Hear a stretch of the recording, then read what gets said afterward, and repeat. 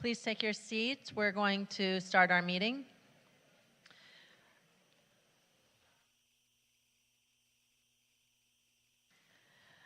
I will begin with the land acknowledgement. The West Hollywood City Council acknowledges that the land on which we gather and that is currently known as the City of West Hollywood is the occupied, unceded, seized territory of the Gabrielino Tongva and the Gabrielino Kizh peoples. We will now call the December 4th, 2023 City Council meeting to order. It is 6:01 p.m. Richard Sear, will you please lead us in the Pledge of Allegiance? Yes. Please come to the podium and make sure to speak into the mic. Thank you. I pledge allegiance to the flag of the United States of America and to the republic for which it stands, one nation, under God, indivisible, with liberty and justice for all.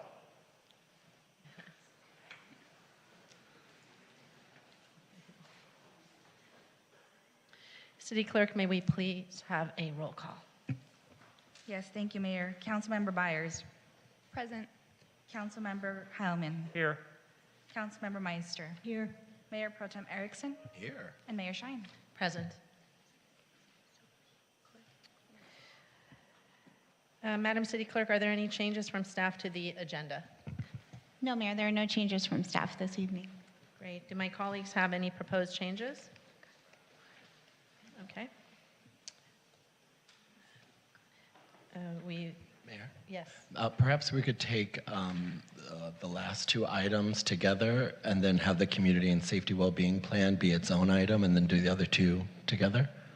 I'm fine with that. Do our colleagues have any issues with that? Combining 5B and 5C. Okay. So we're going to combine 5B and 5C.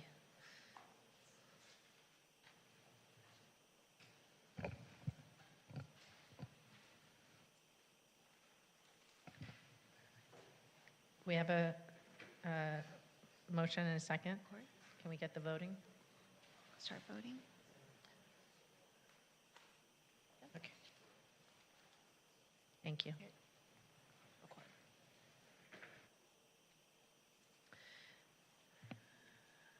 Motion has passed.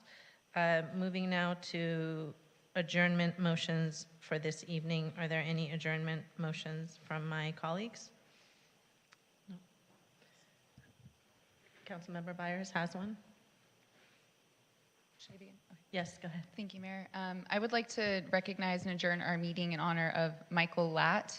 Michael is the CEO of Lead with Love and a resident of the Park La Brea and Mid-City community.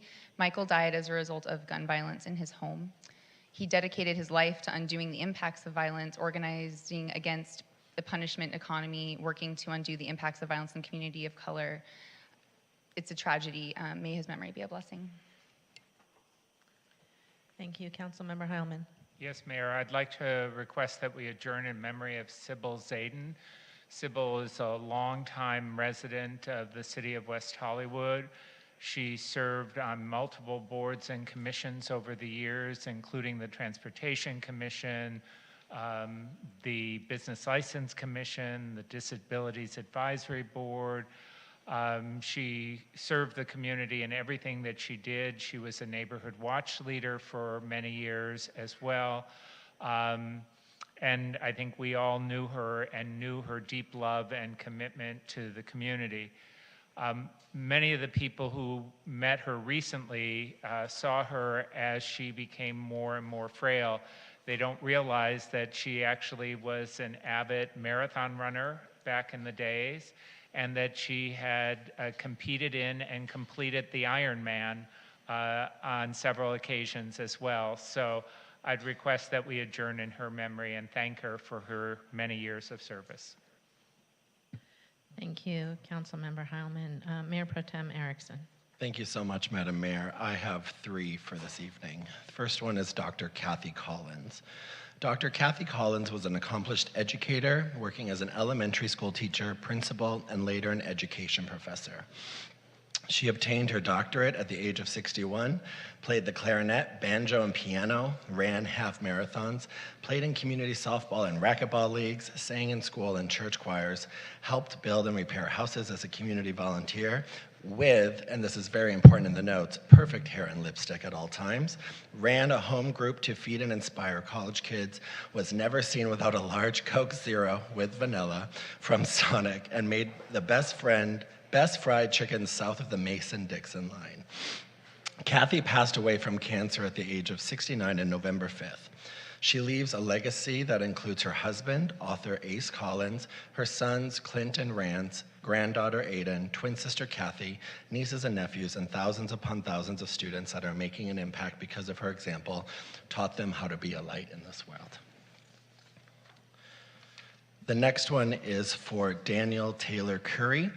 Daniel Taylor Curry was the brother of longtime resident Jason Curry.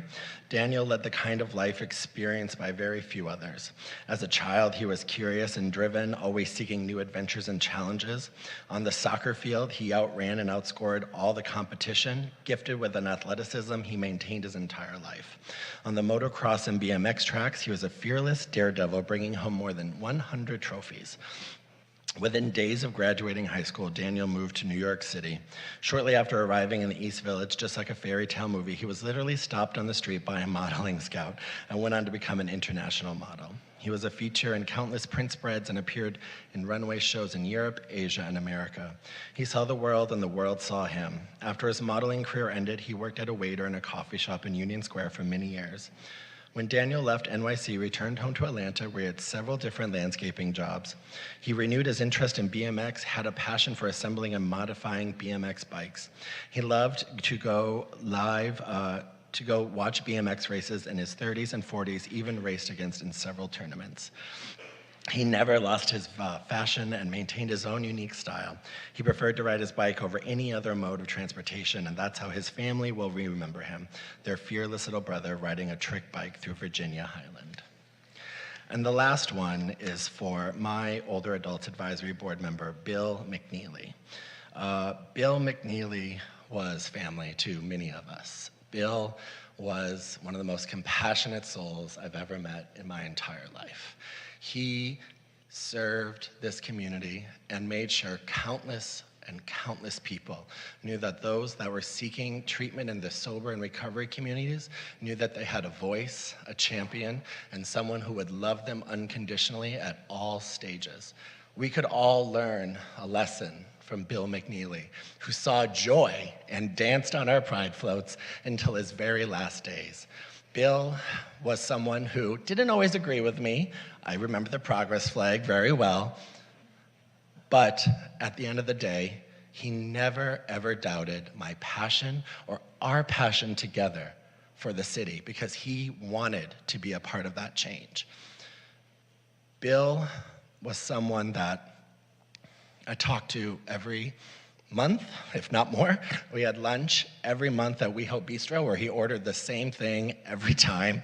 And I will always remember picking him up outside of his apartment and seeing that big smile of his. And I will really miss him. Thank you. Thank you. Tonight I'm adjourning.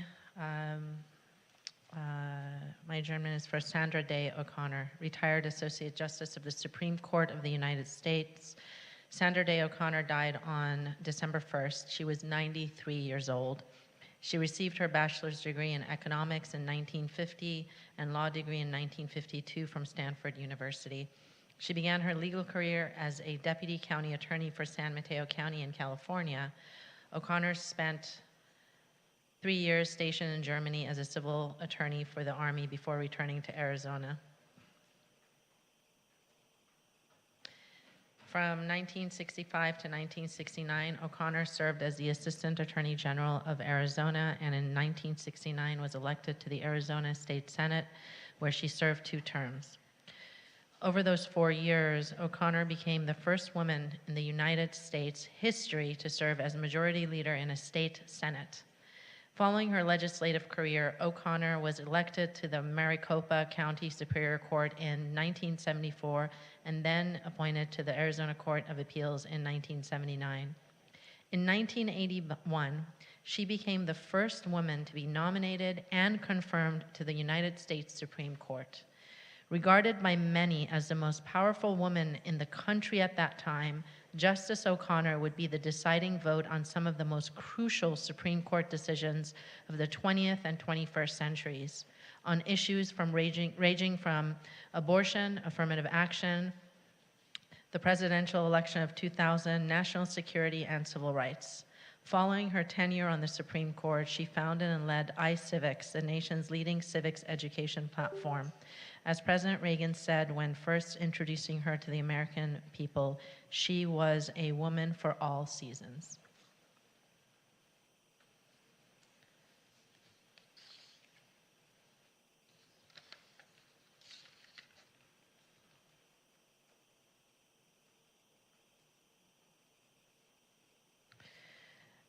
We will now move to presentations. Is the LAUSD superintendent here yet? Okay, we're going to move to the second presentation to start, which is a presentation related to the Jones Hollywood fundraiser by Mayor Pro Tem Erickson. Thank you so much, Madam Mayor.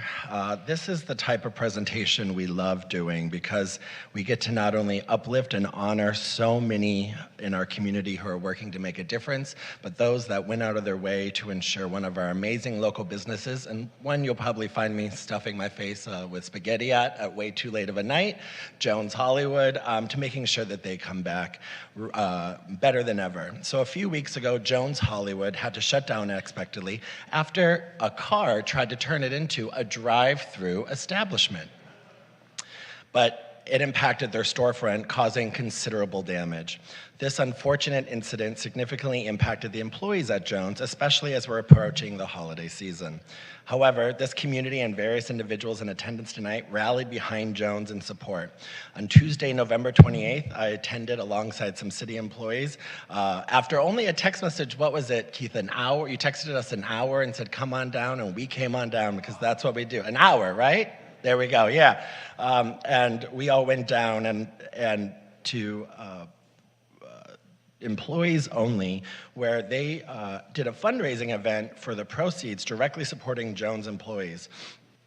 This event was hosted by Employees Only LA and had various liquor and spirit sponsors, including brands like Bombay Sapphire, Grey Goose, and Bacardi. The event was a success. It began at 6 p.m. to 2 a.m. with a line outside Employees Only the entire evening, and the event raised over $11,500 to support Jones employees. I want to express my gratitude to Tom Sopiet of Employees Only, the entire team at Employees Only, Eddie Johnson, who works for Bombay Sapphire, Casey Lambert, who works for Bacardi, and Joshua Janowitz, who works for Grey Goose. You all are the type of people we should achieve to be in this world. You collaborated and put on a successful event, not because you were asked to, but because you wanted to, because you saw your community hurting, and you took action. This exemplifies the type of compassion the world needs, and we appreciate your commitment to the West Hollywood community. And at this time, I would like to invite all of you down, as well as Keith McCarthy from Jones and any others in attendance from Jones or Employees Only, to the dais for a photo and to accept this recognition on behalf of the entire city and all of us for thanking you for your service. So come on down.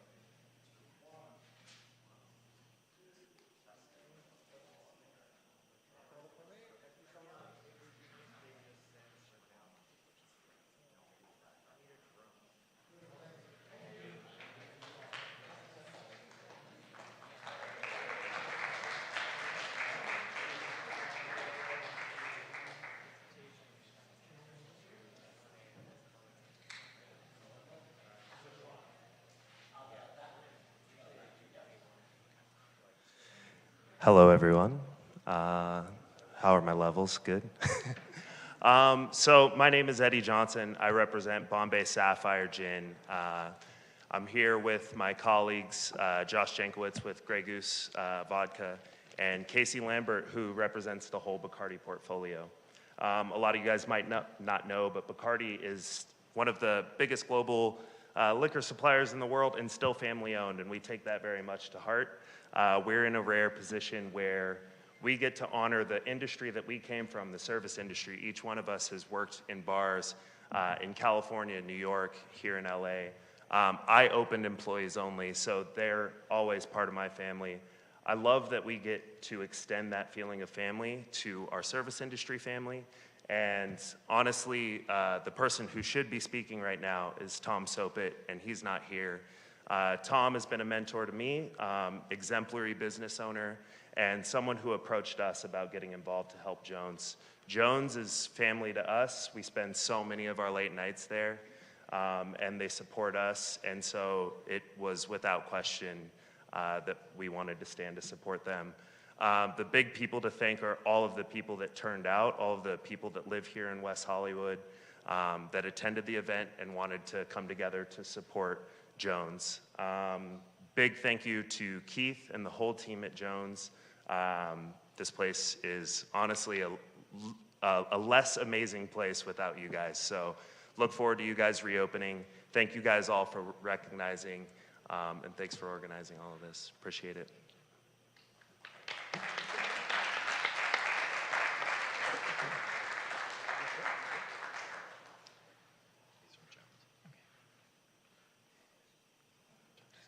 Hello, I'm Floyd Lewis. I'm a long-term employee of Jones.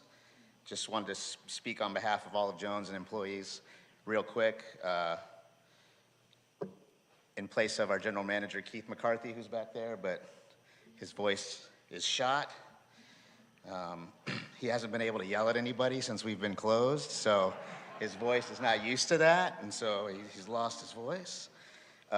We would just like to thank Mayor Pro Temp Erickson and all the members of the West Hollywood City Council. Additionally, we would like to thank Tom and all the staff at Employees Only, Josh, Eddie, and Casey for putting on such a fabulous event on Tuesday. It really was super heartwarming. The love that was felt for Jones and the employees is really hard to put into words, and it was just really amazing, and we're all tremendously grateful for the support that we have received. So on behalf of all the staff at Jones Hollywood, I would just like to say thank you very much. Appreciate it.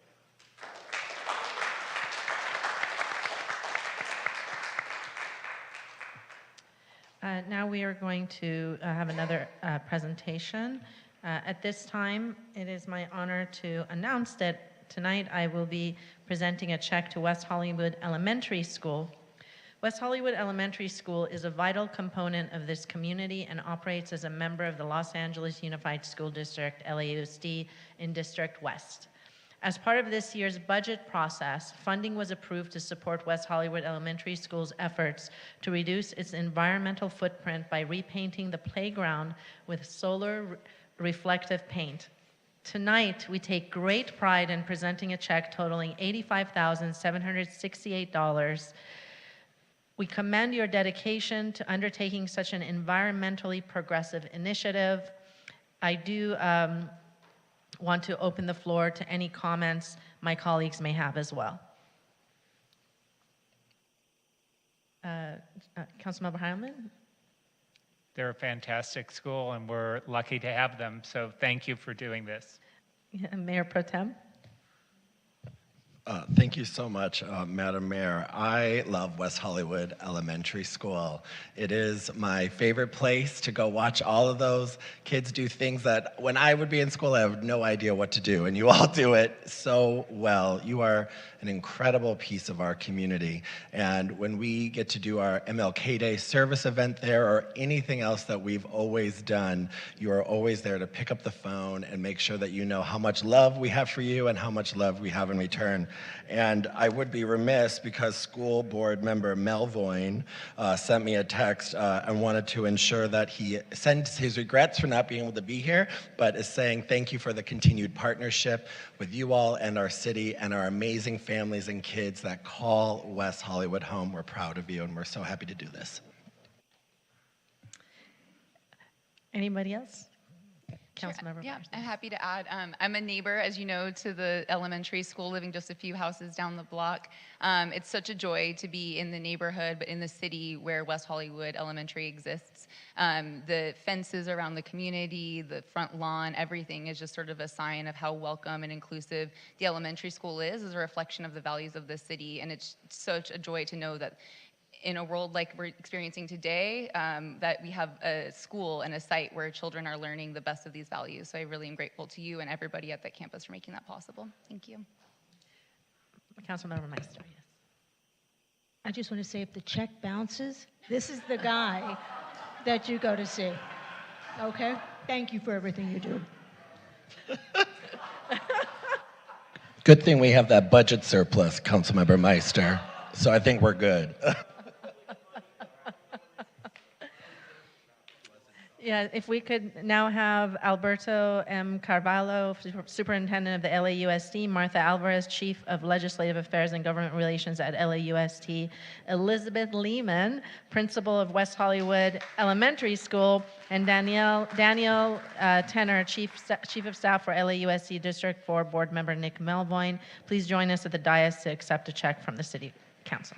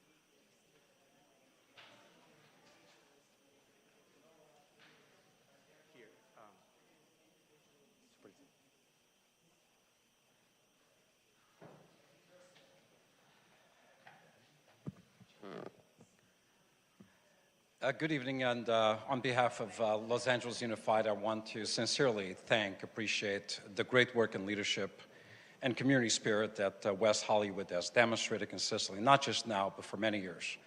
On behalf of the young kids who attend our schools, West Hollywood is indeed the dream school. I have visited that school a number of times. Number one, the leadership is stellar, the teaching efficacy and quality are brilliant, the kids are amazing. It is truly a learning experience just walking through that building. I want to thank this magnificent gift. These $9,000 for phase one of the playground renovation and installation will go a long way in terms of providing the facilities our kids need and deserve. We cannot do this work alone, so we thank you. In addition to that, great governments don't do work in isolation. They dare to carve out common ground and join resources to elevate better living conditions and opportunities for their residents. And that's exactly what West Hollywood has done through the compact with LAUSD. We appreciate your investments in technology, in activities, in arts, gardening, deploying the talent to our school, and certainly today's gifts. So on behalf of our board, particularly board member Nick Melvoin, we thank you. We thank you for your leadership and your commitment. Coming to our schools anytime, we welcome you. And lastly, as some of you may know, about 2 years ago, I was living in Florida, and in Florida, there's SoBe, South Beach. I've told them about WeHo, and I tell them, South Beach has got nothing on West Hollywood. This is the vibrant city in this country. I spent a lot of time in this community, have remarkable restaurants, remarkable culture, remarkable community members, and we appreciate the fact that you believe in public education. So eternal gratitude for your investment and your dedication to the youth of our community. Thank you very much.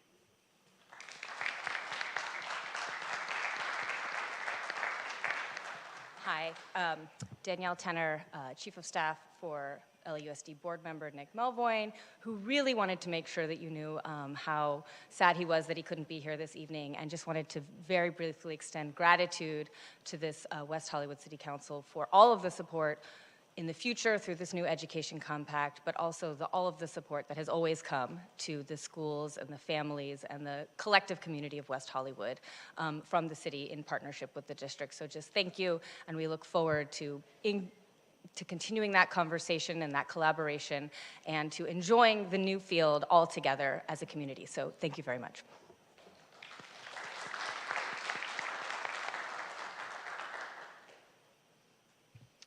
We will now move to the public comment period of the day.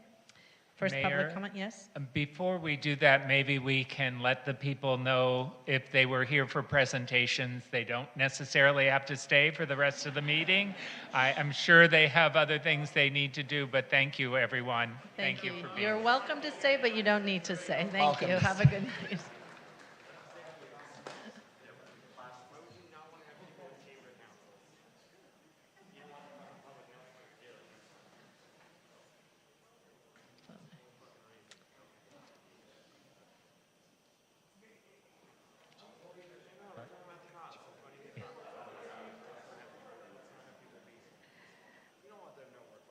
Okay, so we're going to move to the public comment period. The City Council values your comments. However, pursuant to the Brown Act, Council cannot take action on items not listed on the posted agenda.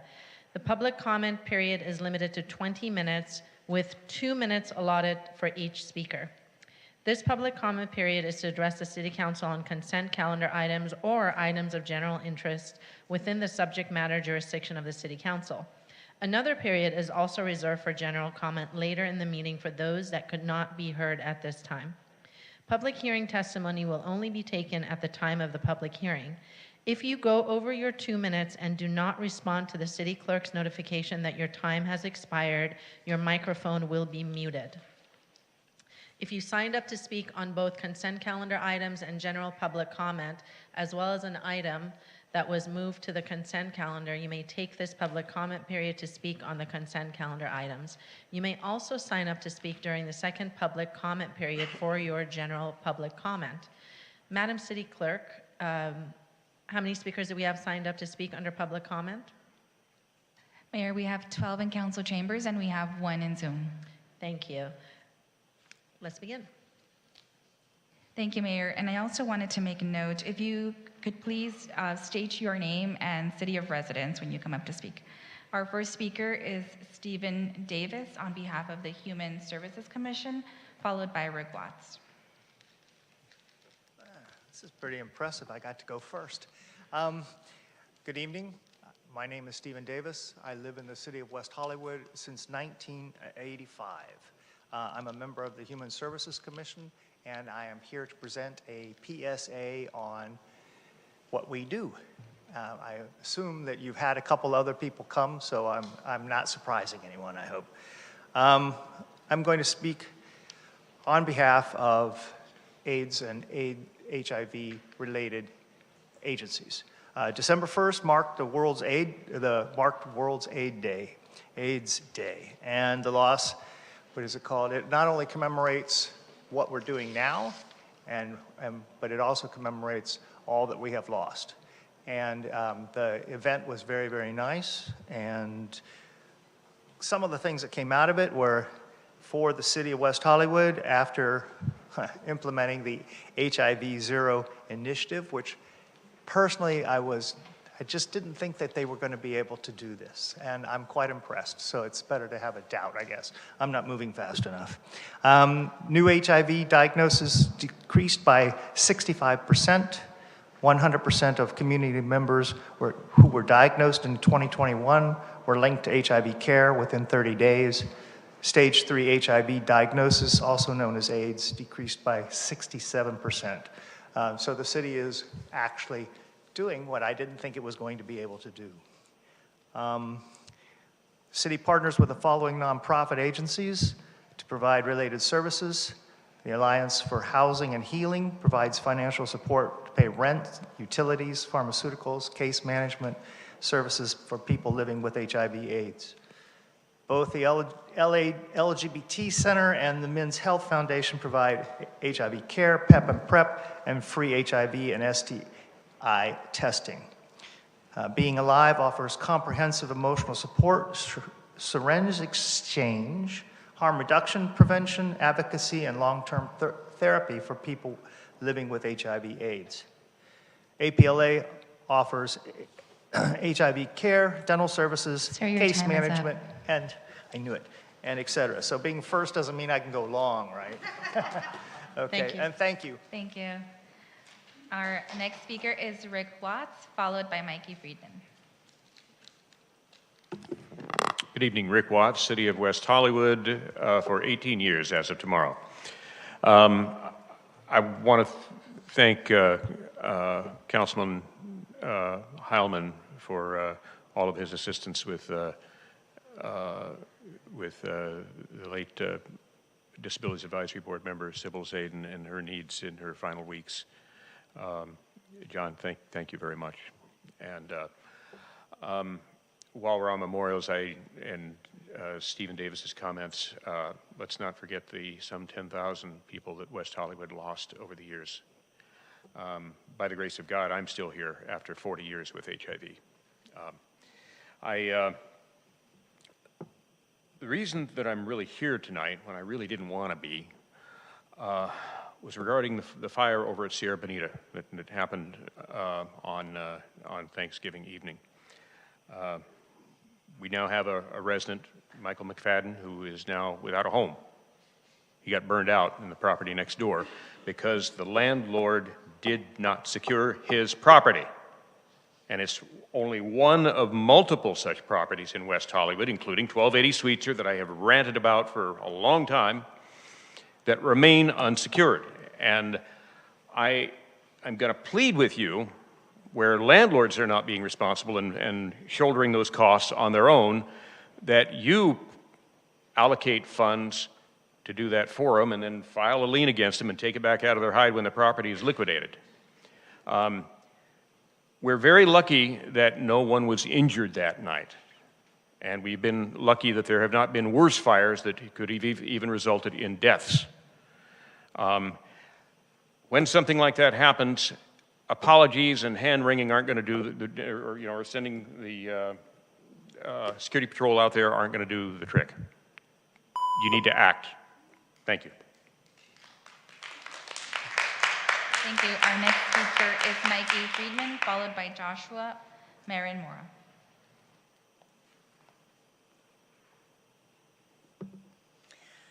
Mikey Friedman, West Hollywood. Hanukkah starts Thursday, 8 days of miracles. And I have a Hanukkah wish list, one wish for each day. I wish that the council and staff would work as hard on our safety as they do on their political futures. If they love West Hollywood so much, why are they so eager to leave it? They're having such a good time cutting ribbons, posing, and taking trips. I wish the council could make decisions based on common sense rather than personal ideology. That's so GOP. I wish that WeHoans who ask the city for help could actually get it instead of, I hear you, or excuses and rationalizations of why they can't or why they have to wait. I wish that money was as readily available to help citizens with problems as it is for public events. I wish that you would end your contract with Bird and Lime. Scooters are dangers to themselves, pedestrians, drivers, and me.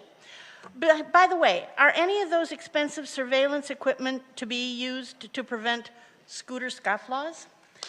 I wish there were stricter ordinances for developers, ones that are proactively and strenuously enforced, especially on properties that become vacant. to prevent crime, drugs, and fire hazards. Sure, you just put up an after-the-fact security on Sierra Bonita today, but what about all the other vacant buildings? I wish that the council didn't procrastinate with important and difficult decisions in order to avoid making them, as they did with the small business owners at the last city council meeting. I wish that developers, big business, and Unite Here Local 11 would stay out of our politics and stop stuffing money into our politicians' pockets. And one extra, I wish that you would realize that people who disagree with you are not your enemies, but they are your equals. Well, there they are, my wishes. Happy Hanukkah. Our next caller is Joshua Marin Mora, followed by Annie Jumpicente. Good evening, City Council members. My name is Joshua Marin Mora. I'm the field representative from the office of Assemblymember Rick Chavez-Zabur. It was good to see all of you at the West Hollywood Day celebration. Council members Meister and Byers, thank you so much for coming to our open house yesterday. I have just a couple of quick updates for folks. So the first is for anyone who has an active EDD claim. There will be changes made to the prepaid debit cards, the EDD debit card, beginning in 2024. So first off, if you have an active claim on disability, paid family leave, unemployment, folks, you're strongly encouraged to make sure your address is up to date, and you should be expecting a letter in the mail starting today outlining those changes. So please spread the word if you know anyone who has an active EDD claim. And then my last update tonight is regarding the Select Committee on Retail Theft that Assemblymember Zabur will be staffing. The first meeting will be taking place on December 19th in Sacramento, and then there will be a series of other meetings throughout 2024, some in LA, some in San Francisco. So at least for the December 19th one, that one is the first one, so please, we encourage everyone to stay tuned on how that goes. Thank you all so much. Our next caller is Annie Jumpicente, followed by Sakura Fours. I'm requesting an additional 2 minutes to discuss intentional hate crimes against me. You can do 2 minutes now and then 2 minutes later because we're keeping everyone equitable and equal. Thank you. On November 7th, Dion, an ambassador with Block by Block, strolled along my street.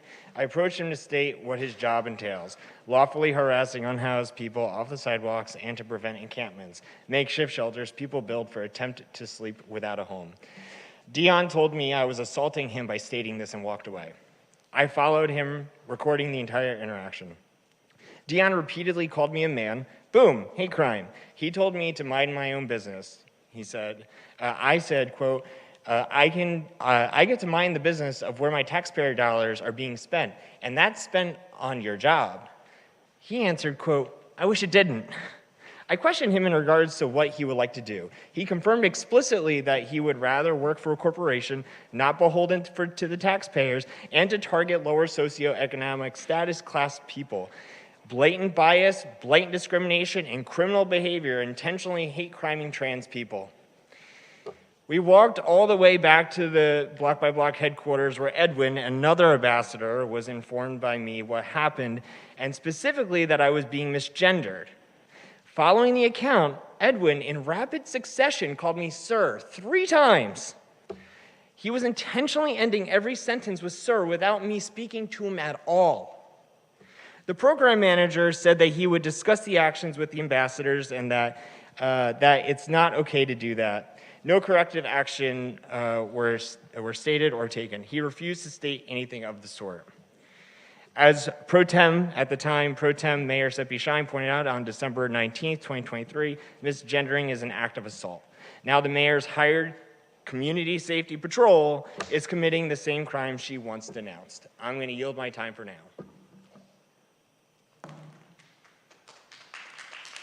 Our next speaker is Zakuro Fours, followed by Victor Omolchenko. Hi, good evening. My name is Zakuro Fours. I was a West Hollywood resident till September 30th of this year, and I'm currently unhoused. Losing a job at the height of the pandemic put me in this vulnerable position. Still, I'm among the fortunate. Imagine you are a transgender person fleeing dangerous conditions in your home state. You are moving without a job and little money saved up. I know through a grassroots operation that I learned that many trans migrants who sought refuge in SoCal but were unable to secure housing. Some get by at the mercy of their friends and families. Others are forced to give up hope and return to their home state, once again being exposed to constant state of stress and fight for survival. Many think of West Hollywood as a safe haven. However, the cost of living in WeHo is prohibitive to many transgender siblings, and that there is really no safety net in the city of West Hollywood for the poor and transgender. It's a shame that the city of West Hollywood currently has no infrastructure to fulfill its promise as a trans sanctuary city. This needs to change. We are ready to submit a proposal to the city for a housing program for trans migrants run by trans individuals who have experienced housing insecurities themselves. We challenge the city of West Hollywood to live up to its promise as a trans sanctuary city with material investment. Thank you so much for listening.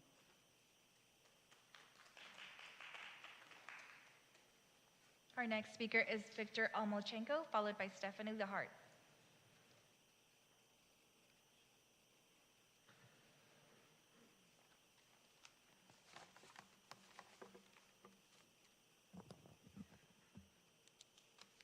Good evening, Council. I'm Victor Omolchenko, longtime resident of West Hollywood, and I'm sort of energized by the coffee that was available outside, as well as the wonderful ciclovia that I participated in with a group of friends yesterday through the Lemert Park, Crenshaw neighborhood, all the way downtown. That reminds me, the energy reminds me about a song that I used to dance to at the now taken down Studio One, and it was by a singer named Evelyn Thomas. So let me try. High energy. Your love keeps lifting me higher. This song could now be adapted 40 years later to high energy. Your love keeps lifting me. It's a builder's remedy. What's going on with this builder's remedy? This builder's remedy, 8-story buildings on our residential side streets, I understand, maybe 4 to 5. But 651 Huntley, 8 stories planned.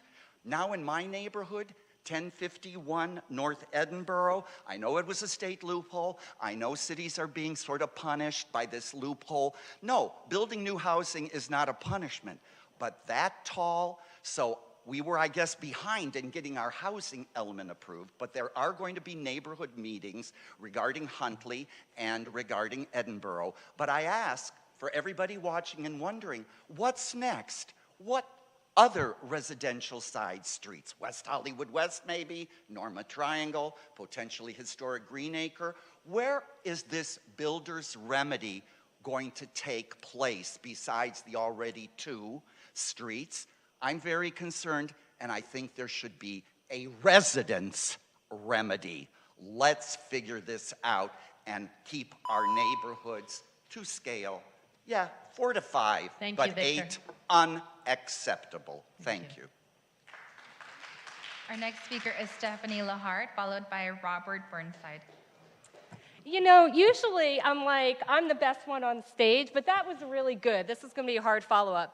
Many of you know my face already. I am here to basically represent the residents of Sierra Bonita and also Gardner. First, I will say, John Heilman, you may not remember me, but we ran in the Glitter Run together in 2017. I have a video of us. I'm just saying, I've been in West Hollywood for a long time, 30 years now. I know I don't look it. I'm older than you think. But here is the problem. You guys saw the house that burned. It has been a nonstop hellhole for the past year and a half. We were on the phone almost every day with the property manager, calling the sheriff, calling the Block by Block ambassadors. 4 weeks ago, almost to the day, Adam sat here in this meeting and told you this property is a hazard as it's going to burn. So what happened on Thanksgiving Day? That property burned. Okay, so now we have a burned out property, and thank you, Danny, for coming over and talking to us. We did appreciate it.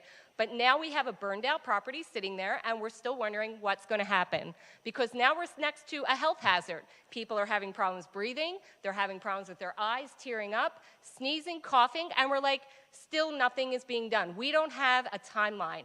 And there's no reason that this property cannot be cleared in 3 days. It is freaking Hollywood, people. Do not tell me this cannot happen. I'm not living like this, and I'm not going anywhere, and clearly I'm not afraid to speak up. So I will be at your fundraiser, or I'm sorry, your gathering on Wednesday, Lauren. I will be at everything until you guys clean this up. And if I have to, I will start running for office, and you don't want that to happen because I never shut the hell up. So with that said, people, please come to Sierra Bonita or go to my website, 1030 North Sierra Bonita, to see the film, the documents that I've compiled over the last year and a half of the video, of the text, of everything for this developer who should literally be run out of town. Thank you very much. Our next speaker is Robert Burnside, followed by Dan Harrington Tyrell.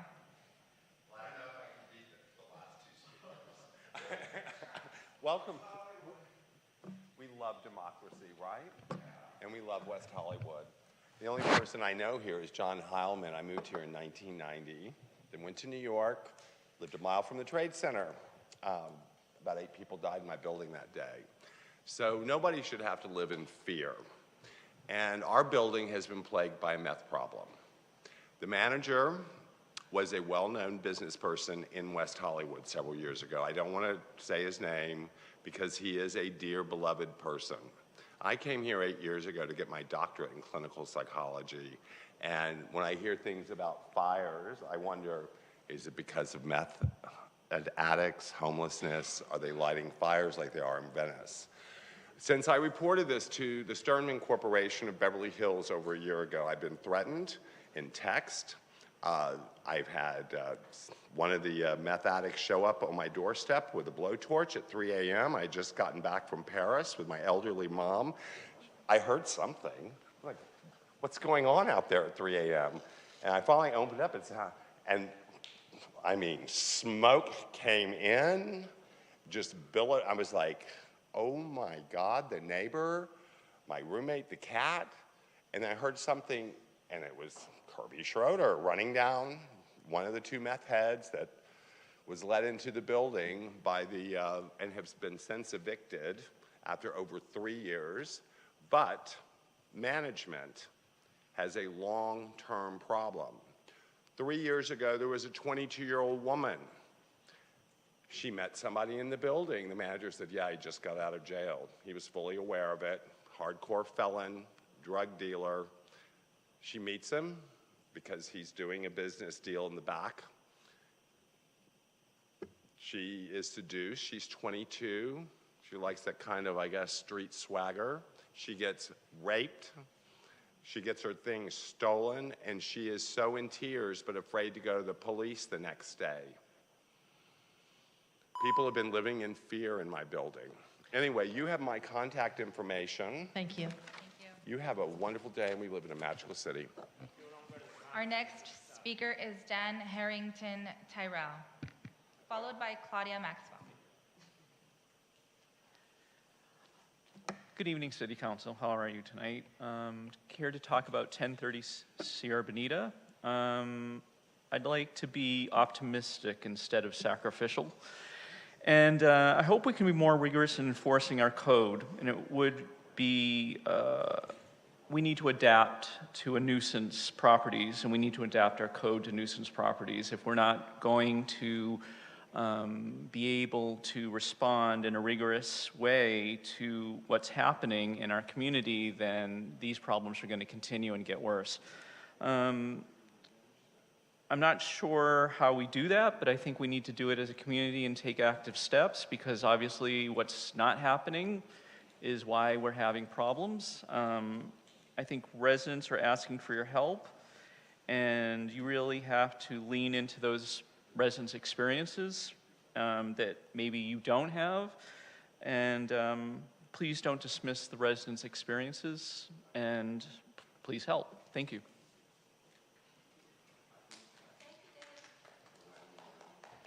Thank you. The next speaker is Claudia Maxwell, followed by West Siegmiller. Good evening. My name is Claudia Maxwell, and I am a person who was formerly homeless, and I have gotten help. I live down the street off of San Vicente near Fairfax. Unfortunately, I have my family members who are senior citizens who have cancer two of them have cancer. Two of them have cancer. And what is happening is that they're homeless. So they're hanging out here at the park in cars. Now my sister's car just broke, so she doesn't even have a car. And I've gone upstairs to the library to get help for my son who has mental and drug issues, then my ex-husband who's dying from cancer, and my sister who has cancer. You're talking about two 63-year-olds and a 39-year-old that needs a lot of help. And I came to ask if we can get some help because they're hanging out here. You know, I don't want them to be statistics and I don't want anyone else to be statistics. We need help. We need housing help. If they can get in a hotel room, anything would help. As I said, I was homeless, but now I do have my own apartment and I pay every month. Corey Plank is in the back, and she is in charge of our homeless programs. She's raising her hand, if you could see her. Thank you. Thank you. Our next speaker is West Siegwiller, followed by Steve Martin. All right, so I'm here once again. It was almost a year ago to the day that I was speaking on this surveillance stuff, and here we are. So the dangers posed by this surveillance state infrastructure threaten the very fabric of our community. Let's start with the simple truth. There have been no significant incidents at the public facilities that necessitate the installation of ballistic barriers. WeHo is not Inglewood, and we cannot allow fear to drive us towards unnecessary measures. It's really disheartening to witness the very people who contributed to the social decay we face today advocating for these systems. Your self-interest is completely transparent. Also, consider the exorbitant cost, nearly $1 million of implementing these surveillance and weapons protection systems. The funds allocated for this could easily go to support mental health programs and homelessness prevention. We need to prioritize the welfare of our community over the illusion of safety. We need to be vigilant of the concept of technological creep, which I've told you all about. It's the gradual deployment of tech under innocuous auspices that quickly are turned into weaponized tools for militarized domestic surveillance. Drones, street cameras, and even these seemingly innocent delivery robots monitoring our every waking move are not acceptable solutions to public safety. In conclusion, I urge you all to show caution in falling into the trap of the Hegelian dialectic, where they create the problem, manage the reaction, and propose the false solutions. Benjamin Franklin once said, "Those who would give up essential liberty to purchase a little temporary safety deserve neither liberty nor safety." West Hollywood deserves a future built on trust, transparency, and a commitment to the values that make our community thrive. Together, I believe we can build a safe and free WeHo that we can all be proud of. Thank you. Our last speaker in chambers is Steve Martin, followed by our Zoom caller. Steve Martin, West Hollywood, and I have to say, if this is true, what Annie Jump Vincent's experiencing is really, really troubling, and we'll be bringing it up at the Public Safety Commission meeting, but I hope this isn't the end of it. You know, it was good to see the block-by-block guy at 1030 Sierra Bonita. He had a great sense of irony when I asked him what he was doing. He goes, "Oh, I'm protecting the building," and it does seem a little bit like the horse has left and we've closed the barn door. But it was over 6 months ago, John, that you led us in a very great neighborhood watch. We walked around, you were very proactive, and we really appreciate what you did. But now I'm hearing that it's been 18 months, and then at least 6 or 7 months since you were out there, and basically nothing has happened. I know there's been a code compliance file. I would hate to see it because I'm sure it's very thin. Even if the timeline started 7 months ago, this is glacial, and we can do better. Whatever policies the city has, and we have been discussing this, by the way, for 25 years. There's been a debate whether we demolish or not demolish, because there's people that think that somehow leaving these buildings up makes the neighborhood look more livable. It doesn't, and we know that. But whatever policies we have in place seem to work for staff, they seem to work for the attorneys, and they seem to work for our city prosecutors, but they're not working for the community. Public safety means public safety. Even though the building may not be hospitable for homeless now we've got toxins in the air. It's not fair. And there's several other buildings. There's that building on Fairfax and Crescent Heights. There have been other buildings, the building on Sweetser that I spoke on before, helping out Rick Watts. This just needs to change, and you need to make it a priority. So thank you.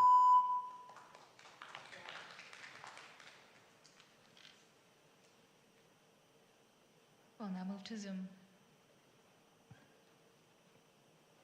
Mayor, we have one speaker in Zoom for this portion of public comment.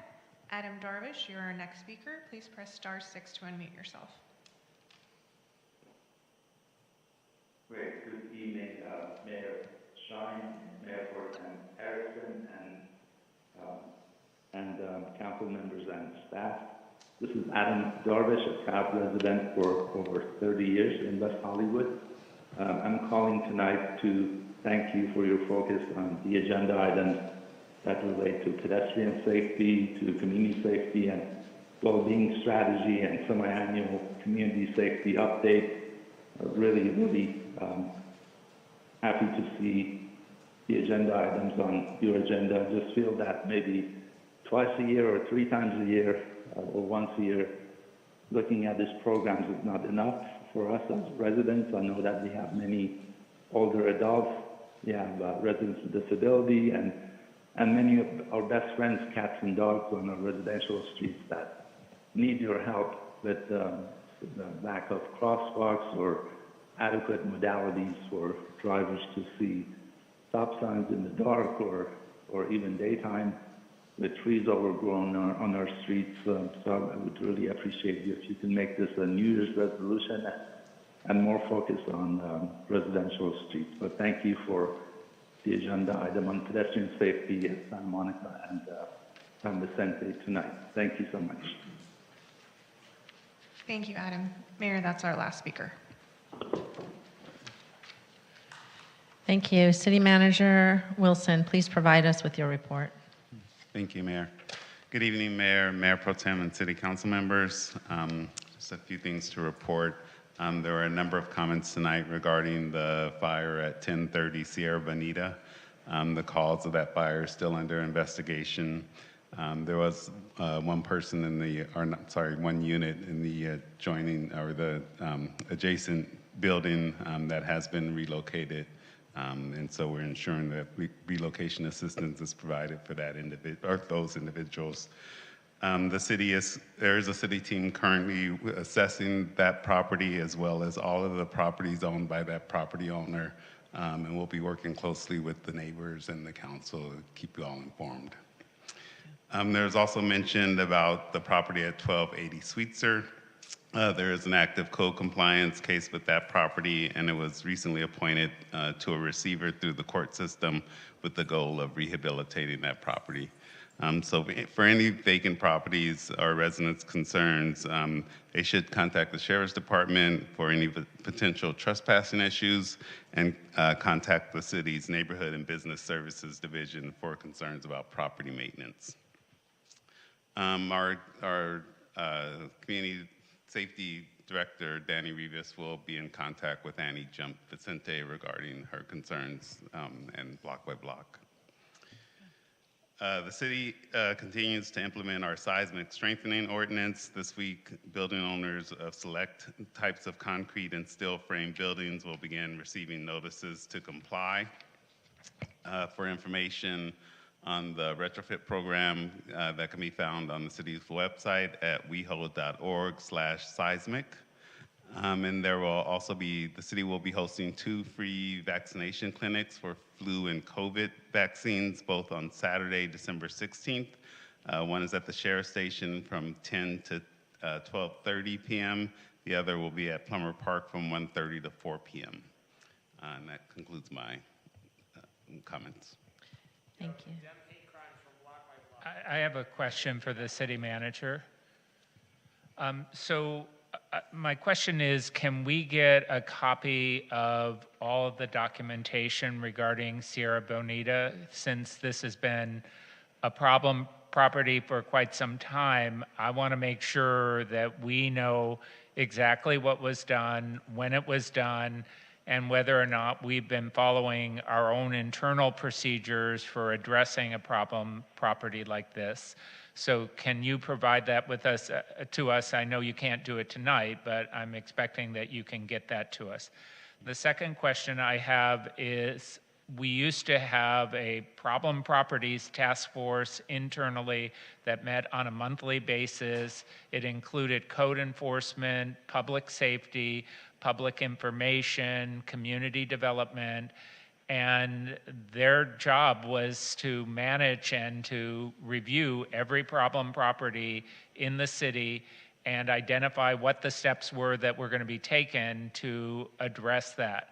Is that internal task force still operating? And if it isn't, can it be reinstituted? Because clearly it needs to be.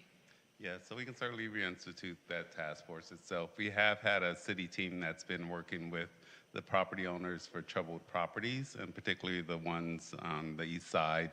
And so they've been meeting regularly with those property owners and other property owners, but we can reestablish the task force that looks more generally at all properties. And I appreciate that our goal is always to get cooperation with the property owners, but we also have to use our enforcement tools. And we do have the tools to declare a property a nuisance and pay to abate the nuisance and place a lien on the property. And I haven't seen that done recently, and I'm wondering why that tool isn't being utilized. I think that's what's happening with the Sweetser property now that just went into receivership, but we will certainly continue to enforce more heavily on all the properties. But I think that's different from declaring a property a nuisance and the city coming in and paying for the remediation that has to be done. Having a receiver appointed is one of our tools, but there are other tools as well. And I think this needs to come back to us at a future meeting with what our current policies are and what are all of the tools at our disposal. And I saw Lauren shaking her head, our city attorney, so I'm sure that she can be useful in that as well.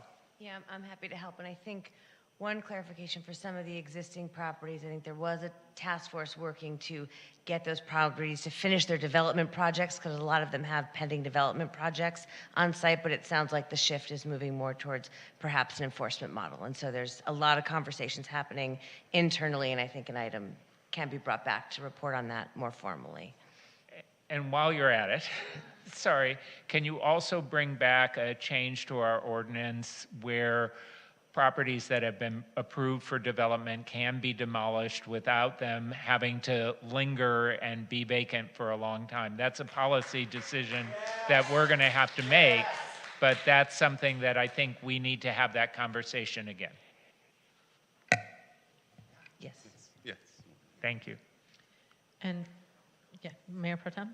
To follow up on some of the comments regarding the air quality, have we engaged AQMD regarding any of their potential enforcement or inspection abilities? I am concerned about the air quality. I was with Stephanie on Friday, Thursday, whenever it was last week. Wednesday, there it is, Wednesday. But there is a different air when you're in that vicinity, and so I think we need to engage AQMD immediately about that, so the landlord is further penalized for not demolishing. And then do we have a potential demolishment timeline for that building at the moment, or is that something that is being prioritized by code at the moment? So yes, on the air quality, we can certainly take a look at that. We don't have an actual timeline at this point, but the building has been red tagged, and it gives us the ability to have it demolished. And so we'll have more of a timeline in the next few days. Yeah, it should be demolished as soon as possible. But additionally, the landlord owned FMB Development, I believe, owns several properties on Formosa that are in perpetuity, because my understanding is that development person went bankrupt, so those developments themselves might not be finished. So along with what Councilmember Heilman is asking to come back together, we also need to look at, I'm interested in seeing who owns what where, because if that landlord, which we already know, owns multiple properties and there is a bankruptcy issue, we don't need our residents further suffering for that lack of development for properties that were approved well before I was even on this council. Yeah, and we are in direct communication with the property owner. Great. Okay, thank you. So with respect to Annie's public comment about her experience with Block by Block, I know I'm going to have some questions during the next few items with the semi-annual safety update as and on a general basis, but I'd like to get a briefing from Danny Rivas after the conversation and be kept in the loop as this proceeds, please. Okay. Tonight, are you saying a briefing tonight or a briefing at a later time? Moving forward at a later time, but tonight I will be asking some general questions regarding some of the concerns that Annie brought up during 5B and C combined. Okay. Thank you. Great, thank you. Yes, Councilmember Meister. Thank you. I appreciate Councilmember Heilman's direction to bring back an item regarding these properties that are awaiting development, but I think there's also another issue that we should consider when we do that, and that is for how long a development permit can sit before someone actually starts working on the property, because I can tell you that there are properties, for example, this property on Westbourne that's been sitting there. It's been demolished and it's been sitting there, and nobody has been to the property to do anything. And then the other issue is because there is this push to vacate a unit, a house or whatever, in order to sell it, to get a property that's vacated. That property can sit for years when it could have been housing. So I think that we have to think about that as well, and the condition of the property has, should be considered before we run into, the idea of demolition. There were some provisions added in that Housing Crisis Act that now says if you're going to demolish housing and you're rebuilding housing, that the tenants have to stay in longer. That may not have been in place when some of those tenants were Ellised and those projects were starting many years ago. But yes, we can discuss that as well as part of a future item. Thank you.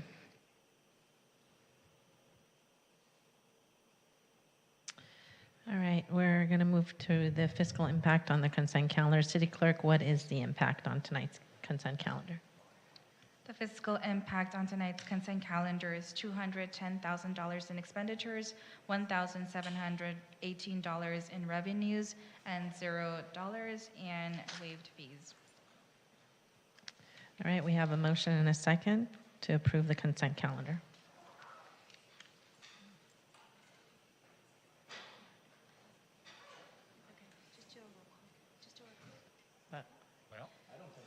Yeah, we didn't vote, actually, but I'm pretty sure it's probably going to be 5-0, but. We'll do a voice roll Okay. call. Mary, I apologize for that. Councilmember Byers. Yes. Councilmember Helm. Aye. Councilmember Meister. Yes. Mayor Pro Tem Erickson. Aye. Mayor Schein. Yes. Thank you.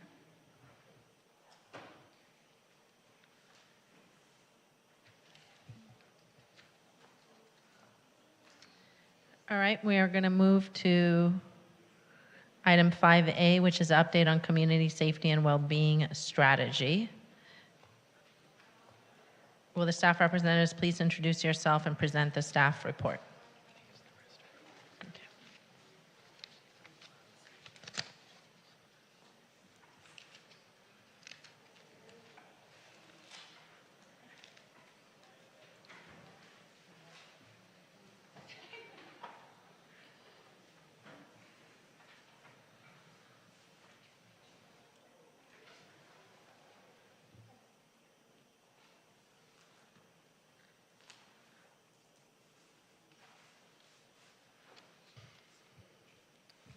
Good evening, Council.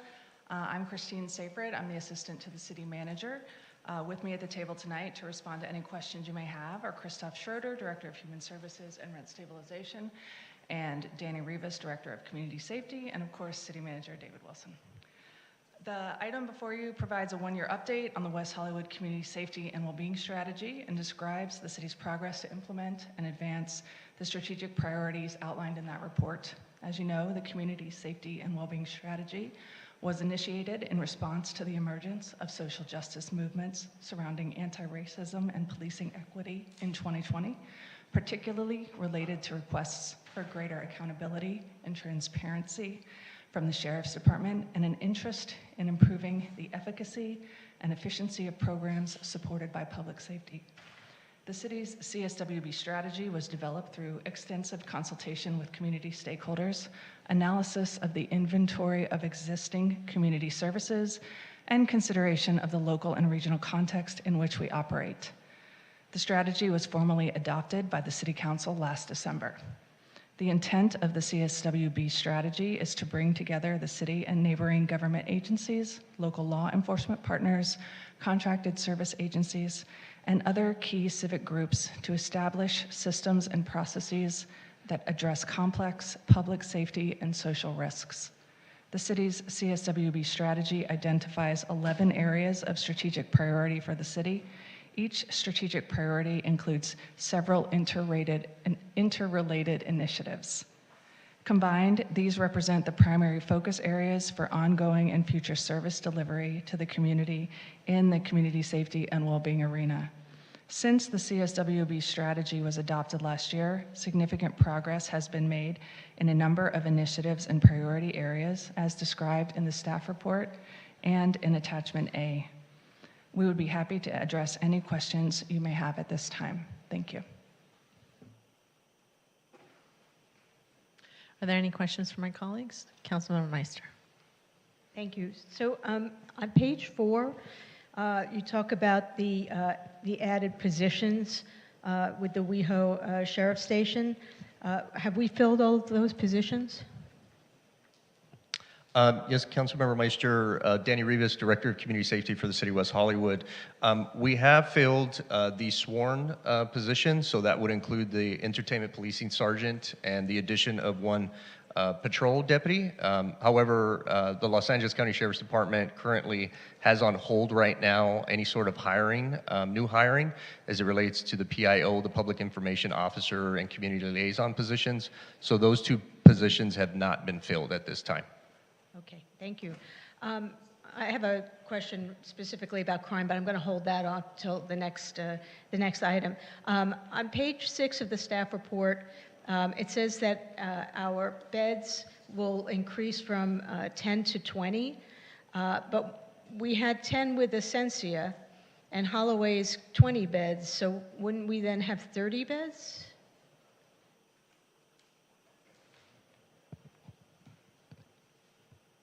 Yes, I believe that number makes sense, but let me double check with Corey Plank. By the way, I'm sorry, Mayor and Council. I'm Christoph Schroeder. I'm the Director of Human Services and Rent Stabilization for this city, and I'm going to ask Corey Plank, our Human Services Manager, to confirm that number. Okay, and I have some other questions about the CARES team, so I was maybe Corey can come up. Or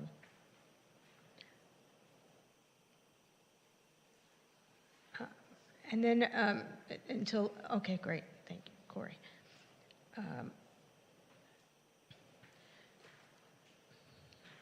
Hi, Corey. So last week I dialed 988 thinking I could talk to someone about a person who was behaving strangely in the neighborhood. And the 988 hotline answers suicide and crisis hotline. And frankly, I was uncomfortable waiting on the line because I felt that this person was not necessarily in crisis and wasn't suicidal. It was erratic, a little erratic behavior. I just wondered, it concerns me that others who may be calling, because this is one of the ways we sold this this program is saying that this program would help our unhoused community that may be having mental health issues. And so I just wondered if it doesn't seem like it's, suicidal, or a crisis, is there another way to reach the CARES team? Thank you, Council Member. I'll answer your previous question as well. The doubling of the beds from 10 to 20 will be that we will seed the 10 beds we currently have at Essencia's Glendale location, and we'll have 20 beds here in West Hollywood. And Essencia will use those beds that we currently have for their Glendale population. So we will be going from the 10 that we currently have in Glendale to 20 here. Regarding 988, there are kind of different, when an individual is calling for themselves, that they can speak to a crisis counselor when they call 988. If you're calling as a kind of what we've called a bystander call, concerned about someone else, you can still stay on the line. It is still something they would respond to. They are adequately staffed as a crisis call center, and you can share information with them. It depends on kind of the level of urgency or safety concerns of whether they would dispatch either a county MCOT team, a mobile crisis team, or our West Hollywood care team.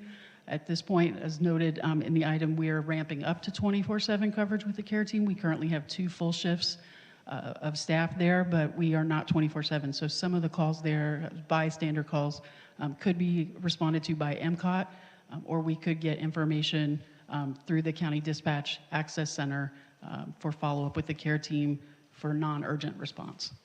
So that leads me to my next question, which is, what does the CARES team do when they're not out on a call? Are they out proactively looking, Yes, and I've just reminded folks that the care team is to serve both our unhoused community members as well as our housed community members. And so in some situations, they're doing follow-up work with a client that they might have touched base with in a moment of crisis to make sure they're connected to our range of social service agencies. They are sometimes going to the hospital and follow up from a sheriff or fire call to visit with a potential client and get them connected to resources. They are engaging with block by block, fire and sheriffs to do ongoing briefings to make sure everybody understands who they can call at what time, whether Healthcare in Action or the care team. So they have regular briefings that they're engaged with as well. They also go out with block by block and others to see some of the hot spots in the area to engage proactively with community members who are experiencing homelessness and try to attempt to engage them in services as well. Okay, great. And then my last question is, and this might be for David, how is the CSWB collaboration table going to be picked? So it will be picked by the city manager's office. So it will not be a Brown Act body.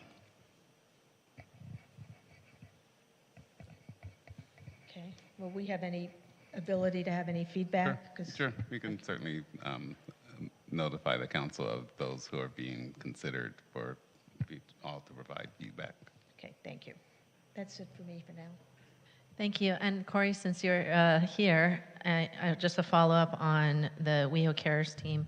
When I had spoken to some residents that were very excited about the Cares teams, but were saying they had no idea that this is happening. I know we had a soft launch, but when are we planning to have an actual grand launch? And the block by block posters that went out recently and the magnet were amazing. And so are we planning, what's the plan to get the word out to the community? Because I think that's really crucial for success. Absolutely. The materials for 988 related to the care team are in their final review process there with DMH at this point. So the city communications team, our team, and Sycamores, our provider, have all reviewed. We're just waiting for final sign-off from the Department of Mental Health. And then those materials will start going out and we'll be engaged in a variety of community education activities in support of 988 and the care team. What is the expected timeline for them to respond to us? Well, we hope sooner than later, but we followed up with them this week. We'll follow up with them again and try to get that as quickly as we can. Thank you. Can you keep me in the loop for the follow-ups? Sure. Appreciate it.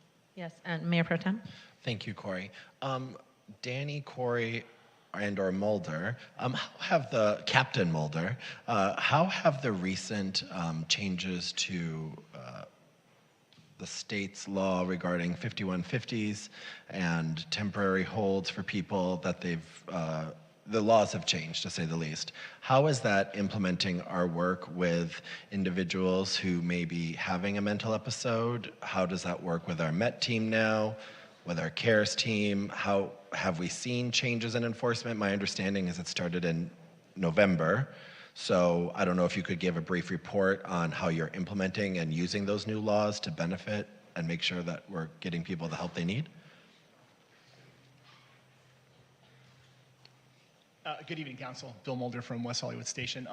The CARE Act, a state-sponsored, governor and our legislature passed and went into effect this year. It's going into effect slowly throughout California. There were certain, I think about 7 counties that originally started. LA County actually was going to start December. They started a little bit early, I think in November with it. And basically, it's a wonderful, I think, step to really address homelessness, addiction, certain issues, especially people that are on the street, helping them to get help, especially if they get involved in the justice system, if they get arrested for something, they can be referred to a mental health court, and that court can better deal with their underlying issues to maybe get them help and get them off the street or get them to change behavior and have a little better outcome. They also, part of the legislation also helped the conservatorship over somebody, made it a little bit easier so they can conserve an individual and then help them get the things they need. So it just started. Part of how it works, I think, when a case is filed, the DA will make a decision whether the case, based on the information and based on the people involved, if it's best that it goes to the mental health court. And I felt like there were already, I think, 200 recommendations, I think, to the mental health court. There were like 50 to 200. I forgot the exact number, but there have already been some that have been moved that way, and we will continue to do that. And that'll be part of what we do at West Hollywood Station when our detectives are filing a case. If a case seems really appropriate for mental health court, that will be a discussion with the DA when we do the filing. So how are we tracking that internally? So let's say you meet with someone and you make this determination. What's the timeline? Because I remember when we're dealing with getting people who are experiencing homelessness or who may be having an episode, deeming them to be temporarily restrained is a very hard act. Now with this new law, it's different, but is it right away? Do you have to monitor them several more times? And then how are we all monitoring it so people in our community know that this law is actually being utilized here in West Hollywood? Like, what classification are you doing that at the station? Can you stop it? I can't pay attention. Annie, please.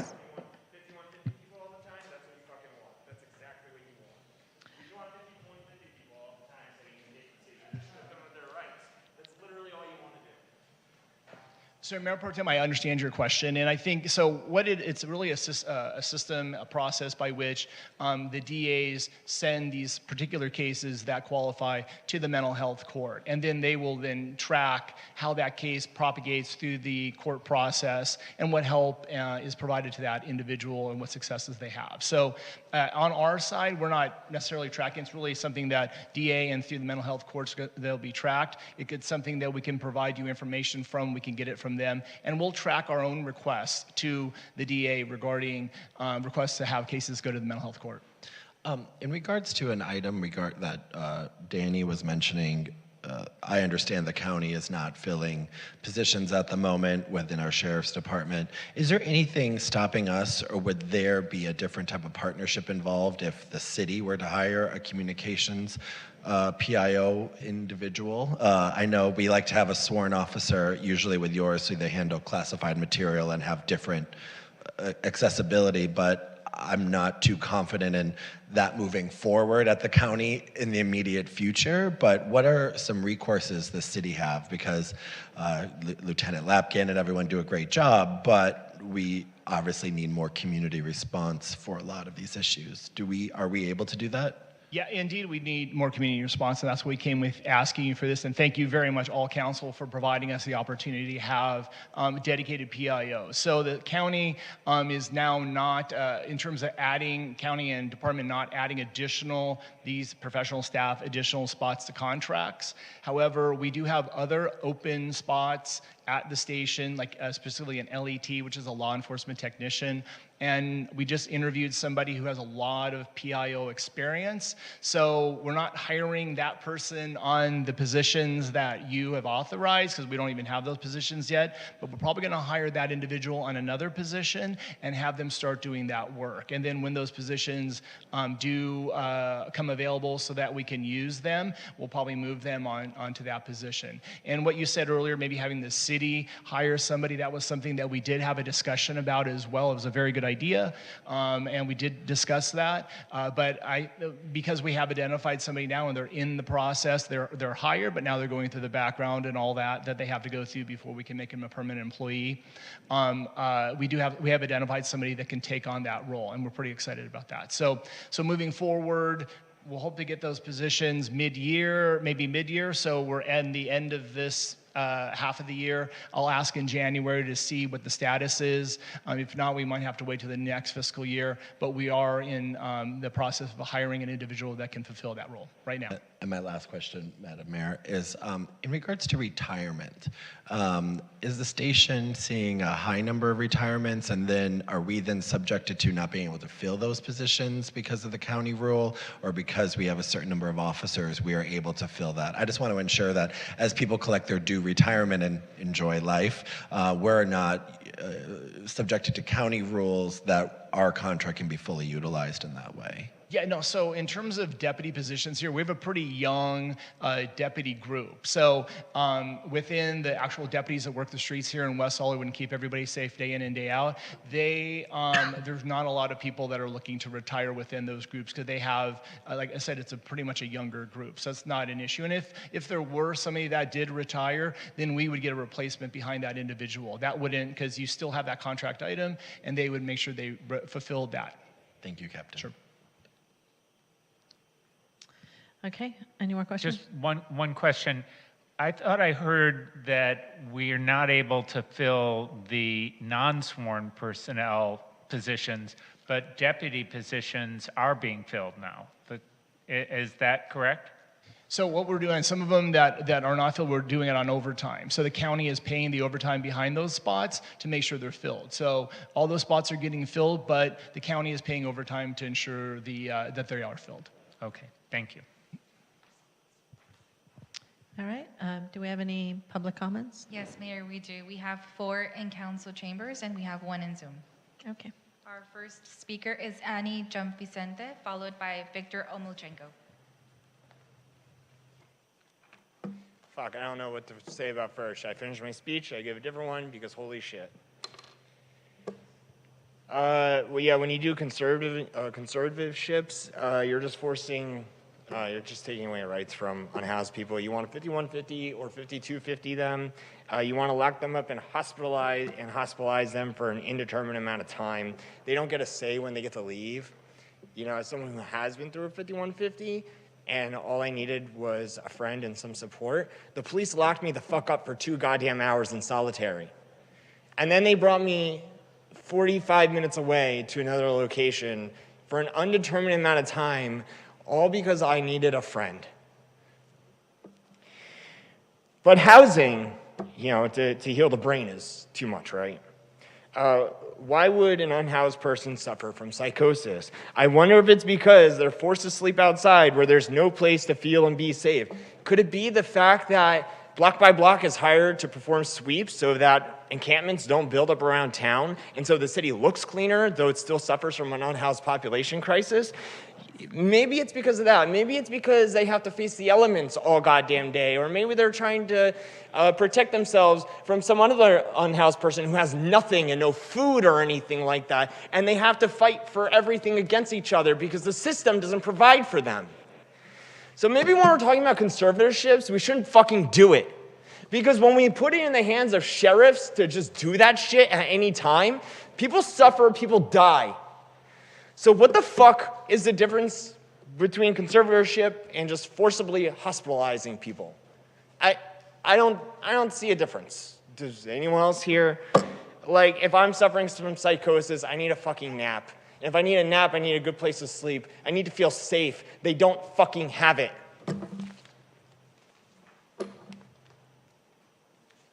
Our next speaker is Victor Omolchenko, followed by George Nickel.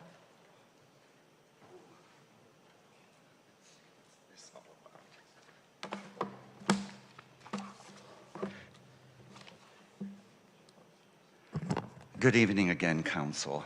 This item really resonates with me, and I'm sure a lot of other people. And as a former Fed, we lived and didn't die, but we always asked questions about strategies and all the strategic plans that we developed. And so we're looking forward to a new strategic vision. We're kind of behind by 3 years. Love to see a new strategic vision. And aging in place. Well, now it's kind of called older adults. But getting to this plan, it's good to see this plan. I looked over the 11 priorities. Okay, among them were crime, energy, preparedness, homelessness, and that. And I realized that it stemmed from our social justice work, and now we have, as a city, a social justice task advisory board, and that's good. What interested me in looking over the report, though, in the 8 specific priority areas, and then the 3 more general ones, the intersectional cross-boundary ones about system capacity and innovation and system connectivity and that, I noticed that one of the priorities, specialized priorities, was specific priorities, was local law enforcement trust, transparency, and accountability. And I think that it behooves us to maybe update and add a new priority. And I was so happy to hear Councilmember Heilman and your discussion about what's been happening with the neighborhoods and buildings catching on fire and that. I really think that one of our priorities, and we really should focus on developing in this strategic plan, developer transparency, responsibility, and accountability. Because it seems like we got the law enforcement accountability, but we don't hear a lot about developer accountability. And I really would like to see that as more stress on this and a priority. Thank you, Mayor. Our next speaker is George Nickel, followed by Nicholas Roybal. Good evening, Mayor, Mayor Pro Tem, City Council, George Nickel. I'm a 19-year resident of the city of West Hollywood. I was really pleased to see in the staff report that there was a discussion about the Community Police Academy and the CERT training, both of which I did this year. It was really rewarding. It taught me a lot about what first responders do, what they, the tough decisions they have to make in very quick time. And I encourage all of my residents to the city of West Hollywood to do the same when they have a chance to do it. I did, however, take issue with the touting of hiring 4 officers without putting it in proper context. 2 of them are sworn officers, and we're very glad that you added them back. And that is the key term, added them back, because you cut officers. So now we have 61 sworn officers in our West Hollywood Sheriff's Department. At the start of the pandemic, I believe we had 63. So while we had a spike in crime, thankfully things are getting better, but we have fewer officers now than we did then. The FBI does reporting on employment data for police officers. The average for the country is 2.4 officers per 1,000 residents. We have about 36,000 people who live in West Hollywood. That would mean just to hit the average, we need 88 officers. Now, we've never had 88 officers that I know of. We've had 67 at the height that I've gone back and seen, but still. And that doesn't even take into account how many people are actually here who don't live here on the weekends. Do you think there are just 36,000 people who are here on a Saturday night or a Friday night, just a normal one? We need more officers, and we need to support the ones that we have because they're here to work for us. Thank you very much. Our next speaker is Nicholas Roybal, followed by our speaker on Zoom. Evening, Council.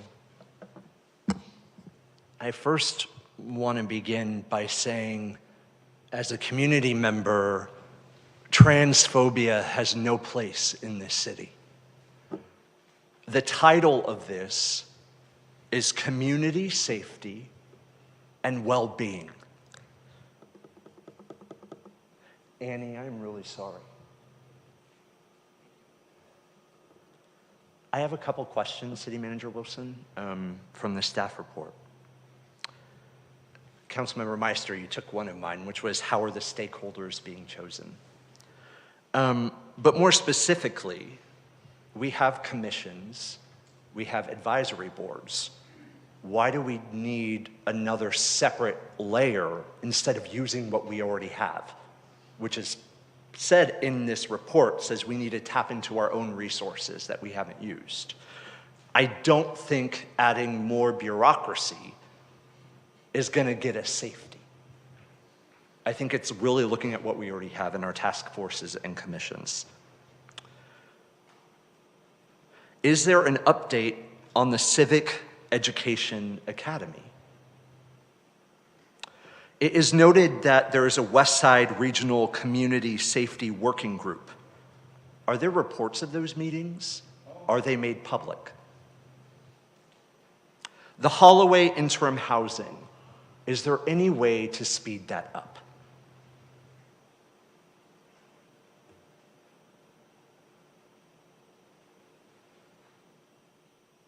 The LGBT community awareness training with our sheriffs. Has our trans task force been talked to about being part of that training that's coming up? Are they aware? Are they communicative with? Will they be part? Thank you.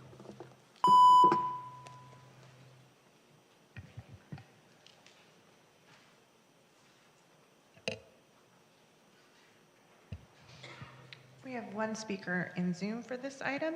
Adam, go ahead and press *6 to unmute.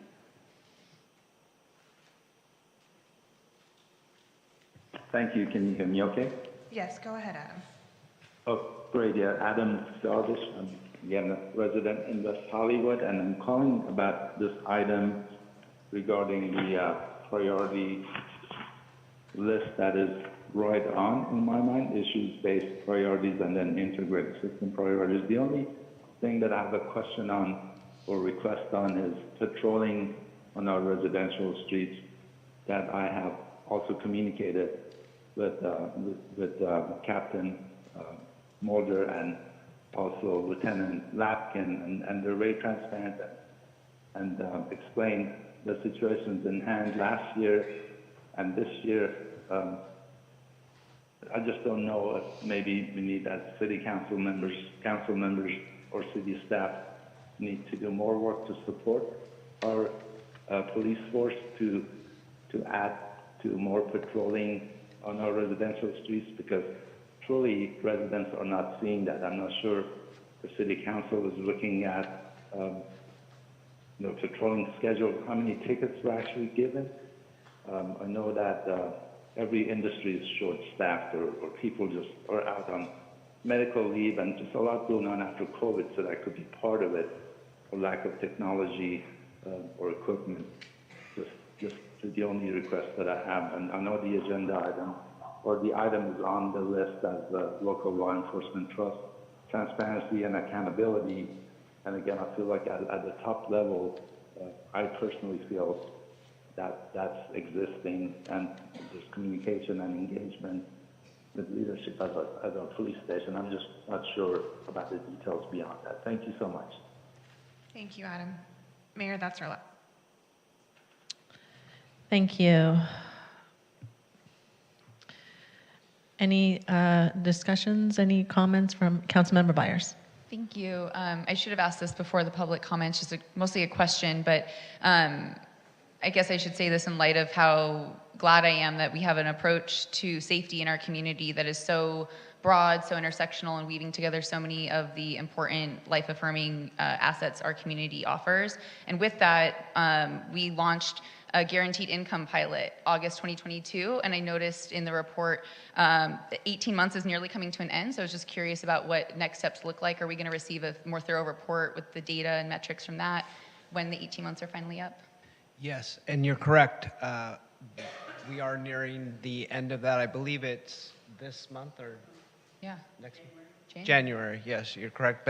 And also in January, just for the council's information, we will be returning with an update on a number of human services initiatives, and we'll be going into more detailed in that report, and it will include updates on that as well. And so I can just understand, will that that's not automatically baked into our next year's budget because it's a pilot, correct? So in January, we would have an opportunity to discuss that more thoroughly? Yes. Okay, thank you. You're welcome. That's all for me at the moment, Mayor. Okay. Councilmember Heilman? Yes, thank you, Mayor, and thank you for the presentation. And I agree with Councilmember Byers. It's nice to see just how comprehensive this is in terms of addressing community safety and well-being. One of the issues that's raised here is the issue of how to protect our residents who are currently housed from slipping into homelessness. And I don't know what exactly we're doing. I know that we've had a number of programs to fund rental support during the pandemic. But one of the issues that I think we could be looking at, we have a number of tenants who get fee rebates. They're usually the ones who they should be low income. And those are the ones that we might want to be targeting to make sure that they're aware of all of the resources that are available for the community. We also used to have a hoarding task force, and like the Problem Properties Task Force, it met monthly and addressed issues. I've been informed that it now just meets on an as-needed basis, and I'm wondering if we're dealing with a lot of hoarding-related behavior, whether it makes sense to re-implement that kind of monthly task force to assist residents, because that's oftentimes a sign of severe mental health problems. It's also a problem that puts that tenant at risk for eviction. So I'm hoping that that could be something, and I don't want to tell you to do it if it doesn't make sense, but I'd like you to at least look at it and see whether it makes sense to implement that or re-implement that program. Thank you. Mayor Pro Tem? Thank you so much for this report, and thank you for the work that you're doing, and thank you to all the members of the community that came out and spoke. In regards, I want to follow up on the hoarding task force, not to volunteer my services, but I do think that this is something that is impactful. And speaking of the issue with the fire at Sierra Bonita, when several years ago, a fire broke out across my apartment on Easter during the pandemic, and it was a result of hoarding because that individual had lived there for quite some time. So I don't think it's a matter of if we should reconstitute it. I think we should, because I keep hearing from residents on the east side about neighbors that individuals are expressing concern over, which is the point of the mental health, our care teams, to make sure we're checking in on people and giving them that community support. But I'm also concerned that then these individuals who are at risk in the social safety net aspect are then getting abused by their landlords. They might not feel comfortable further discussing issues in their apartment building, and their rights as tenants here in West Hollywood, I think, are further at risk, and they're just wanting to ensure that they have housing. So I think that is something that we should reconstitute and look at, but then additionally look at these individuals and see what additional community support we can do. There has been an issue regarding, how do I say it, residential satisfaction in housing buildings that we own or contract with our nonprofit affordable housing providers. I think that's a key aspect to how we continue to make sure that people feel comfortable going on, which is why that ombudsman position and other matters I think are important, so residents know what's going on, especially if they're receiving social services from the city. And because the east side is, a very large portion of the city in terms of multi-story, and multi-residential units, single-family homes are very rare, and so you have a lot of people on top of one another. Continued outreach by our services on the east side, foot patrols and everything else, I think make people feel like they can approach individuals, and if we're doing more community outreach, having those pop-ups or those things that are available in Plummer Park so residents are getting immediate services are important. And that's my only comments on this, and thank you very much for your work. Thank you. So I have a few comments. First, we have in several special meetings as well as council meetings for 2 years now expressed, community members have expressed a need. We've expressed concern for the need, as well as experiences that Annie has experienced clearly show the need for enhanced training for LGBTQ training that the sheriffs receive. I understand that Sheriff Luna has created an LGBT advisory board. It is a non-Brown Act body, and I would like to know if they are developing a framework for a more expansive training, because the training that our deputies are receiving is not in depth and does not prepare our deputies for the type of sensitivity needed for our entire LGBTQ community as we all exist today. And so I'd like to know what our plan is, and also for staff and Captain Mulder and Danny to work with Sheriff Luna's board or give us an update on the status of where we are, because if the board is not doing an expansive training, then I'd like to know a report back on what we are going to do as a city to have more expanded training, because it'll help our LGBTQ community be safer, and it'll help our deputies. Ever since the deputies in our city have taken the UCLA Santa Monica Rape Treatment Center training, I have not received one complaint email from any victims. So training is really, really important for the safety of all. I'd like to know if the block by block is receiving, what type of training, LGBTQ training block by block is receiving. Danny, can you report on that right now?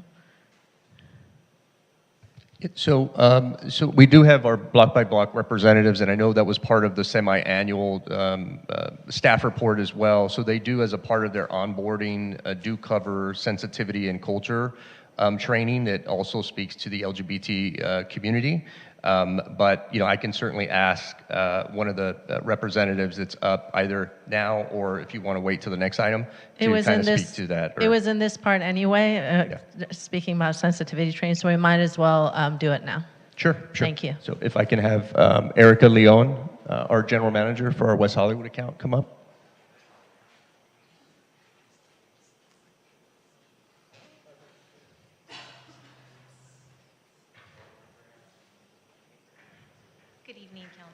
Good evening.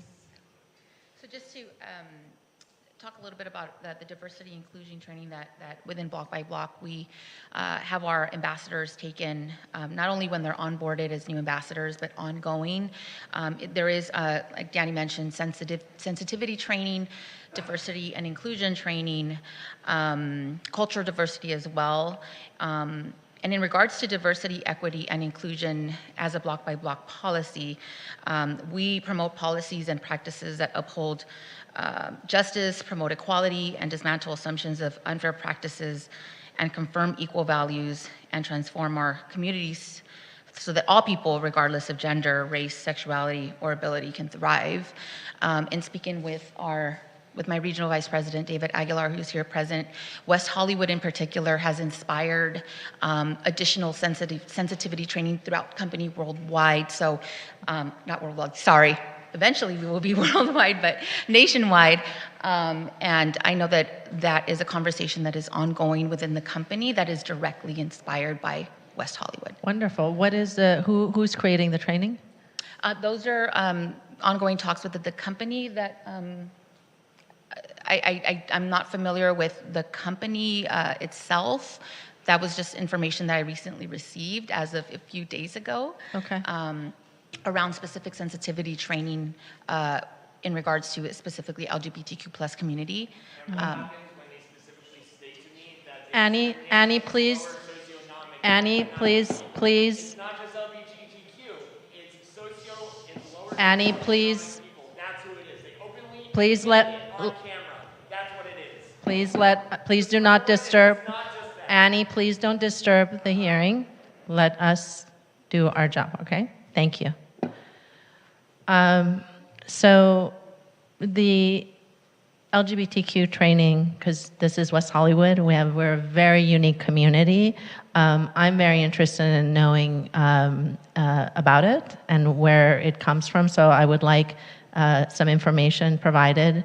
And if my colleagues want, we can do it in a report back, but it's critical for us to ensure that the training is detailed, and so that's very important, because if that training is effective, then what Annie described should never have happened, ever.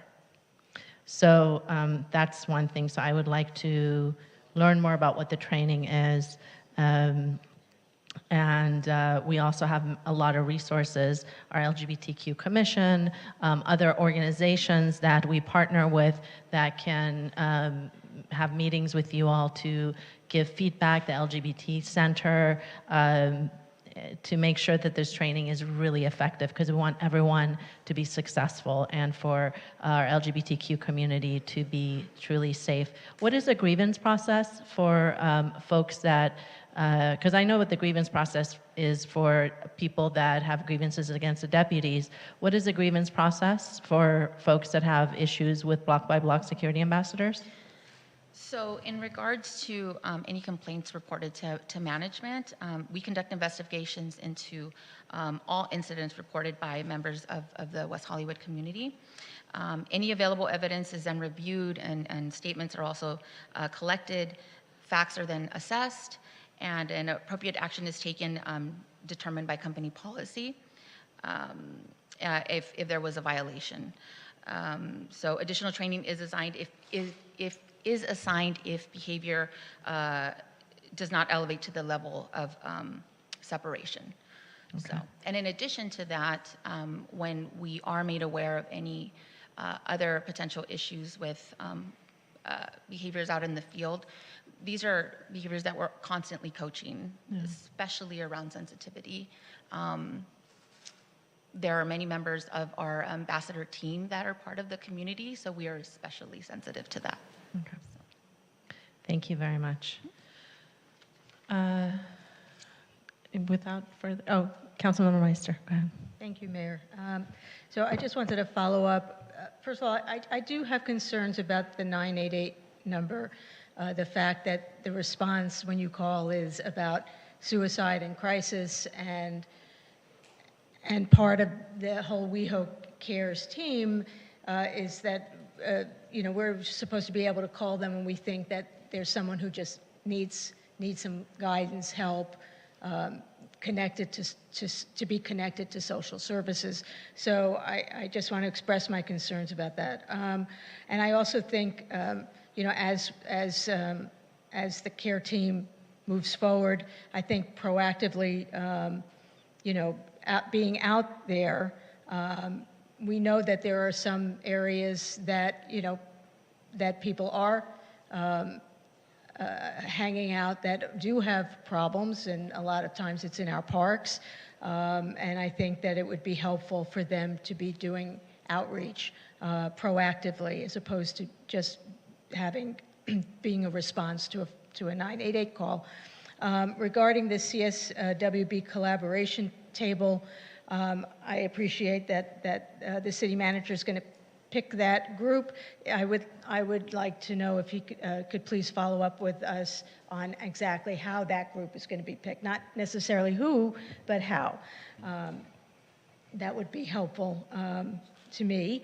And then lastly, I wanted to thank Nick Boybel because he had noticed in the crime stats that there are a lot of unhoused people who had been arrested, and then there are multiple times that they've been arrested. So they've been taken in, and then they go back to the street, and then they get arrested again. And I'm not questioning why they were arrested, but there was an article that Nick shared with me called California's Prison to Homelessness Pipeline that NBC News did.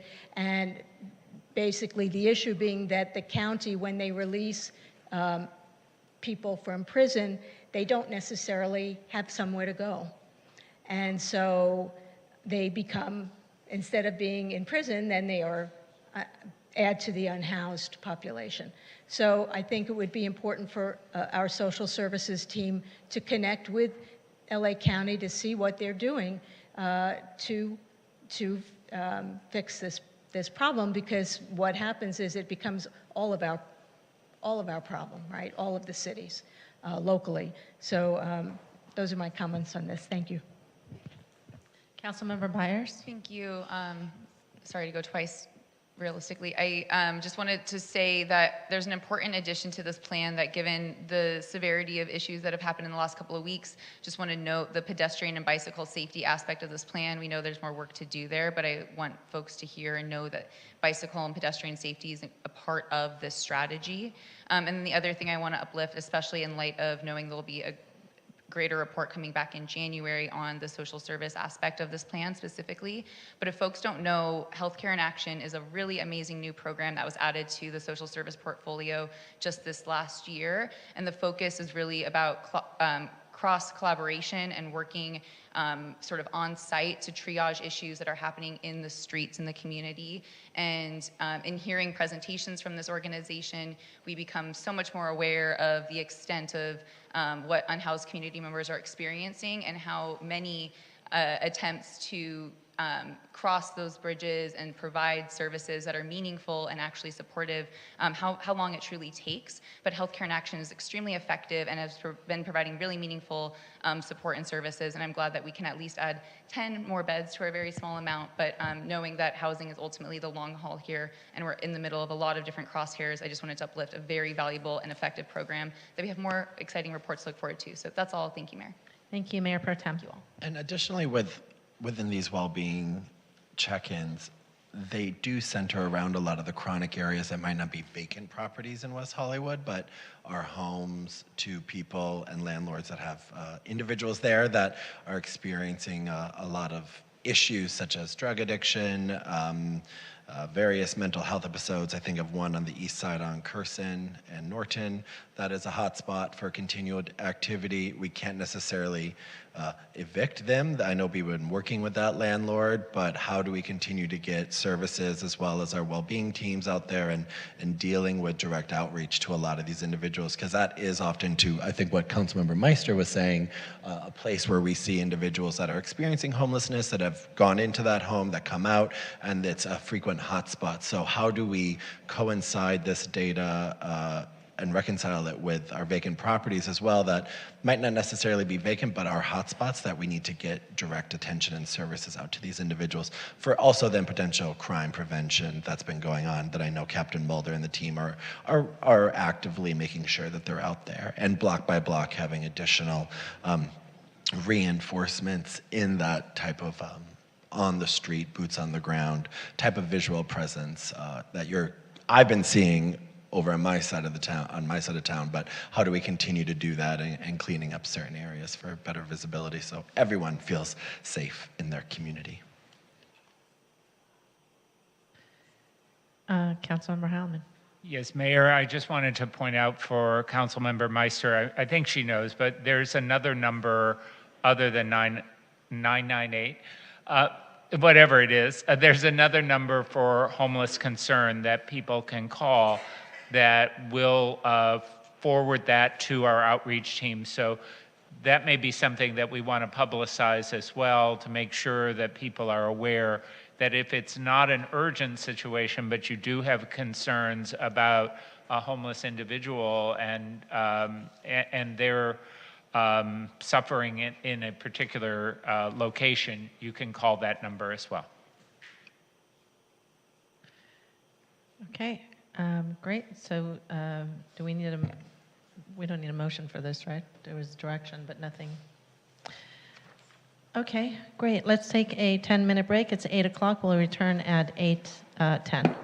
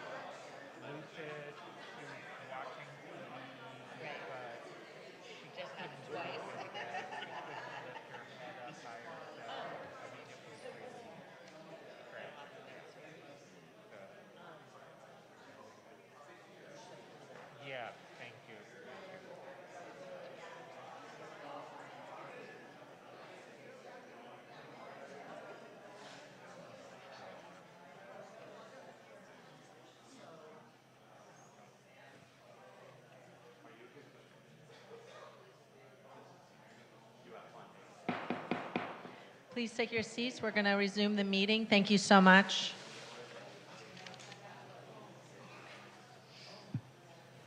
We will now be moving to a combined item, which is the semi-annual community safety update, as well as the update on public safety equipment, technology, and security enhancements to support community safety. May we have a report on both items, please? Yes, thank you, Mayor, Mayor Pro Tem, and members of the City Council. I'm Danny Rivas, Director of Community Safety for the city.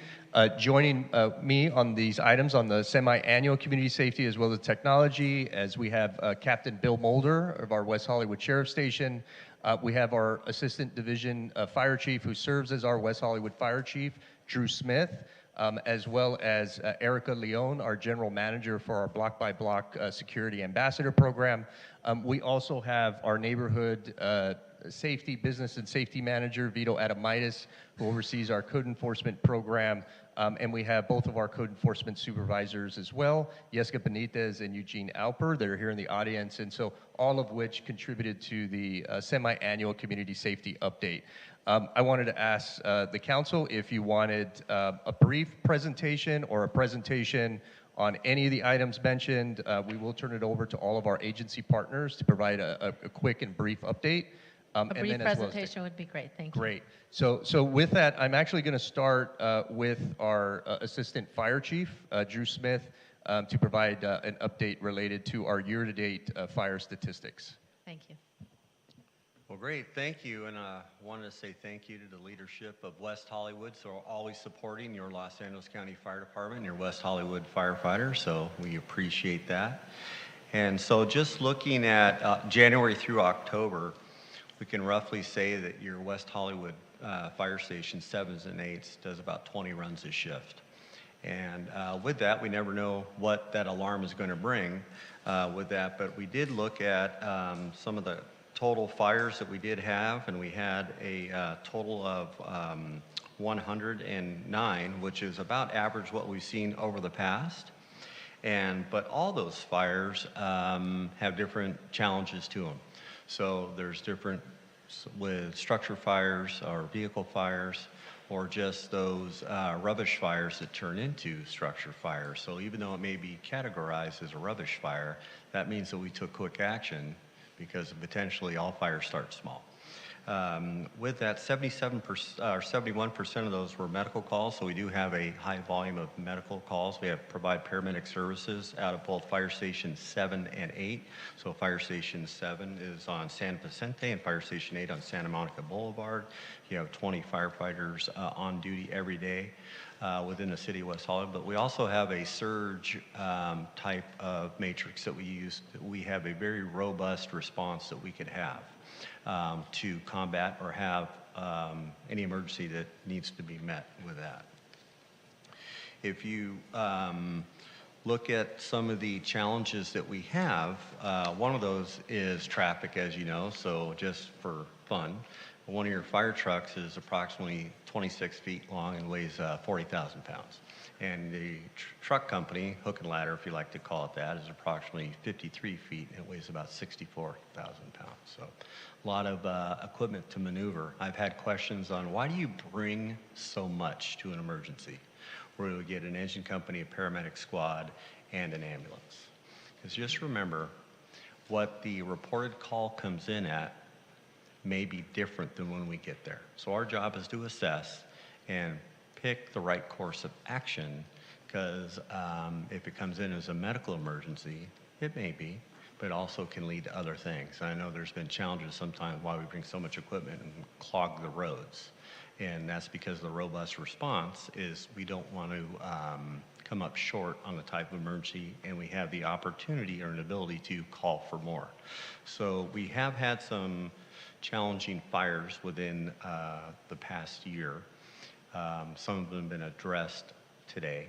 And just knowing with the amount of people that are in West Hollywood, that call volume does rise when you have that much density and population moving parts on a routine day compared to a hot summer night in West Hollywood.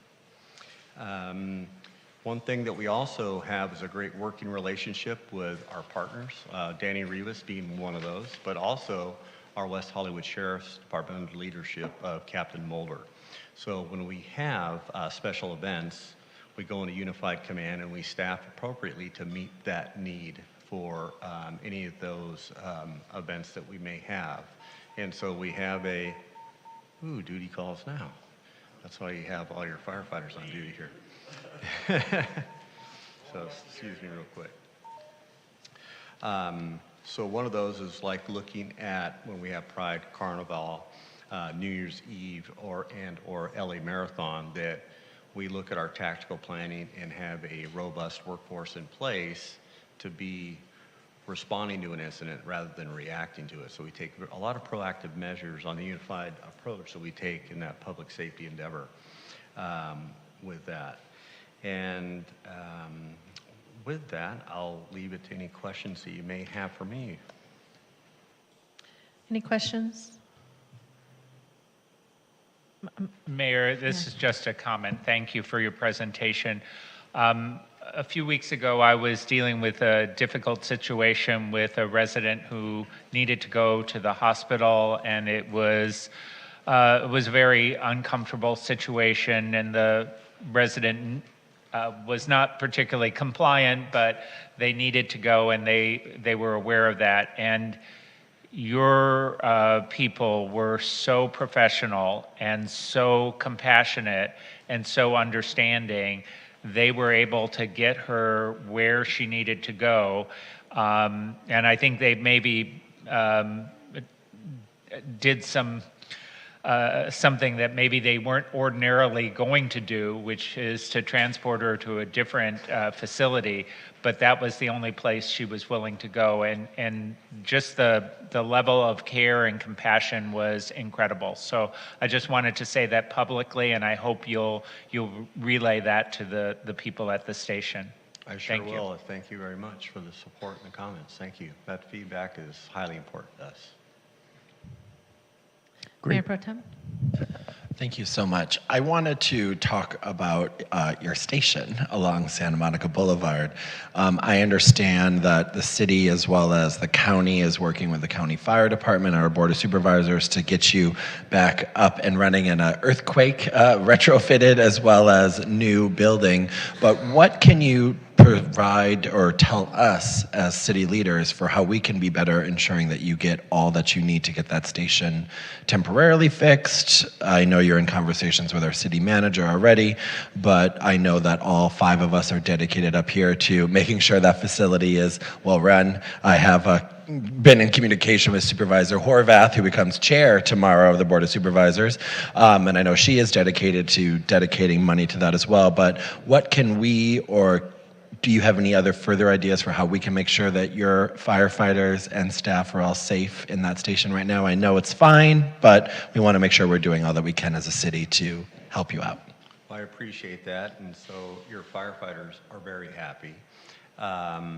We are exploring options for a newer fire station. As the call volume changes, there may be a need for us to look at putting additional firefighters, and that footprint of that station will only hold so many. The stations don't get much bigger, but the equipment does. So we have to explore those items. So what can you do? Is just have those open conversations with the district, the county, on what we can do to look for really a viable option, because there's 2 different elements to that. Is if we do build a new station, we have to look at the station we're in and then have a transition. If we have something of magnitude of earthquake that brings that station out of commitment, we're going to have to look at where can we put those firefighters. So we have a beautiful station on San Vicente, Fire Station 7. We can do that, but we don't have really places that we can put. Let's say, just hypothetically saying, if we say, hey, we're going to demolish that station and build a new station on that lot, we would have to displace those firefighters, put them somewhere else so we can still have the same customer service delivery. So I think if we don't start now and exploring what our options are, we'll never get there. And so I think that's just open conversations that we have to have with the county, and I know that everybody's actively looking at what those options are and within a reasonable time frame to do so. So I appreciate the support on that, and what you can do is just those open conversations. Thank you so much. I know in communication with Supervisor Horvath, she is working on finding that funding and dedicated, but I think without objection of my colleagues, it would be great for the city manager to look at whatever type of budget allocations in the coming years would be needed to help be a partner to the county fire department, as well as, obviously it's a county-owned building, but we are partners with them, so location and space is limited in West Hollywood unless you want to be on top of another building where you can go. I don't know if the equipment will be flying at that time, but to get through West Hollywood traffic. But I think without objection from my colleagues, we should say here and now that we want to support and be partners in the rehabilitation of potential new building of a station. And I would like to have that be on the record for all of us to either vote on tonight or put forward that direction in future budget years to come. I fully support that as well. I want to thank you. The firefighters that work in our city my experience has also been impeccable. And so thank you for your leadership, and we so value you. So thank you. All right. Great. So I want to turn it over to Erica Leon from our block-by-block security ambassador. Sorry, we have council members still there. Council member Byers. Oh, you're done? Okay, Councilmember Meister? Okay. Yeah, a couple of years ago, or a year or so ago, Mayor Pro Tem Erickson and I brought forward an item to work with the county, the fire department, and our planning department to try to figure out how we can work with you better on new development so that the fire department's input comes much earlier in the process, because what we've seen is a lot of it comes after a project has been approved by the Planning Commission. And it may be going to, business, building and safety and whatever, and that's when fire tends to look at things. But then what happens is you say, well, you can't have parking on this street because it's only 24 feet and our engine is 25 feet long, and so you're going to have to get the parking off that street. So now those people who live on that street have no options where they're going to be able to park, whereas if we knew before the development got approved, we might have required that the new development provide parking for those residents. So I just wondered if you had any idea of how that's going, or if it's going. Well, I know that within, we'll just call it the process of new development, that there is connections with how it goes through the process. So we are engaged in that, and how the layering of that, if we get it first, depending on what type of occupancy it is. I understand what you're saying, that we get to almost a goal line and then fire says, ooh, we need this amount of parking.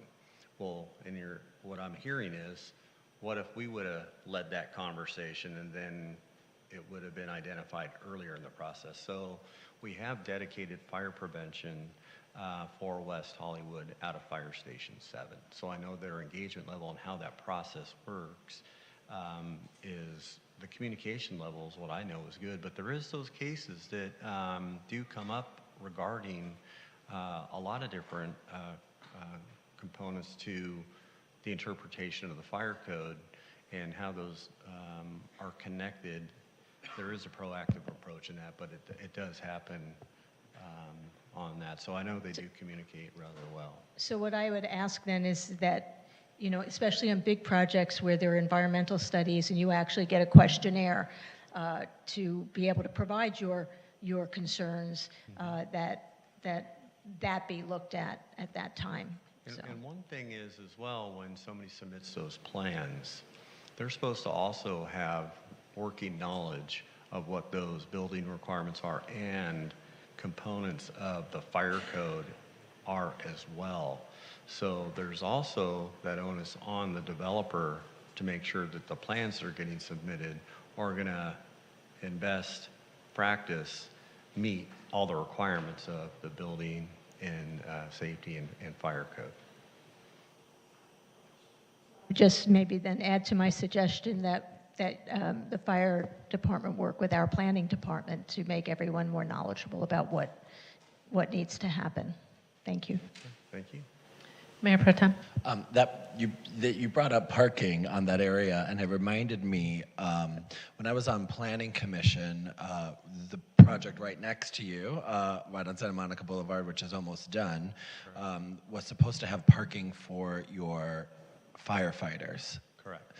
Are they? Because I want to make sure that that's being done. I know your team parks appropriately, but has that developer or have those individuals done well on that promise to ensure that you're getting that? Because I know parking in that area has been fun. So we are not going to be parking next door because there was an associated fee with us doing that. So we opted out of what we uncovered as far as what we thought was goodwill.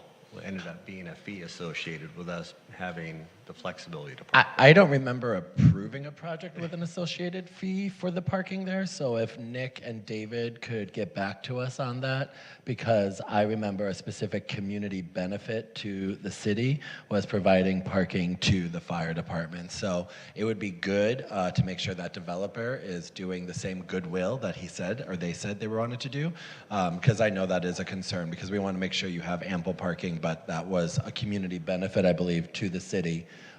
And making firefighters pay more to park to serve our city is atrocious. So that needs to come back to us with an update, and hopefully before that building is deemed complete, they make good on what they've been approved by the city.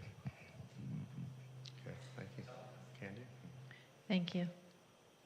Great. So now I'd like to turn it over to Eric Leon, our General Manager for our Block by Block Security Ambassador Program, to provide some highlights and a summary. Good evening, Council. Nice to meet you all again. If I haven't met you in person or had a chance to speak to you, I hope to do so soon. I'd like to provide a quick overview of our security ambassador role currently. Our block by block security ambassadors provide unarmed, highly visible uniform presence throughout the city of West Hollywood. Security ambassadors are private security guards licensed through the state of California. Our security ambassador's primary role is to act as a visual deterrent for unwanted behaviors and potential crime, and can assist in a wide variety of situations to help our West Hollywood community maintain their safety. Security ambassadors are trained to observe and report potential incidents, as well as to reduce and de-escalate nonviolent, low-level quality of life crimes. Where members of our residential and business community don't necessarily need sheriff's assistance, ambassadors offer support for, again, those nonviolent and non-emergency calls for service 24 hours a day, 7 days a week.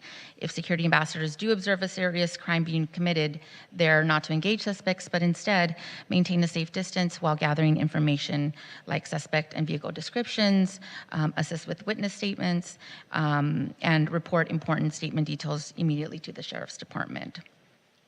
In addition to serving as visual deterrence and addressing nonviolent crimes, ambassadors also provide a number of hospitality services like safety escorts, business contacts. We're a source of information at a lot of our kiosks, and as we're doing our proactive patrols,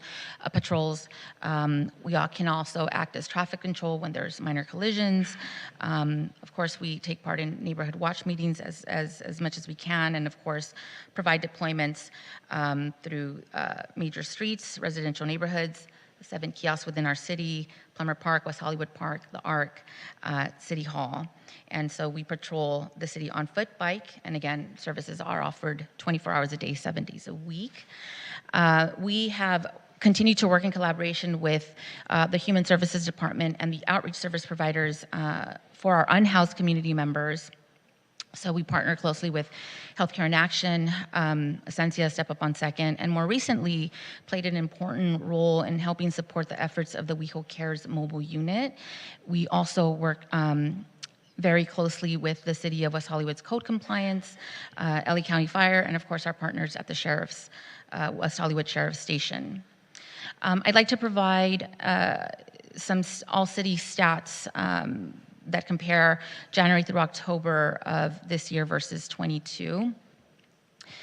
In In that time frame, we did see an increase of calls for service citywide from 1,777 calls in 2022 in that time frame to about 2,819 this year in that same time frame, which was about 1,042 more calls citywide. 602 of those calls were from residential areas alone. Some of the breakdowns of those calls, the majority of those, 78% were unhoused related. So that is where a majority of our calls for service lie. Unhoused related issues that include panhandling, wellness and mental health checks, if there's a health crisis, unwanted behaviors and so forth.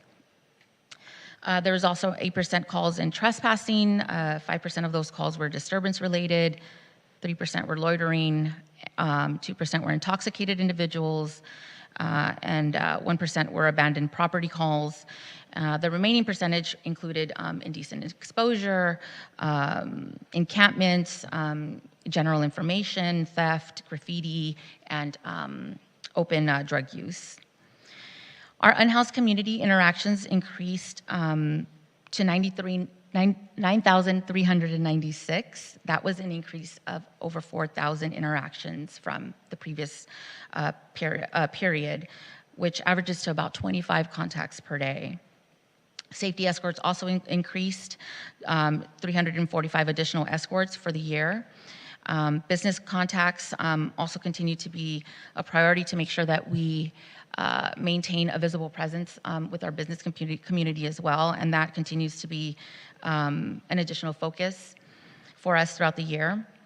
As it relates to our residentials, since our inception of our residential patrols, the east side of the city continues to be the major focus of calls for service and unhoused community member contacts.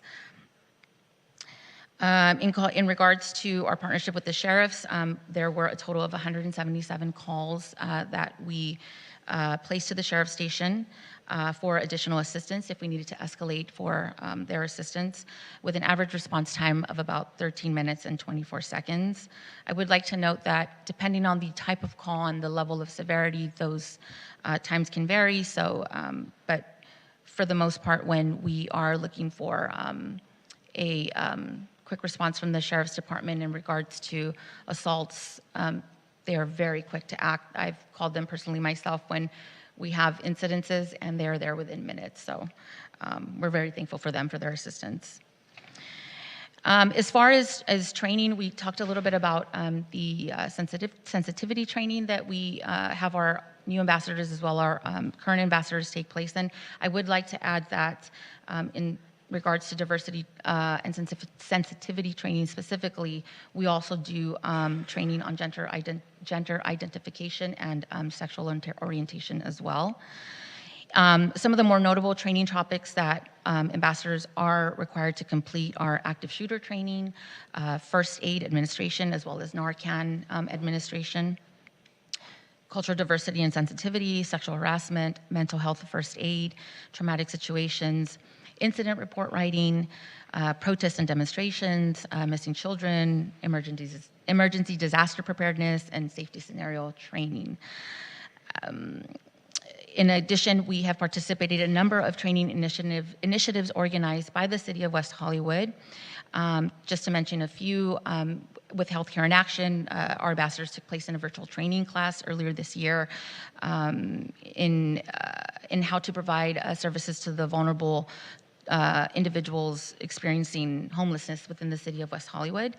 The UCLA Santa Monica rape treatment, we also took part in that training as well.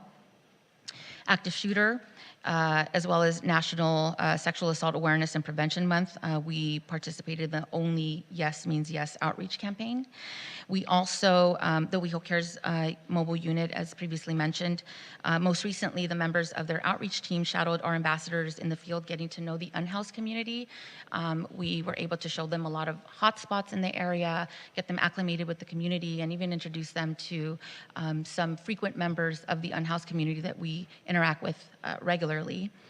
WeHo Cares also hosted an in-person training in October at our offices to where they provided additional information, when to call, when to escalate for ambassadors, which was extremely helpful. Currently, we're working with the WeHo agency partner, Be Alive, for an in-person Narcan training as a refresher. And other highlights of events that we've taken part in throughout the year are WeHo Pride, National Night Out, all hands on deck for Halloween weekend and the return of the Halloween Carnival. In addition, we provide additional ambassador presence at over 200 city council meetings, commission meetings, safety advisory board meetings, as well as other various city and park events. I personally took part in the return of the WeHo Sheriff's Community Academy, which I thought was incredibly insightful and allowed me to really have a more insightful look at the Sheriff's Department and how they operate and how we can continue to be better partners with them and bring that education back to our ambassadors. That is the conclusion of my report, and I'd like to open it up for questions if anyone has any at this time. Any questions from Councilmember Meister? Thank you. Thank you for the report. When you have hospitality assistants, you have actually a lot of numbers in the residential areas. Can you explain what kind of assistance that is in the residential areas? In regards, I'm sorry. Hospitality assistance. So these include part of our proactive patrol. So for if someone is looking for general information, obviously we're on the boulevard on Melrose, so there are a lot of visitors. So when we're proactively patrolling those areas, we do encounter instances where whether they're residential or on the boulevard, folks are looking for general information, or they're asking us for assistance while we're on patrol. Okay. And what about in the commercial areas, the business contacts? You have an awful lot of business contacts, and so are a lot more than we probably have businesses. So what exactly are they doing what does that mean? So business contacts, what we ask our ambassadors to do is on the daily basis during their shift, make a number of business contacts within the businesses that are on the boulevard, whether they're at Sunset, Melrose, or Santa Monica Boulevard.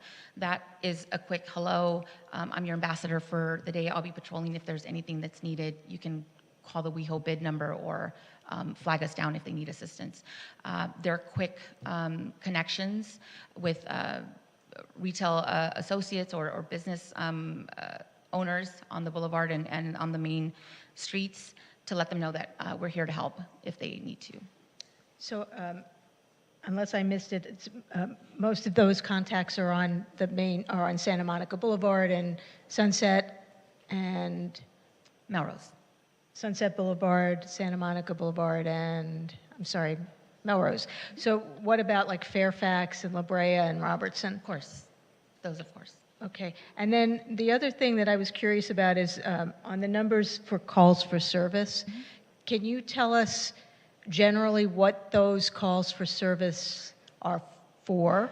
I mean, I know you're calling the sheriffs, but what types of incidents are happening that you're calling the sheriffs? And then if you know this, the outcomes of those, of that call for service. So Councilmember, you had two parts to your question. So the first part is that you have listed here calls for service. And for example, the east side was 235, Mid-City was at 107, and the west side was 260. What were those categories of calls for service? And then if you know, what were the outcomes of those calls for service? So the breakdown of calls for service that I provided during my statistics breakdown, I provided for the entire city. I can provide, are you referring to residentials or all city? No. In your report, you have, well, that was just the residential patrols, but you have it also on the commercial. So what are the categories of calls for service? I assume the calls for service is calling for the sheriff's service, right? the calls for service is calling? Calls for service that we receive are calls for service from residents as well. Well, you have to tell me that. It's in your report. So maybe you can explain what are the calls for service? What does that represent? I think she's trying to ask, Councilmember Meister's trying to ask, are you getting calls for homelessness, vacant properties, escorts home? Am I correcting? Well, we know though that there are already categories for those, the assistance and for the escorts, and for graffiti removal, et cetera. But there's a category for calls for service that isn't specified anywhere. And so, it's less than some of the other things, so it can't be representing the things that are already. So what is the calls for service? So, again, the breakdowns for types of calls to service citywide, because that's what I have. I can go back and dig deeper for each individual report, residents, sunset, and so forth. But as a whole, the majority of the calls for service that we receive from residents and businesses are pertaining to the unhoused. So, for example, if someone is aggressively an unhoused individual is aggressively panhandling in front of a business, or they're having a mental health crisis, or they simply need a wellness check. Someone looks unwell, or they're unresponsive. Code violations, for example, if someone's laying on the public right of way or in front of a business, and they don't want to interact with them, they would call us. Those are the types of calls for service that we get. 78% of the calls for service that we get are relating to unhoused issues. Okay. That's it for now. Thank you. Councilmember Byers, do you have a Yeah, thank you. Just curious, when a community member comes to Block by Block with an issue beyond the scope of Block by Block service, what does that process look like for connecting with the more appropriate agency or partner? And thank you for your report, Erica. In regards to social service referrals? Yeah, anything. And social services specifically, and I know there's a myriad of partners, but then also specifically what it looks like when you pass on a concern to the Sheriff's Department. Sure. So in regards to social service, so when either on a proactive patrol or someone brings a concern, for example, a call for service, so what we will do is, obviously we want to approach an individual and assess them from a safe distance. And at that time, if we engage them, for example, for compliance, and they don't comply and they react in an aggressive manner, for example, then obviously we know that they're probably going to have a mental health incident. And so at that point, we then escalate to our social service providers, whether it's Healthcare in Action or WehoCares. So I think part of that is assessing the situation first, is first and foremost the most important thing. Assessing what that individual needs. If we find an individual is receptive, and we can have a conversation with that individual, and then we can tailor the social service warm handoff, hopefully, to the appropriate social service provider within the city. And similarly with the Sheriff's Department? So with the Sheriff's Department, a majority of the times that we are calling the Sheriff's Department is for additional assistance. So, for example, if we're not getting compliance, someone is, trespassing and we're using verbal commands and they're not complying and we can't physically remove them, then at that point we escalate to the sheriffs to have assistance in that. Or if a situation is becoming increasingly aggressive where potentially the public is in danger or our ambassadors are in danger, we escalate immediately to the Sheriff's Department for assistance. And last question, I think, thank you. Does Block by Block currently have a mechanism to collect a report that may go to the sheriff without having to necessarily involve the sheriff on the spot in that moment? Have they utilized a phone line? Is there some sort of a way to collect a report that could not involve the sheriff directly, but then be passed on to the sheriff? We do not. Okay, no. Thank you. Thank you so much. Mm-hmm. Councilmember Highland, Mayor Pro Tem, do you have any questions? Okay, I have a question.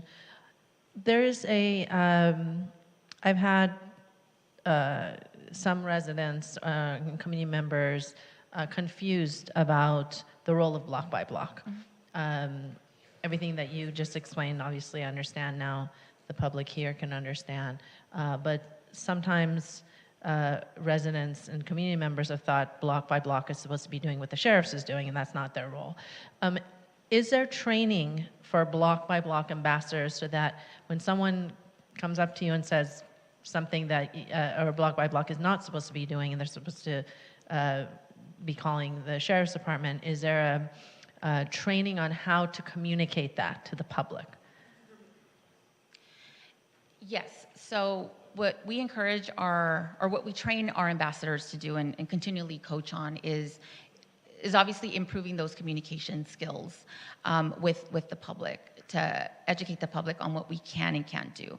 Right. It's challenging sometimes to do that. So what I have found that's best is if an ambassador is having a hard time maybe communicating that with a resident or business owner, I have them give them my card, and I'd be happy to have conversations with them and maybe explain our role a little bit better and maybe come to an understanding of what we can and can't do. I know in situations where, you know, a situation is happening and, for example, it's out of our scope of responsibility, that creates frustration, you know, and maybe in that moment, a resident or business owner might not be in the best state of mind to want to have those conversations, or they just want, you know, to have a resolution. So as best we can, we try to relay that information, but when we have more time to have those one-on-one conversations, I absolutely welcome them. Thank you, and thank you for, and congratulations on your new position, and thank you for the work that you are doing and for Block by Block. Really, really, truly, I've received wonderful feedback about Block by Block personally from residents and community members, so appreciate you. Okay. Great, thank you. And I'd like to invite our Neighborhood and Business Safety Manager, Vito Adamitis, to come up and provide a very quick update as it relates to the division and code enforcement data.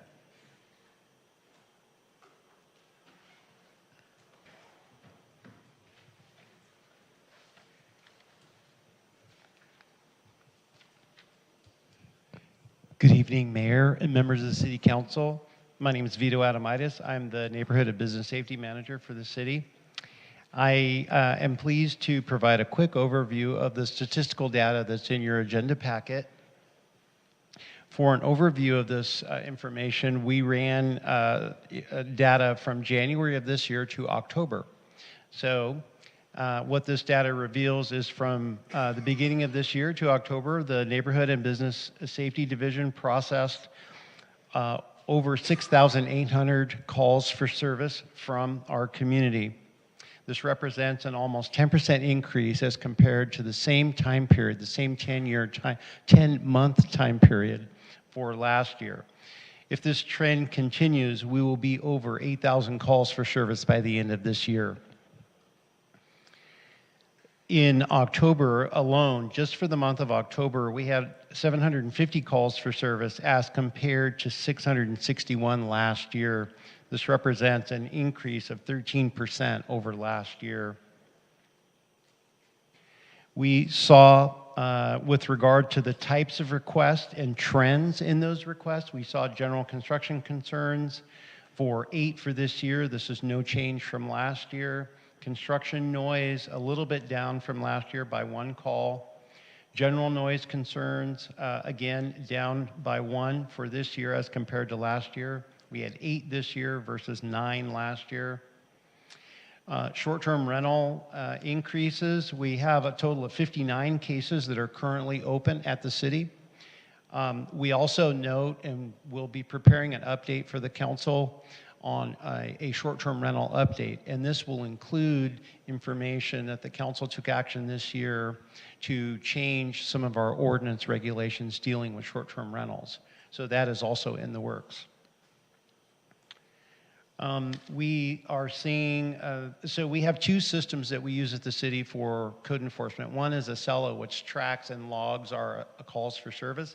And then what is a system that's called Eden. This is a database system that we use to open actual code enforcement cases. So for this year, we're seeing 902 for this year versus 914 for last year, so we're a little bit down. Citations, we have 268 this year versus 372 from last year. For business license information, so from January to October, we received and processed 51 new regulatory business licenses. This is a 13% over last year, that was at 45. Business license renewals were 515 this year, a 7% reduction over last year, which was at 555. Temporary business licenses, an increase. We had 45 this year, over 39 last year. Extended construction hour permits, 126 were issued and approved, a 24% decrease of the 166 that were provided and approved last year. Special event permits, 319 applications were approved, 270 were issued and processed by our staff. This is a 6% increase compared to last year at 254. We also just want to share that we just completed the recruitment for a code officer position. So we're very pleased to have Melissa Tin joining our team. And already she is providing some important support to our staff. I also just wanted to conclude that we have some very great staff doing tremendous work every day, and want to extend my appreciation for their hard work every day to our supervisors who are here tonight, Ms. Jessica Benitez and Mr. Eugene Alper, along with all of our code officers who report to work and deal with a wide range of calls for service throughout the city. I might add 7 days a week we have services. So just a special thanks to all of them. Their work is the numbers that you see before you is done by the folks that are doing the work every day. And that concludes my presentation and summary overview. Thank Be you. happy to answer any questions you have. Thank you. Any questions from my colleagues? Councilmember Meister. Yeah, thank you, Mayor. So, Vito, I see on the short-term rental activity that this year increased substantially. Do you have enough resources to deal with these short-term rental cases? I believe we do. The tools that the council gave us earlier this year in the ordinance amendments, I think are important tools that as time goes on, I believe we will see impacts to the number of short-term rental cases that we have. So I think those tools that we asked for the council's support, and we also got, I might add, support from the Planning Commission when we had that discussion with them. That support, I think, in the long term will yield some very important results to us in a positive direction. Okay, and then will you be working with the Rent Stabilization and Housing Department as they are getting the registrations on every rental to have someone do an analysis to make sure that there isn't a high turnover, which would indicate that there's possibly short-term rentals happening? We greatly enjoy our partnership with all the rent stabilization staff and frequently interact with them on these issues that pop up with regard to a short-term rental or something that they're coming across that requires additional review by our team. Okay, thank you. Mayor Pro Tem? Thank you so much. Vito, I read on to piggyback on the short-term rental item on page 4, I read this as good news. For us, a year ago, we were at a standstill with our inability to open these cases or prosecute these cases. Unfortunately, we have these numbers in front of us, but I see this as a success in our change of the code. Am I interpreting this right for the ability for us to be moving forward more aggressively against short-term rentals?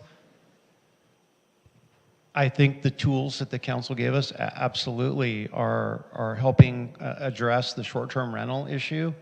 And I might add that we've already, as a result of that, been contacted by some of the hosting platforms who were monitoring the city's efforts in this regard. And we've also reached out from staff to the other platforms to let them know what those changes in the code were, that they can now also be held responsible for some of these activities taking place on their hosting platform. So I think it's very significant.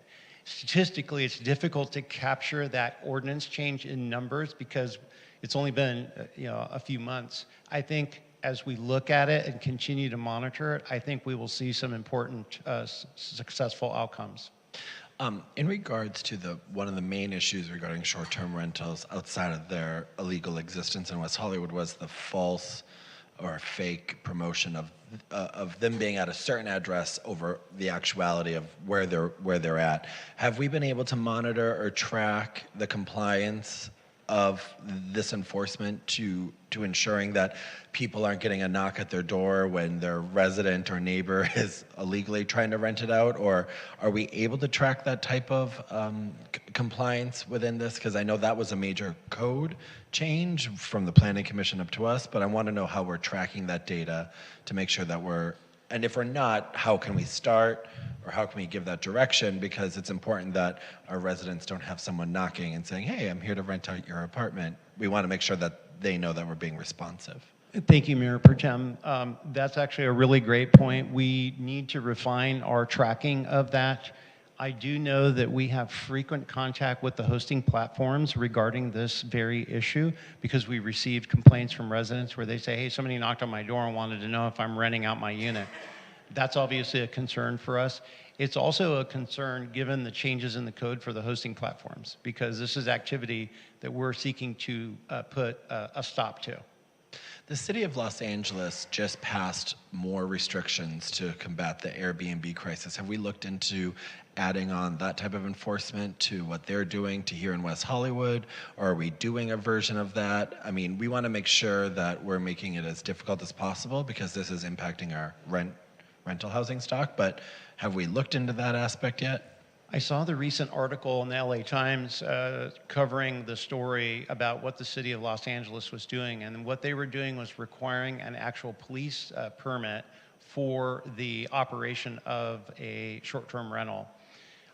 The city of Los Angeles, and we've spoken to some of our colleagues and collaborated with them at the city of Los Angeles, they have such a large city with millions of people in it that the scale and magnitude that what they're dealing with requires some more maybe drastic measures to deal with the short-term rental issue. I'm not sure that we're here in West Hollywood at this point. I think we have good tools that we're applying. We have staff that's involved in dealing with the short-term rental issue on a daily basis practically. So I will continue and we'll continue to monitor the data that we have. We have an update coming to you soon, and we'll continue to bring you additional recommendations to help better address this issue. But your point about what's going on around us is something that we're actively also monitoring. Because if we see something that another city's doing that we should be looking at and considering, we definitely want to bring that to your consideration. And my last question is, when we find an illegal short-term rental that may be promoting something on Formosa, south of Fountain, but then the actual address is north of Fountain, one, we're addressing that internally for us, but are we referring those cases to the city attorney for the city of Los Angeles for further prosecution? Or how can we create a better mechanism to ensure that the city attorney, who I know is very invested in enforcing this type of ban, I just want to make sure we're being better partners to them because it's impacting our residents. Absolutely. We have had collaborative opportunities with our colleagues at the City of Los Angeles in sharing information and resources and ideas because this issue impacts both of us. And so if we're at the front end of this trying to deal with this problem, we feel it's absolutely necessary for us to continue collaborating, and we will continue to do so. Okay, thank you. And now I'd like to welcome back our Captain Bill Mulder from our West Hollywood Sheriff Station to provide a report regarding crime statistics and data here in West Hollywood. Thank you. Annie, please don't disrupt the meeting. I'm giving you a warning. We need to conduct the meeting. If I hear you disrupt the meeting one more time, I'm going to ask you to leave. Thank you, Captain Mulder. Please go ahead. Good evening, Mayor, Mayor Pro Tem, and council members, city staff, and our wonderful community of West Hollywood. Today we'll be presenting our community safety update for the period of January 2023 through October of 2023, which is a 10-month period. For this period, we had more than 17,500 calls for service and more than 14,500 observations, which is deputy self-generated work. We had a total of 1,599 arrests. We had 861 emergency responses, 4,183 priority responses, and 12,244 routine responses to calls.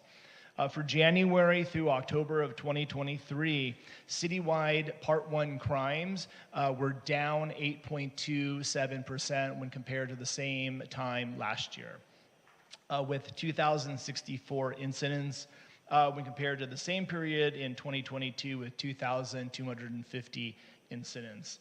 65% of the Part 1 crimes in West Hollywood are theft-related crimes, either grand theft, petty theft, or vehicle burglary. For the most of the second half of 2023, West Hollywood Sheriff Station actually led the entire Los Angeles County Sheriff Department in Part 1 crime reduction besides Avalon Island.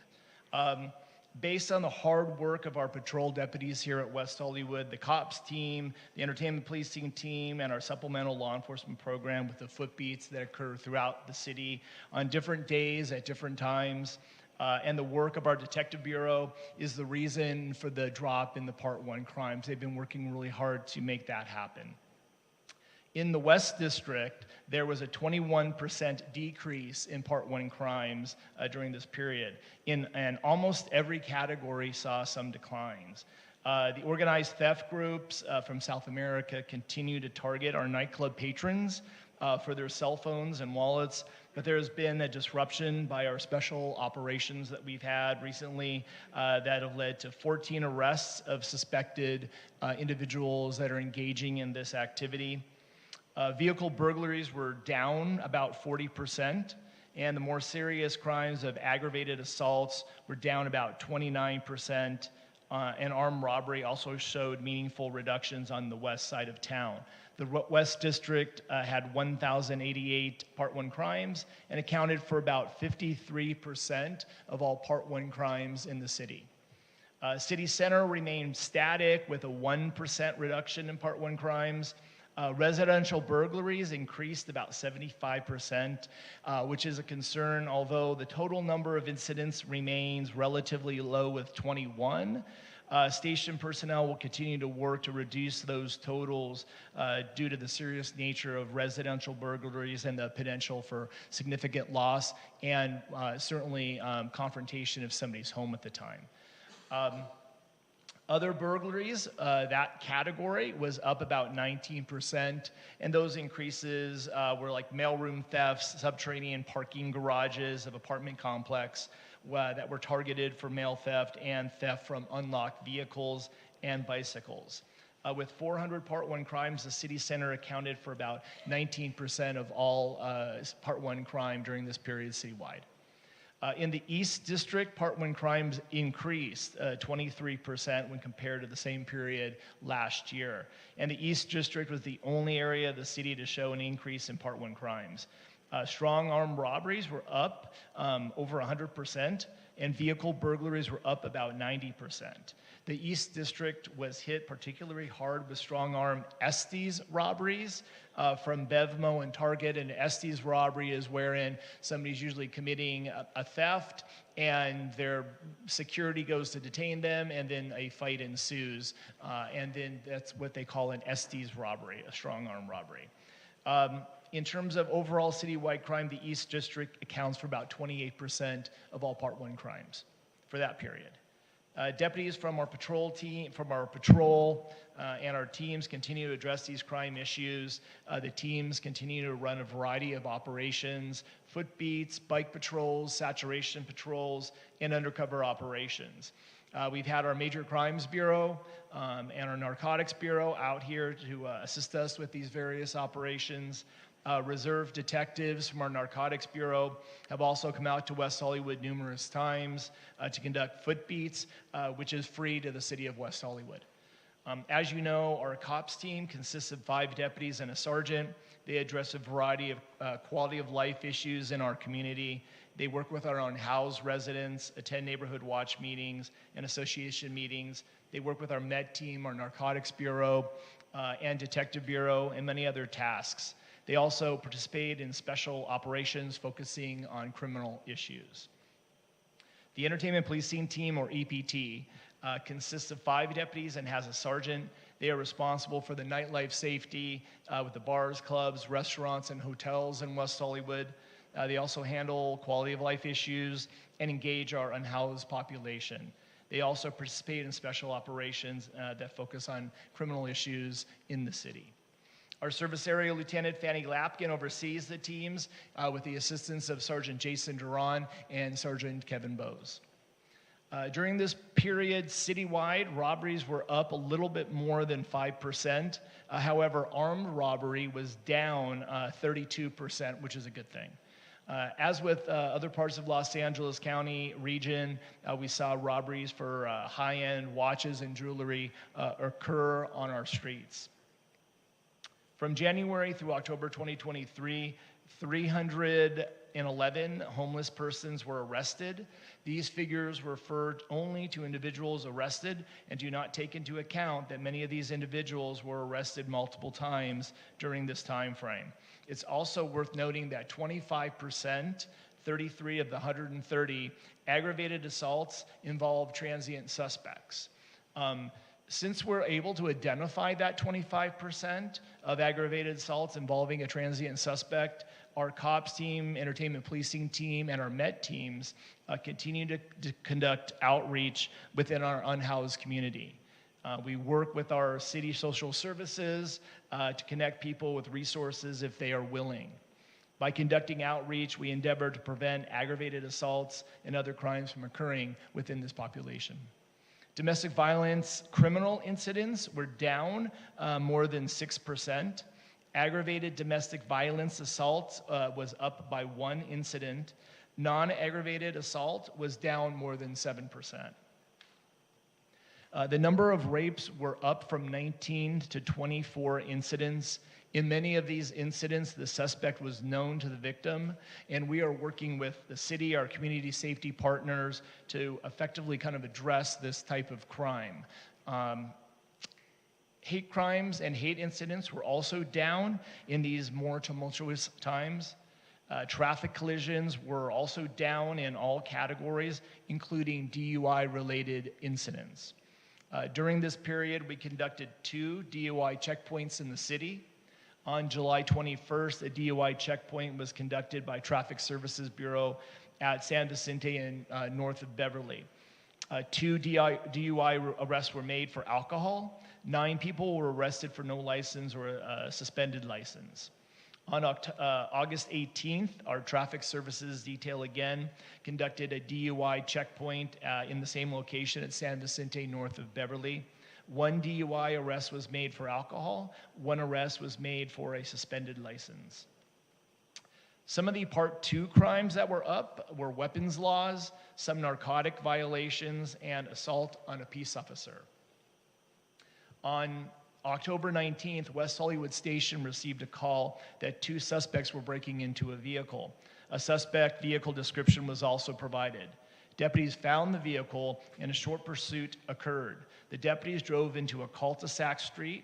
The deputies began to exit their patrol vehicle to conduct a felony traffic stop. The suspect then turned the vehicle around and drove at a high rate of speed towards the passenger deputy with no care or concern for his well-being.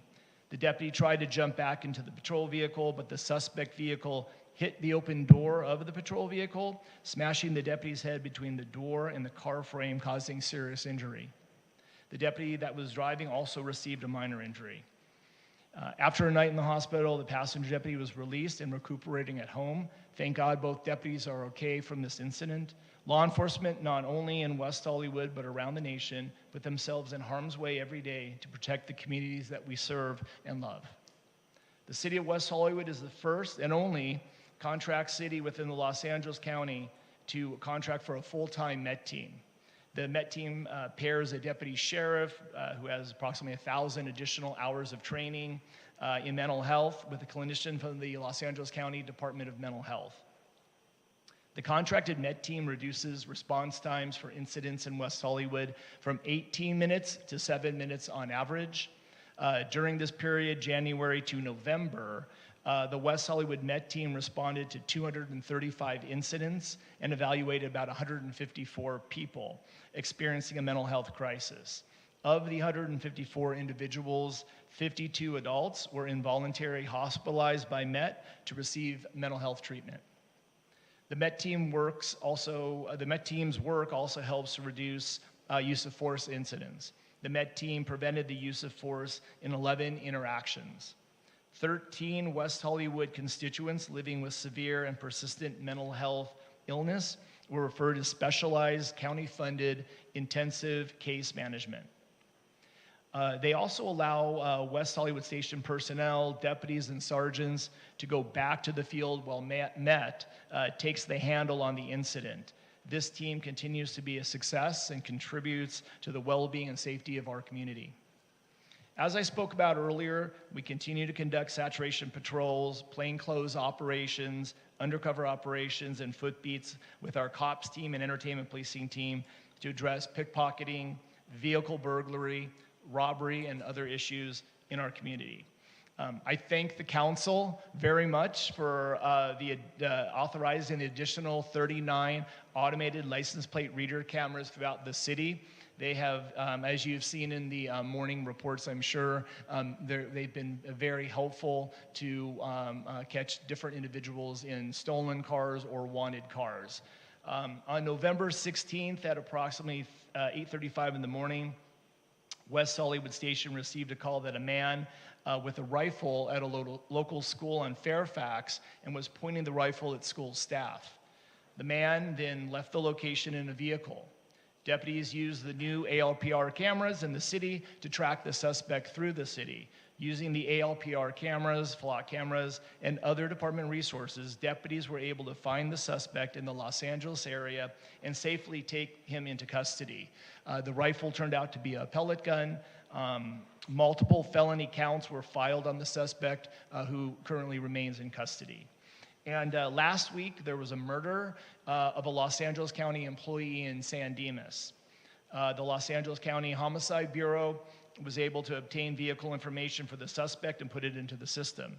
The Beverly Hills Police Department located the suspect in Beverly Hills, just blocks away from our city, and using the same flock cameras, they were able to take this person into custody, and this suspect is also alleged to have committed several murders of out-and-housed people recently. These public safety technology platforms are critical for the safety of our community. I know you will be considering additional fixed cameras, a drone pilot program, a real-time watch center, and other items. I strongly urge you to add these amazing public safety technology platforms to our city's community safety program. I also ask that the City Council restore the deputy that was cut in December of 2022. The safety of our community is our singular focus, and we should do everything we can to enhance service to our community and put more deputy sheriffs on the streets of our community to keep people safe. Deputies are working very hard on behalf of our community. The deputies that work here love being here in the city of West Hollywood. The vast majority of deputies that work here pass 1, 2, 3, or 4 different sheriff's facilities just to come and work here. Our deputies, sergeants, lieutenants, professional staff are all wonderful people, and I'm so proud and blessed to work with them all. They all care deeply about our community. Our patrol deputies continue to respond to calls for service and conduct patrol checks of areas that are experiencing issues. Our supplemental law enforcement program and footbeats deployed all around the city on different days at different times, make that flexible to address different problems in our city. As well as our detectives who are working hard to solve crimes and bring people to justice. Our wonderful volunteers and reserve deputy sheriffs are a huge asset to our station and community. We appreciate all the hard work they do for West Hollywood. Our volunteers work the front desk and other jobs at the station, which gives us much more flexibility at the station. Our reserve deputies work in patrol, detective bureau, and narcotics. 2 of our reserve deputies are here tonight for every council meeting to keep people safe, so thank you to them. We also are fielding a holiday community safety patrol during this holiday time that has a proactive focus to prevent crimes from happening in the first place. They are concentrating on shopping and entertainment areas to enhance safety for patrons and community during this holiday season. As directed by City Council, we did develop a Jewish community safety plan. We already employ a plan for increased patrols for our Jewish community locations during Jewish holidays, or if something that is happening in the country or abroad that could affect our Jewish community members, and if there's a valid threat. The Sheriff's Department has created an LGBTQ+ training class, which is POST approved. POST is the California Peace Officers Standards and Training, and oversee all training for California peace officers. We have put most deputies through this course. We envision having the department LGBTQ+ training complemented with a section of training that is more West Hollywood specific. And Mayor, to kind of your comments earlier, that's where we're kind of looking to be more specific with West Hollywood issues. West Hollywood Station has also partnered with the United States Department of Justice, and they will be putting on transgender training for our station personnel actually this week. And you're welcome to come and attend, members of the council.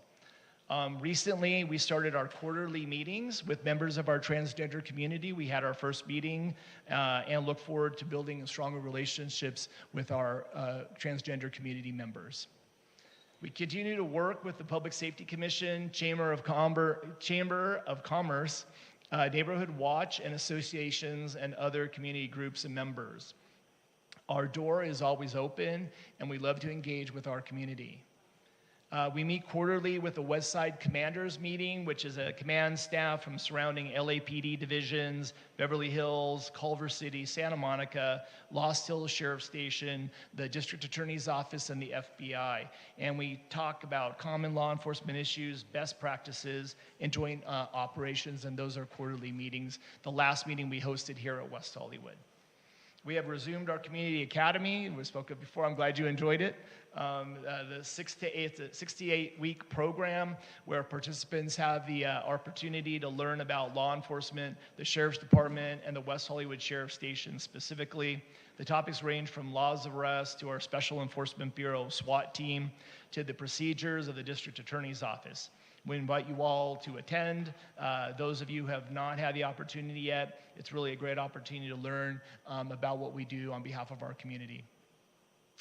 As you may know, several weeks ago, we had 4 current members of our department, not here at the station, but of the Los Angeles County Sheriff's Department, current retired, tragically commit suicide within a 24-hour period. For the last several months, and probably the last 6 months, we at West Hollywood Station actually have been working on creating a wellness room for deputies at our station and our professional staff as well. It still is infancy, yet we're still working our way that way. We also are looking to provide employees with an opportunity to focus on their wellness, both physical and mental health. So we're going to be doing different types of programming for them on this issue because it's really important for everybody.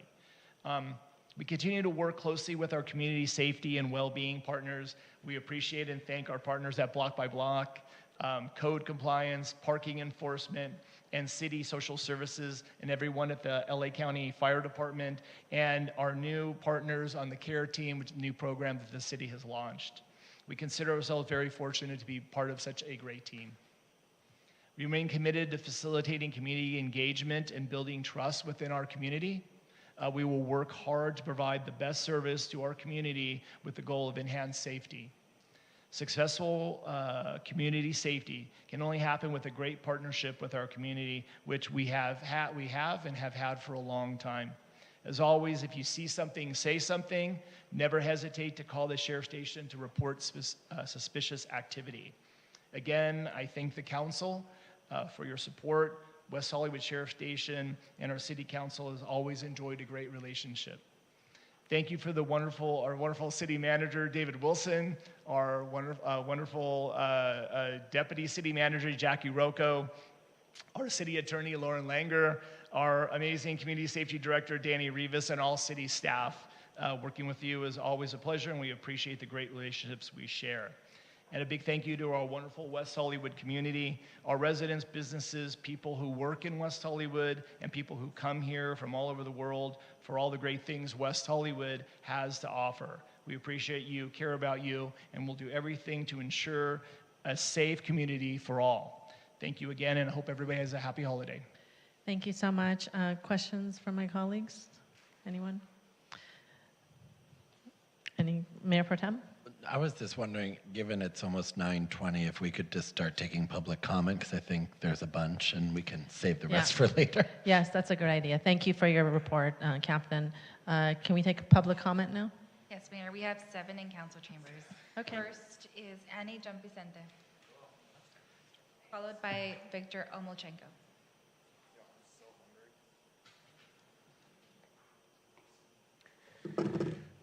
Hate crimes are down because people know LASD doesn't do dick. When I tried to report one, they said no evidence, no report. Why would people want to report hate crimes? To be a statistic? Go fuck yourself. These agenda items were combined takes away another opportunity for public comment. Thanks, Erickson. The speed of the meeting never changes. It's the same amount of content, which takes the same amount of time. Anyway, crime is down. We hired more officers to intimidate everyone. And if you don't comply, we'll fucking torture you. Even if you don't comply with the law, we'll still arrest you and fucking torture you. I know. I've been through it. Am I right? Yeah, keep fucking laughing over there. What happens when both arms of the law enforcement attack you? LASD unconstitutionally arrested me in my apartment building, which was admitted by the DA.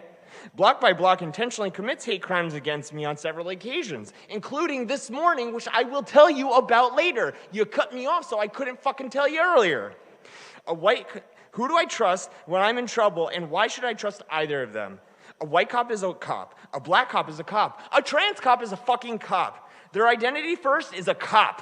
All cops are trained the same. All cops are bastards. All ACAB means Block by Block.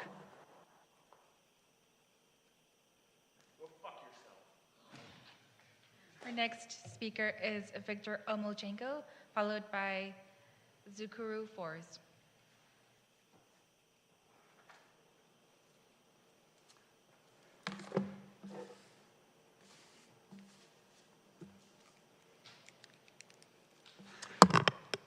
Victor Omolchenko again, and this is a very, very important topic, and I just want to thank our law enforcement community, our fire department, our code compliance office for keeping our neighborhoods safe. Public safety is the #1 priority in this city, but also we need to be also concerned about having empathy for the whole concept of diversity, equity, and inclusion. I offer this up. I noticed that you are being asked in the staff recommendations, #2, to confirm citywide community safety contract staffing levels to consider as part of the fiscal year 2023 to 24 mid-year budget. That's like an action item. Is there anything that you want to change tonight, or is there anything that you want to keep? What I noticed Captain Mulder say is that the 2 public information positions have not been filled because there's a hiring freeze. That probably costs for those 2 positions about $300,000. If those positions aren't filled this year, will that money roll over into the next year, which already probably has the $300,000 for those 2 PIO community liaison positions that are very, very important? So I just make that as a suggestion. The page 9 of 12 of the staff report shows how hard and what so many topics the Neighborhood and Business Safety Division has. Not just the Airbnb, but the impacts of noise, the commercial properties, and the vacant properties, as well as construction, illegal vending. It goes on. And we heard Vito, Mr. Adamaitis, mention that he doesn't need additional resources to maybe look into the Airbnb, but does that division need additional resources to look into these vacant properties, to make a really effective task force, and to continue looking at all these other priorities that they have? So it will be interesting to see whether you keep the Victor. budget Your time is up, Victor. Thank you. Your time is up. Thank you. She did not, she's not allowed to speak to finish too. Thank you. Thank you. Your time ended.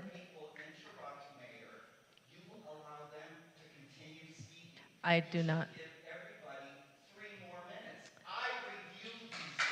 Victor, your time is up. Let's see how you work on this.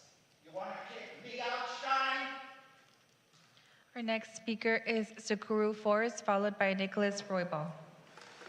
So how is that the city of West Hollywood, a sanctuary city for trans people, employs those who misuse their power to commit hate crimes against trans people? Block by Block does not make people like me feel safe. Ms. Vicente was repeatedly misgendered by multiple people within the Block by Block organization on more than one occasion. This is an intentional act of hate crime and should not be tolerated. Additionally, when Ms. Vicente attempted to report a hate crime incident committed by a passerby that she had just experienced this morning, they actively silenced her and did not allow her to speak of her experience.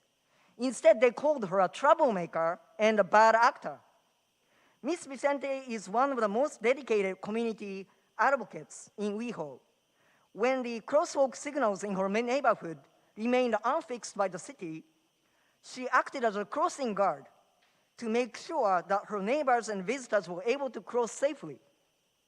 Yes, Ms. Vicente, as you can see, is outspoken, and bless her soul that she is, because it's important. It is an outrage that Block by Block tries to silence her. When mistreatments happen, quiet ones go away without speaking up, but the harm is done. Ms. Vicente speaks up not only for herself, but the quiet ones. She lets you know that there's a problem within the city when trans people like her are exposed to hate crimes daily. She should not be punished for her advocacy. I demand that those who are responsible for the hate crime committed against her be fired, and a Block by Block take corrective action. Thank you so much. Thank you. The next speaker is Nicholas Roybal, followed by Brandon Blau.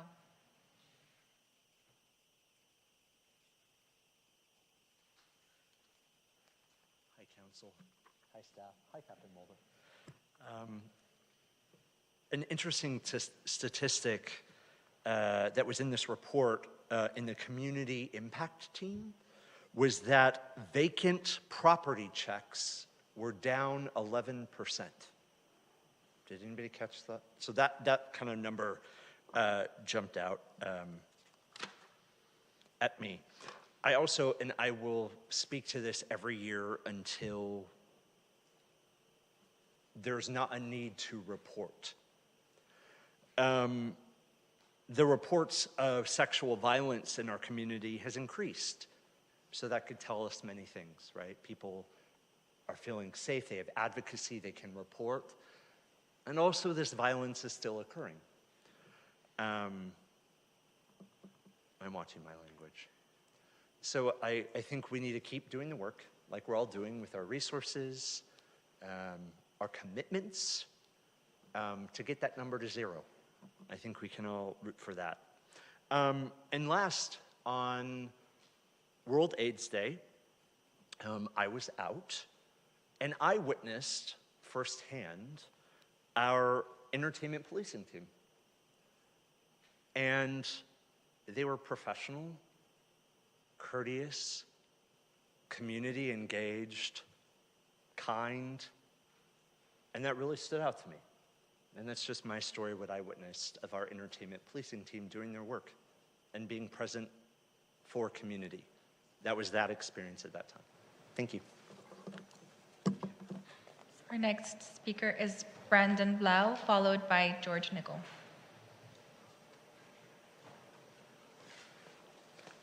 Good evening.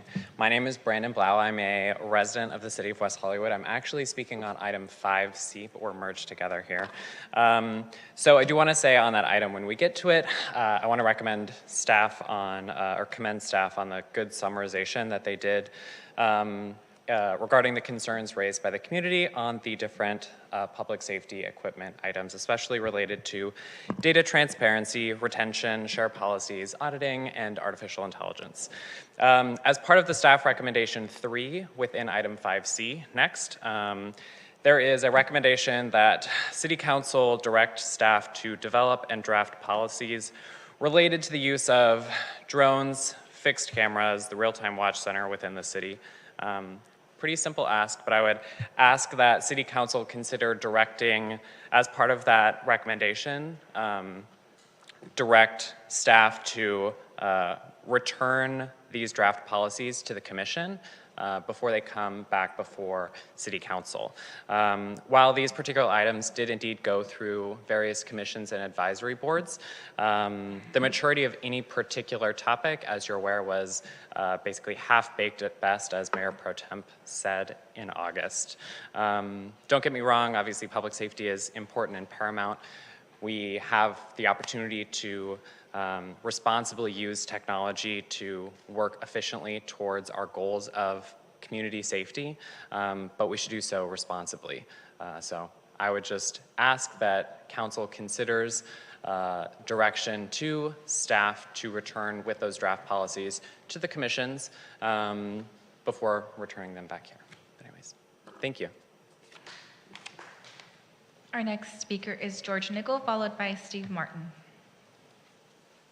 Good evening again. George Nickel, 19-year resident of the city of West Hollywood. I'm also speaking on 5C, the public safety equipment technology. I'm in favor of the items that Captain Mulder requested, the real-time watch center, the drones, the fixed cameras.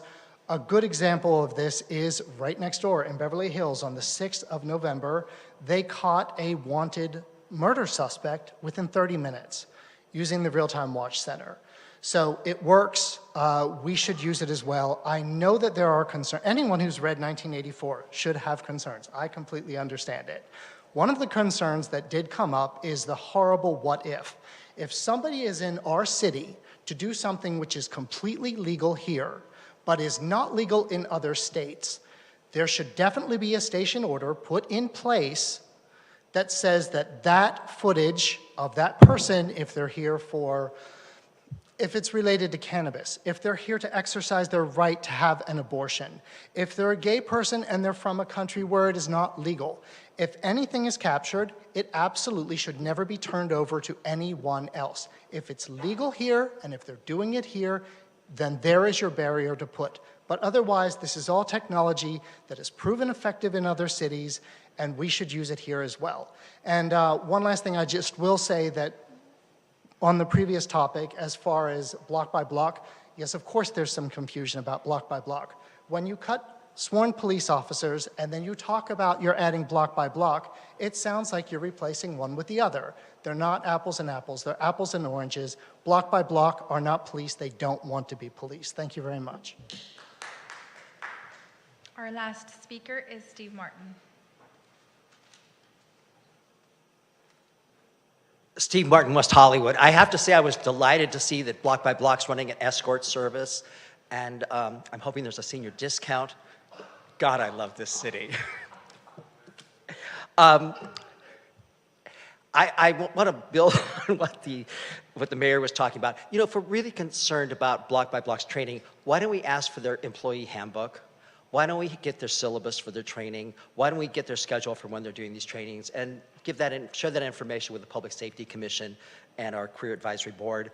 And you know, the same would go for the Sheriff's Department. You know, there's lots more we can do. I'm a little concerned. I'm glad that Sheriff Luna is creating an LBGT advisory board. I don't know if West Hollywood was asked to provide any input or to have any of our community members participate or our commissioners. I mean, that's really disappointing for us to be out of that loop. So I hope, it sounds like you guys hear that and we'll take some remedy on that because I really think it's important. You know, we want to make sure that we've got some great deputies here in West Hollywood, but we want to make sure that the training that the sheriffs get is the same in Compton, East LA, Santa Clarita, Lancaster, as it is here in West Hollywood. Because, you know, we're everywhere, there's trans people everywhere, and everybody needs to be respected. Lastly, as a perhaps critical observer, I want to say I was really delighted to hear the 59 open cases on the Airbnb enforcement. You know, it's too early to take a victory lap, but I have to say this is good news, and I want to thank you guys for actually engaging and paying attention. And, you know, we're going to capture some of those thousands of units that are out there for housing. So thank you so much. That's all the public comments. Thank you. And I did work with Sheriff Luna on the LGBTQ task force advocating that our community members absolutely be part, and we do have a community member. I think we may have two even on the advisory board, and definitely been advocating that West Hollywood is absolutely LGBTQ city, but we are everywhere, and having the training expanded from what is available now is critical, but also that the entire county has that training for many reasons, some of which also is something that's a concern of mine, Captain, that I definitely want to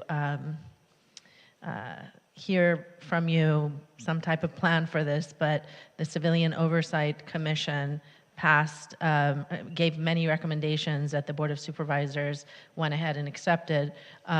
One of which that I am really concerned about is that every 5 years, in order to deal with the issue of deputy gangs, in other places, there's going to be a rotation of deputies. So that's something that's very concerning to me because it defeats the purpose of community policing. But I think as this develops more, it's something we need to address, maybe not now, but upcoming.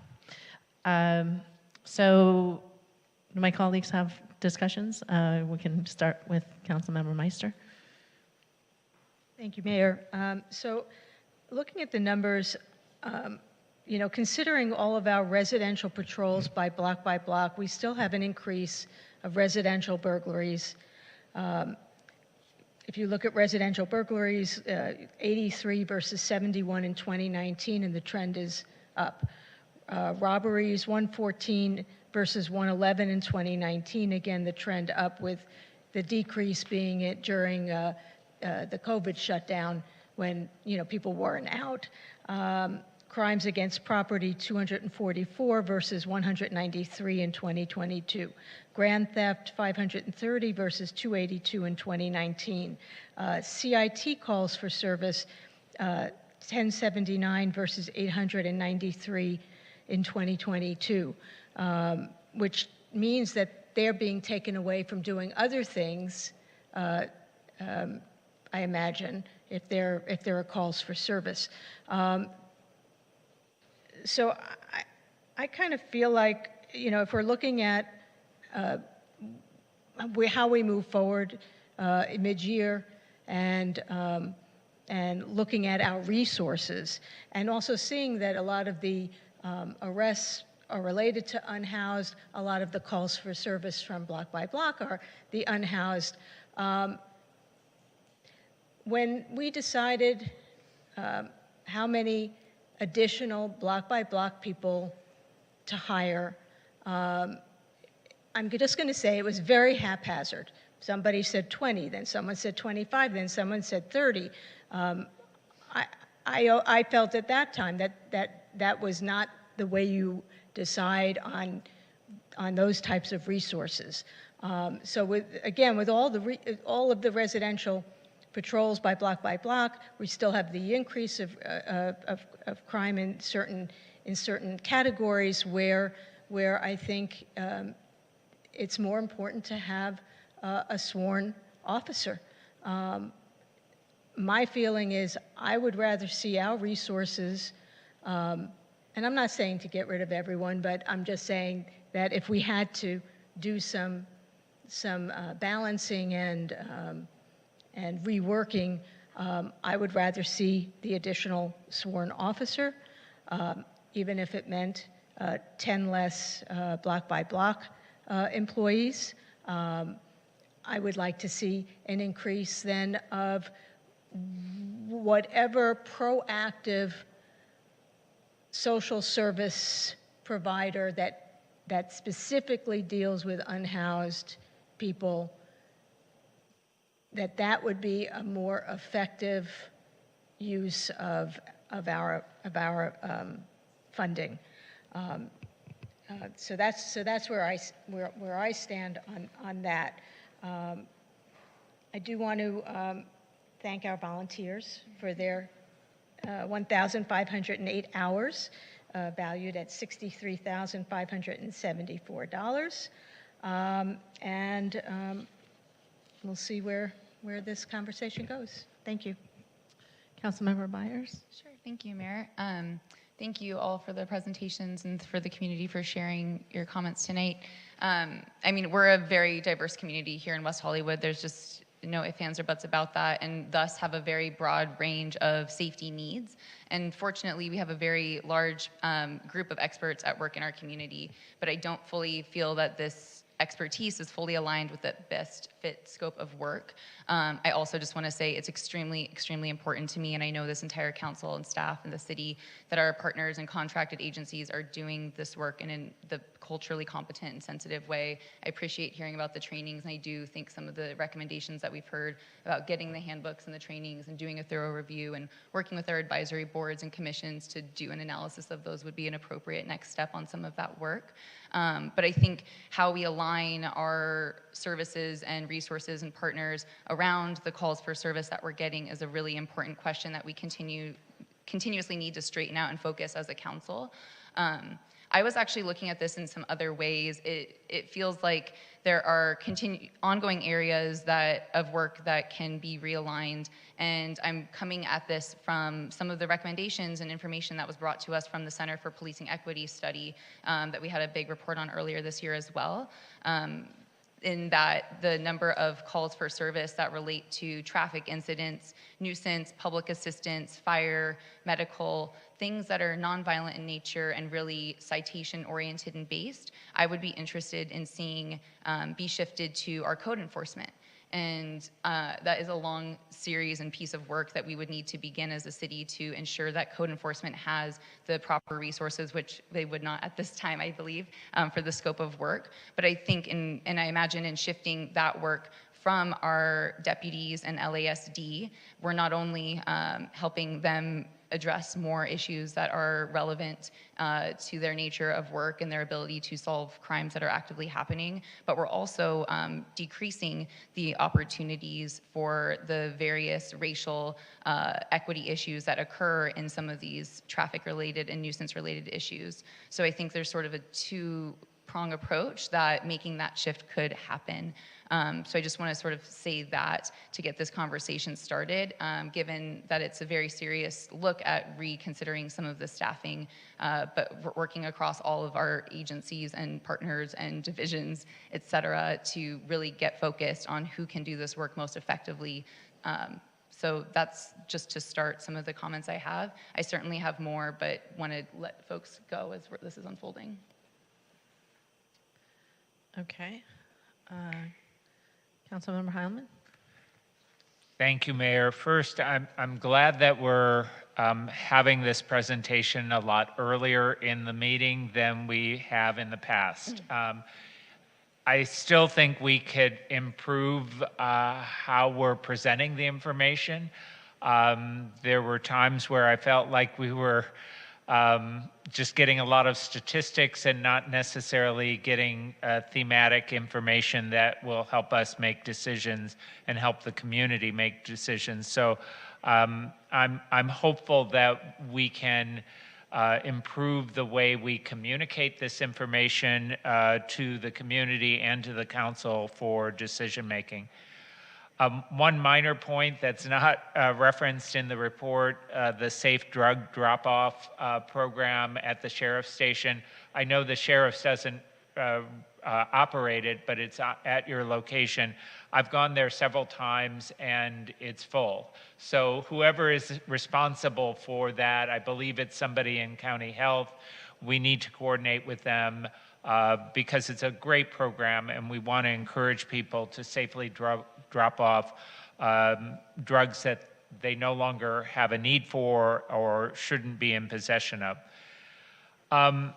I agree with Councilmember Meister. We need to restore additional law enforcement. This is not to knock block by block, but they don't have the tools to do some of the work that needs to be done. They have to pass things off to the sheriffs. And while I appreciate that crime has decreased citywide, we still have problems on the east side. And what I'm hearing from residents is a concern about auto burglaries, sub-garages. We just had somebody sneak into our garage, and we have security in the building, steal a bike. This is something that I'm hearing from throughout the city. And the theft of mailboxes, particularly with the holidays coming along, I just don't see how we can not restore the deputy, at least the one that was cut, and I would actually prefer that we increase it, but ask the sheriffs to provide us with a plan as to how that would be utilized to target these specific crimes. With respect to technology, I have no problem with policies going back before the Public Safety Commission, but I really support the expansion of this technology. We're using technology already. We're using it with the automated license plate readers, and it's been quite successful, as we saw this weekend, 4 stolen vehicles, and several times when these vehicles are stopped, it's not just that the occupant is in possession of a stolen vehicle, but they also have weapons in it. So that tells me that they are here to do something potentially harmful to our community. So having the ability to use technology to stop that kind of behavior, I think we should take advantage of it. So I support the recommendation to move forward with a number of those technological opportunities for us. So those are my thoughts. Thank you so much, Madam Mayor, and thank you to our amazing community safety team on all divisions and the members of the public that gave testimony tonight. I'm going to start with item 5C because I feel like we have some similar consensus. I know you might not have, Councilmember Meister and I have discussed that in your comments, at least I didn't hear that, but maybe we can get there. I'm fine with recommendations 1 and 2 and 3. I still do have concerns regarding the policies, and so I'm glad to see that staff took that seriously to draft those policies to address those concerns first before operational use. In conversation with our counterparts in the city of Beverly Hills, I've heard good things about the drone usage. I'm trying to get over there to watch it. I don't have much time anymore these days, but I am trying to get over there because and in talking with Mayor Shine, with other cities across the country that have been trying to look at this technology, how can they better utilize a drone when you hear it's a break-in and then it's something else, and what's the type of response? So I'm fine with those items moving forward. Obviously happy to have a more conversation about that, specifically ballistic protection at city facilities. I would like that to be moved forward with some haste because threats to the city of LA, some attacks at City Hall in Los Angeles have occurred most recently.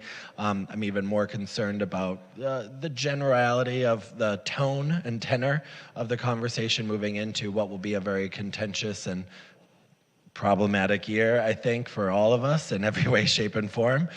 With democracy being on the line, I am concerned about bad actors, and I don't want that to happen to our city workers or city facility members. So I am in strong favor of that. And it's a sad that we have to live in that world these days, but it is what it is, and thank you for keeping us safe. So that's 5C. In terms of 5B, a couple of items I'm wondering about.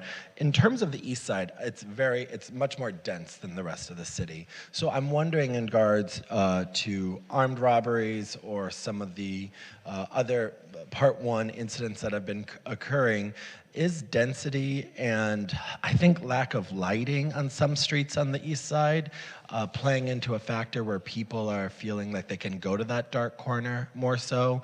Or have you noticed an inability to get to certain spaces on the east side more so, Captain Mulder? Because of some of the, there's smaller streets and everything. Yeah, indeed. Lighting is very important, obviously. It provides a lot more safety when there's good lighting. And then certainly on the east side, a lot of those numbers are indeed driven by Santa Monica La Brea Gateway, the mall area and thefts that occur and other crimes that occur in that area. And it is challenging because of density. It's also challenging. Annie, stop. Annie, stop. Right now. Mayor. She has to go. John, Annie? Okay. Okay. Annie, I gave you a warning to not disrupt the meeting. Okay.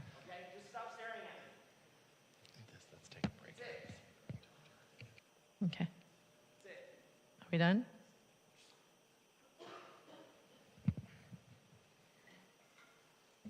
Let's take a 3-minute break, please. Thank you. Everybody, please clear the chambers right now. Everybody here needs to clear the chambers and go outside, and we're going to take a 3-minute break. Thank you.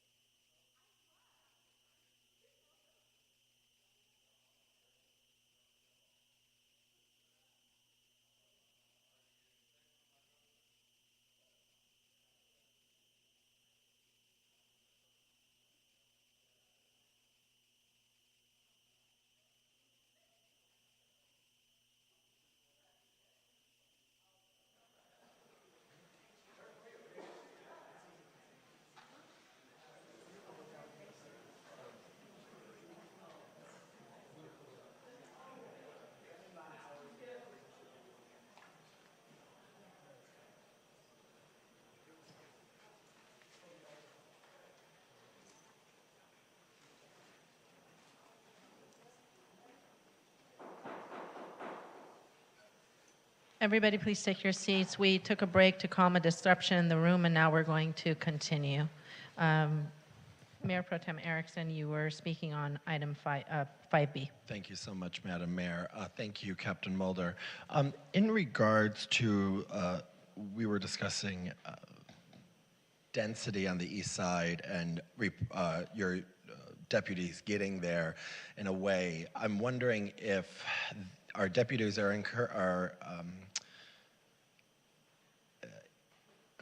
now, I'm trying to regain my thought, which is hard when I'm getting older. But anyways, are they impacted by the bad lighting on some of the streets? I'm wondering if our code compliance can do a different type of proactive look at lighting on the east side specifically. I know shade and overgrown trees can sometimes block that, and there becomes those dark corners or darker areas. So I'm just wondering what themes or options you would all present to us to help look at combating this. Yeah, 100% with the lighting, I think is really, really important, especially on the residential streets over on the east side. Then, like I said, in terms of the rise in Part 1 crimes over on the east side, there's a lot of responsibility. A lot of those are being committed in the gateway area too, and that's really kind of driving some of the numbers as well. And then certainly some of the items I'll advocate for the having cameras along our main thoroughfares. Santa Monica, Sunset, Melrose, and some of the other cross streets, La Brea area, Fairfax, and so forth, can also be very helpful. A, as a deterrent, and then B, to try to solve or prevent and solve some of these crimes that do indeed occur. So, I think it's a comprehensive package of things: lighting, cameras, additional patrols. We will be focusing additional time and efforts on the east side. We always weekly, sometimes daily, look at numbers and look at the statistics, where things are happening, and what things are happening, and what times they're happening, what days they're happening, to focus our efforts, our law enforcement efforts, to address those and to bring down those numbers, prevent those things from happening. So that's something we will be addressing and actually are addressing on the east side, that increase in crime, while then paying attention to the whole rest of the city and the other issues they're going into. A couple of other items I was wondering about the east side, specifically regarding the cameras. I would like to see the feasibility of installing some of them along Fountain. Oftentimes people will speed down Fountain because they can, because it's called the Fountain Freeway for a reason, and we're changing that. But and thank you, my colleagues, for approving that unanimously. But additionally, I would like to see cameras on Fountain.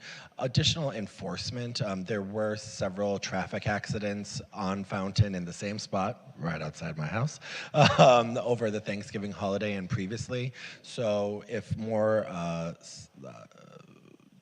enforcement could be done, I miss my guy in the morning that would always be there, bring him coffee, but nevertheless, I haven't seen that type of ticketing on Fountain for a while now. Not saying that they're there when I'm not there, totally fine, but it is, I've talked with several of my neighbors, and it is becoming a problem again, and it is a problem, it's consistent. So, and that additionally, I'm wondering, Danny, and I know we were speaking about this regarding traffic accidents, involving bicyclists and scooters.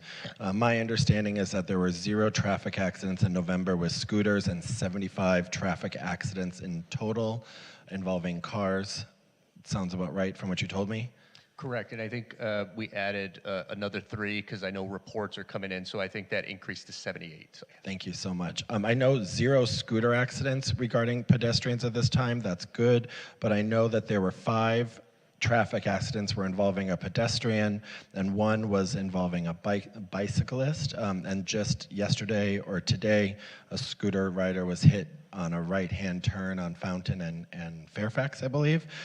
So continuing to look at how that's enforced. But how do we relay those types of statistics to the Public Safety Commission? Are we delineating scooter, bicyclist, pedestrian accidents? I heard some public commenters earlier about how we can better look at those statistics, and shockingly enough, most of them involve cars hitting people. But I think it is to the public's benefit to see how if it's a car on pedestrian, a car on scooter, a scooter on pedestrian potentially, a bike on pedestrian. It would be great to see how we could that information. That's just a comment. And then additionally, I've heard from members of the community regarding bicycle thefts. I know you talked to us about that when it comes in our morning reports. And I'm on the WeHo LASD website right now. I feel very John D'Amico-ish tonight. He would always do this in the middle of the meeting, right? But I'm having a hard time trying to find, and might be my fault, user error, about how we would better report bicycle thefts.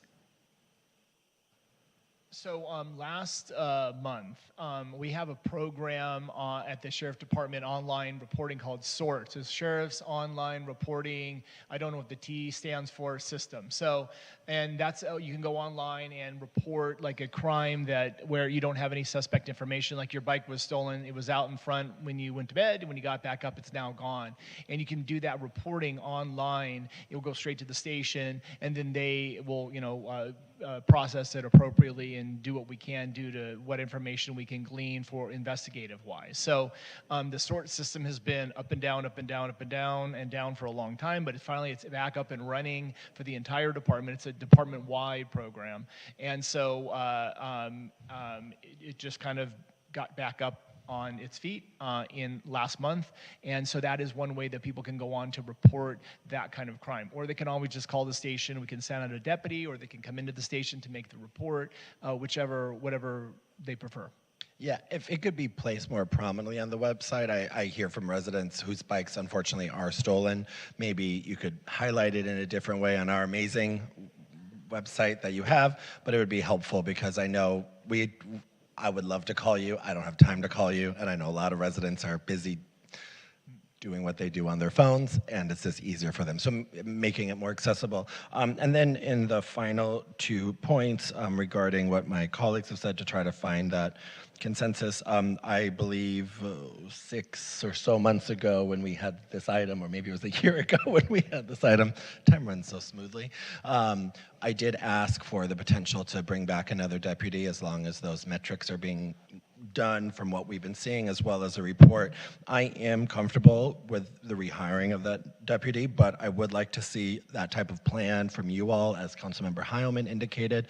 So perhaps that might be a report back in early January, so we can move that forward a part of mid-year. And so that's where I stand on that item, but I really would love to see the community liaison position emphasized and pushed as fast as you can regarding hiring. I know you said end of January.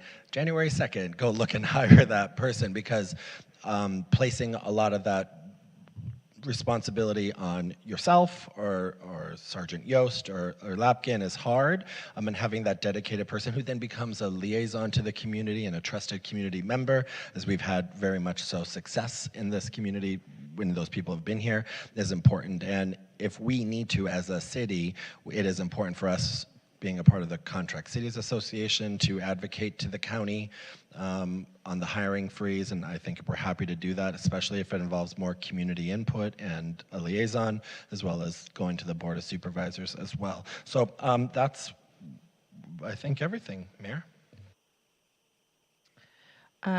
Thank you. I think we have some other council members who didn't speak to some other parts of it. Councilmember Meister, did you want to speak to the... I just wanted to say I was in support of the recommendations for item 5C. Okay. Councilmember Byers? Sure, yes. With regards to 5C, I do think that those policies should go back to the various commissions before they come back to this council for review. I would also like us to look at, if it's possible, to add the speed cameras as an item specifically to that. Right now, the state, I think it's AB 645, has allowed a pilot for cities to join. Specific cities were targeted as part of that pilot, but my understanding is that cities can opt in to that pilot to allow for speed cameras.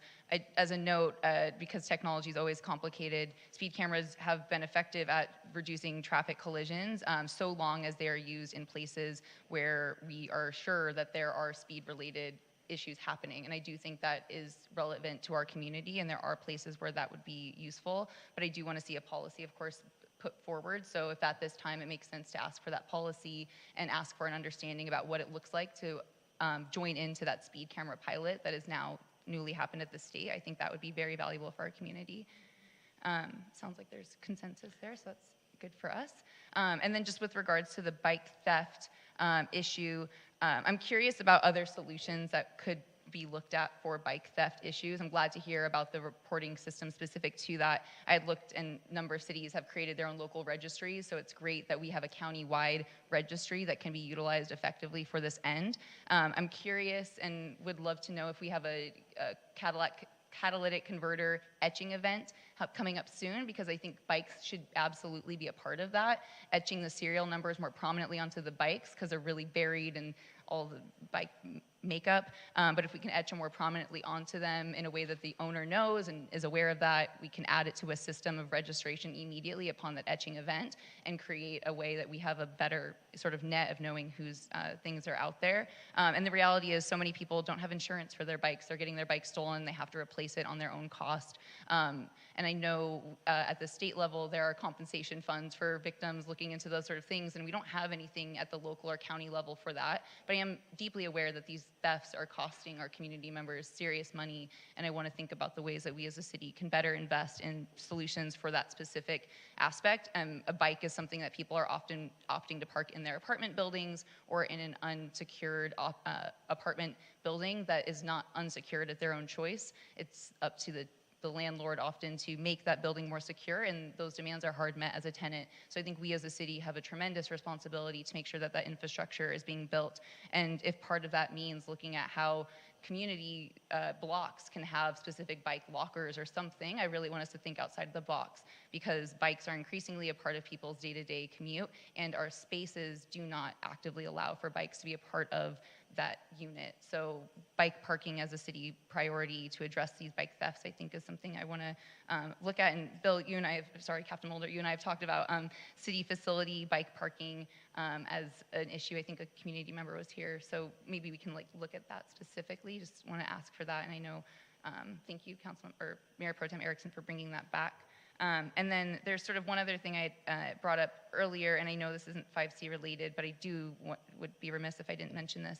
I'm concerned about the ways community members are able to report incidents that happen to them. Again, this goes back to the Center for Policing Equity study. It was also said in public comment, it's great to know that people may feel safe in reporting these numbers. Numbers on the rise could indicate a feeling of safety. I always think that there are people who don't feel that, and we've heard tonight that there are people who don't feel comfortable engaging with LASD specifically, but that doesn't mean that what happens to them shouldn't be seen or understood. And so I would like us to look at new ways to do that reporting, whether that is in housing some sort of safe reporting system or mechanism through City Hall, some sort of online system. But I think looking at how we can better distribute and make reporting a safe experience in itself for community members who, for historical traumas, real life experiences, don't feel that safety with that entity. We have a responsibility to capture that information still and address it. And then I think maybe lastly, I just want to name too, as part of all of this work, a really exciting initiative taken by the state legislature and specifically by our district assembly member Rick Zabur, who's leading a select committee on retail theft, an issue our area has been deeply impacted by. And I'm really looking forward to his leadership on this. In hearing about this work, I learned that 90% of those crimes that are happening by just 300 people. And when we look at some of the issues happening in our own reports, the number of repeated issues and incidents, circling around that and really figuring out what we can do to crack down on that is a big opportunity we have ahead to address crime in meaningful ways. And so I'm just grateful for our assembly member in that partnership and hope that we as a community can be a voice in that process. And thank you all for your work. And I think that might be it, I think. Thank you. Do you have any thoughts on staffing levels that have been brought up? My first comment was on staffing levels, and I think if we are looking at how we want to address staffing levels, we should look at the opportunity to offset some of the work that is given to LASD around the nonviolent traffic issue responses and giving that to code enforcement as an expansion model. I don't necessarily think we're at a moment of time that warrants one increased deputy given the numbers that we're at, but I do constantly want to look at new ways of addressing these issues, and I think that our code enforcement is proving extremely effective at addressing issues in our city, and if we can give them more support and resources to do that work and an expanded work definition, we're by way helping our sheriffs do their work more meaningfully as well. Thank you. First of all, 5C, I am in favor of 5C. I think I appreciate all of the input that was accepted by staff and taken to the commissions and boards, and I'm glad that our city attorney is going to come up with all of the safeguards that we requested and come back to us on that. I think that's important. And so I am in favor of that. I also want to say I'm really happy that there has been such a drop in crime. I think that's something that deserves highlighting. And I also want to acknowledge that tonight there was a lot of partnership between our Sheriff's Department, our Community Safety Department, Code Compliance, Fire, and Block by Block. And it's this partnership and expanded funds that we put into our entire Community Safety Department that is resulting in drops in crime. And thank you, Captain Mulder, for your leadership as well. And that's something that is important to acknowledge for the community. I am very much in favor of Councilmember Byers' forward-thinking approach and thoughts about ways in which we can shift some of the burdens that are on our deputies to code enforcement. And obviously we would need to study this more, but that's something I would like added to our future plans in this city, which would really take the stress of our law enforcement so they can really focus on crime. And a few years, when I first got into office, and I had coffee with our old captain, Captain Ramirez, and then Lieutenant Mulder, I did hear that a lot of the interactions with unhoused folks is something that the law enforcement never really wanted. And it's something that had fallen into their lap. Now, we're not talking about people housed or unhoused that are violent, or in that sense, that's a different story. But, and we always talk about when we speak about unhoused folks that get into the system, it's usually the ones that end up being violent or have some mental illness. But there are a lot of unhoused folks that do not, and I want to make sure that the community understands that we speak of things here, then it makes it seem like all unhoused folks are like this. Is absolutely not the case. But for public safety and to we make public safety as a whole priority. I'm glad that we have now the WeHo Cares teams, all of the different social services that we have funded, block by block security ambassadors, really doing their job. Their service calls shot up a lot. Escorting people home so they can feel safer. The sheriffs are doing a great job. I'm glad we added the sergeants back to the night teams. And as far as adding back the deputy, I remember that the last time we had this meeting, we were discussing residential burglaries on the west side. And now we're still discussing residential burglaries on Center City. And we added one patrol deputy back. So I do appreciate the drop in crime. I don't, Mayor Pro Tem Erickson asked for a plan of how to address those residential burglaries and how, Captain, you would be addressing burglaries. And Councilmember Meister, again, is bringing up residential burglaries. I don't see a plan in front of me. So I would like to see a plan before we actually vote to add the deputy back. And if I have that plan, maybe with that report back, I can process it in a way to have an understanding of how this is going to help reduce those residential burglaries. With that, I would be more amenable, but without it, I see it as Councilmember Byers. We have a drop in crime. Things are good. Everyone's working well together. Show me something that will help me see that there is a plan in place to address these burglaries and that are happening with the additional patrol deputy, and then I'll be more amenable at that time. Yeah. Mayor Pro Tem?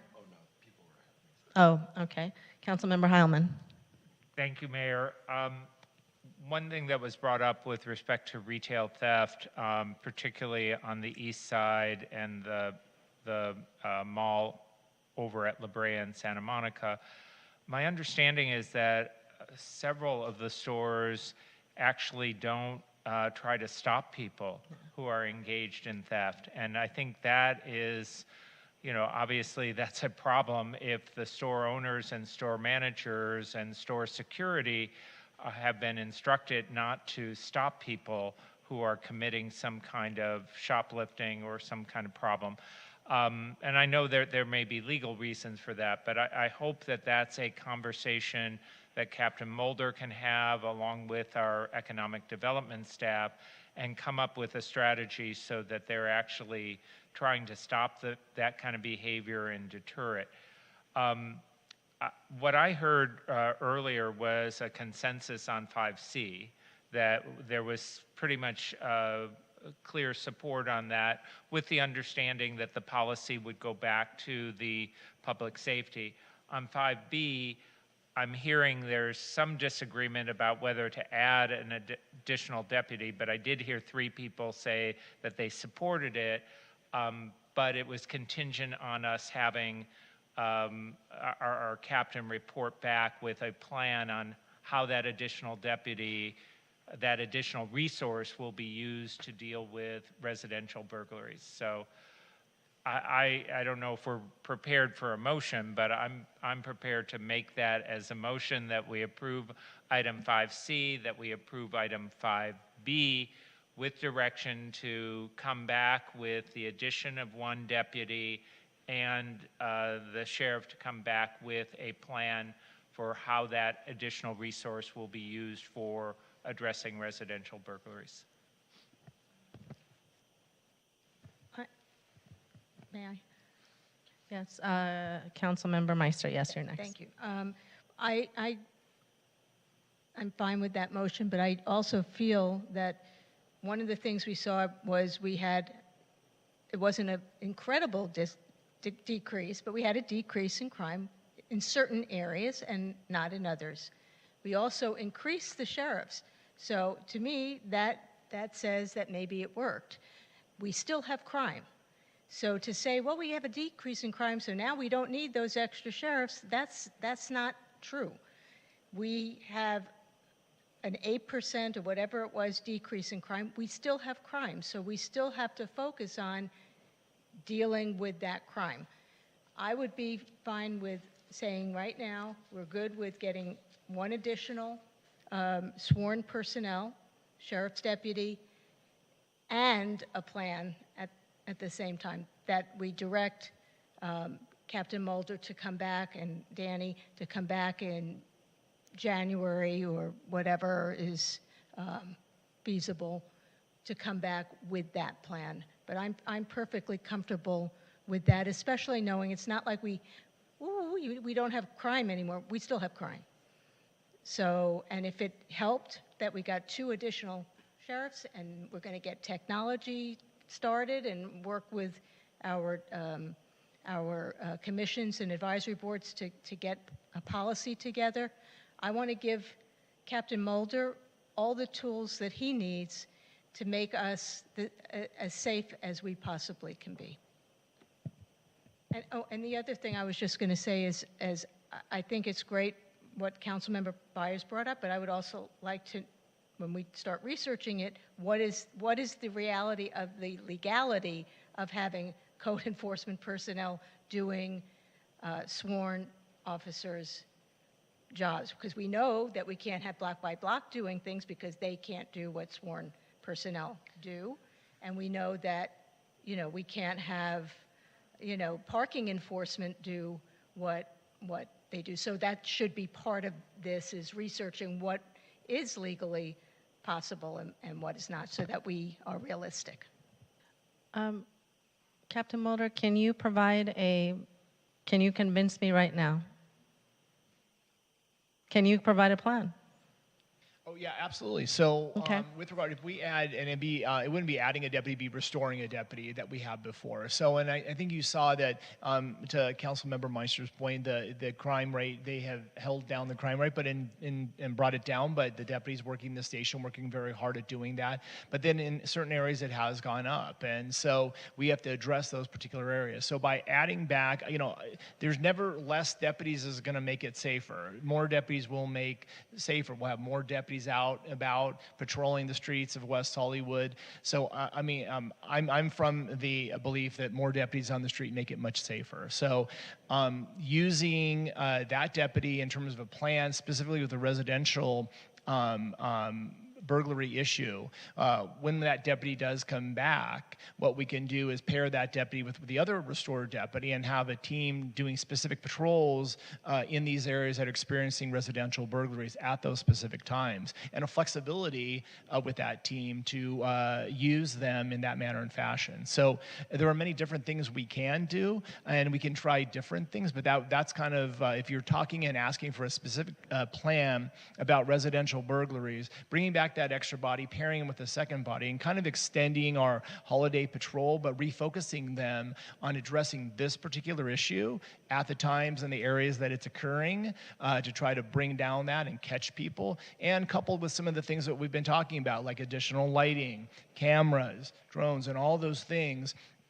ALPR certainly has gone a long way to help us out here to ensure safety of our folks here in West Hollywood. So it's not just a one deputy or one plan solution. There's so many different things that I think impact our ability to keep our community safer and address some of these issues like residential burglary and other issues. So bringing back that deputy can only kind of expand that and make it more possible. And I can commit to putting them, that deputy along with the other deputy together to really target that particular problem.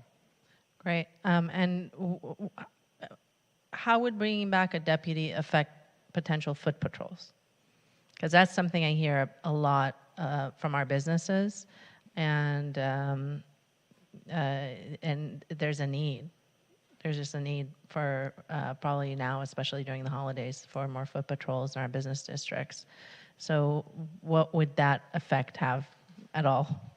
Well, so in terms of foot patrol specifically, they are conducted by, we have the supplemental overtime that we use to hire people on overtime to do foot patrols, and our teams do our teams, cops team and entertainment policing team do foot patrols as well. By bringing back an additional deputy, or by restoring the deputy that was cut, we then provide more people at the station that can take those overtime spots, that can be here to work those particular foot beats. So the less people we have, the less people we have to fulfill all these different things that we talked about here tonight. Not only a specified residential burg team, but the additional foot beats. So by having another deputy here, that deputy can work those additional foot beats. And then with regard to that team, you know, we can swing them to do different things like foot beats in particular areas. With that, the two deputy team that we're using for residential burglars can also be a foot beat situation, maybe walking some of the neighborhoods. Okay. So there's a variety of things we can do. We just need the personnel to do them. So the more you can provide for us, the more things we can do. Okay, thank you. That was very helpful for me. I think we're good?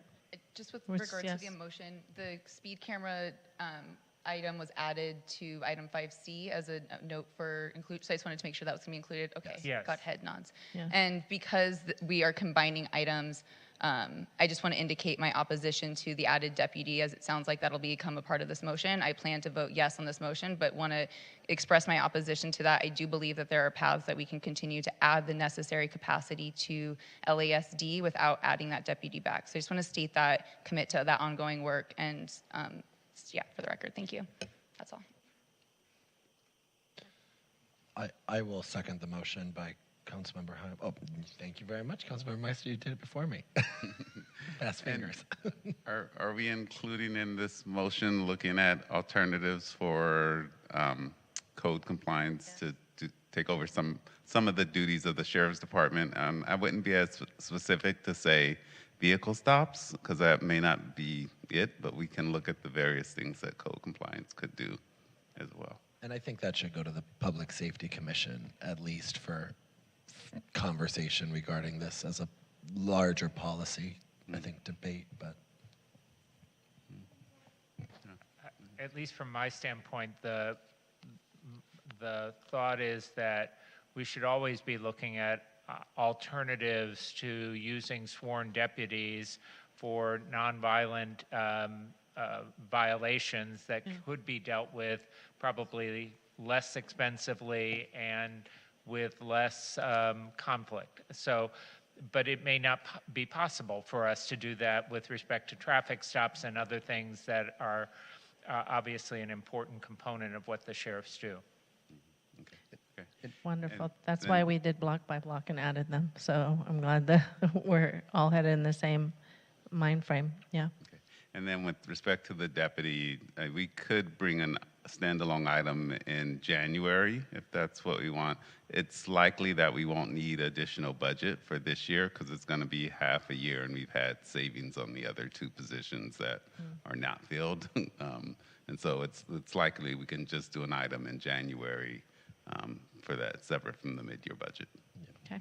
And Mayor, if I may, I just wrote down something that, apologies, when things happened, I forgot to mention, but there's already a state law that if somebody comes to the state of California to get an abortion, district attorneys and sheriffs are not to work with those restrictive states. So for that member of the public, if they would like more education on that item, I'm happy to provide it, but I thought that was an important point because we need to do more for the LGBTQ aspect one, but the abortion one is already law in the state of California. Councilmember Heilman? Do you mind restating the motion on the floor just so the public is clear as to what the council is moving forward with tonight? What I said before, no.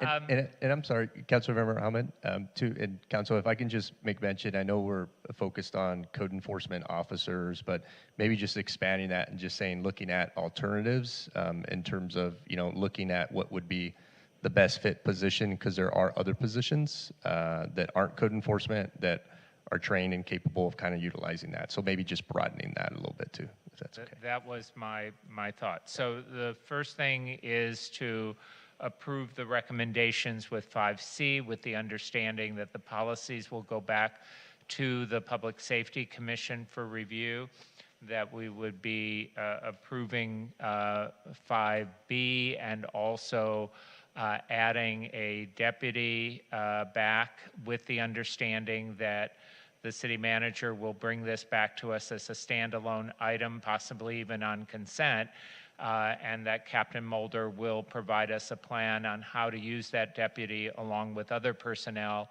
to address the residential burglary problem, and that we would direct our staff to explore alternative ways of enforcing nonviolent offenses, utilizing code enforcement and other personnel and other means for enforcing. Did I capture opting everything? Into the speed camera program. Speed cameras. And yes, the speed cameras.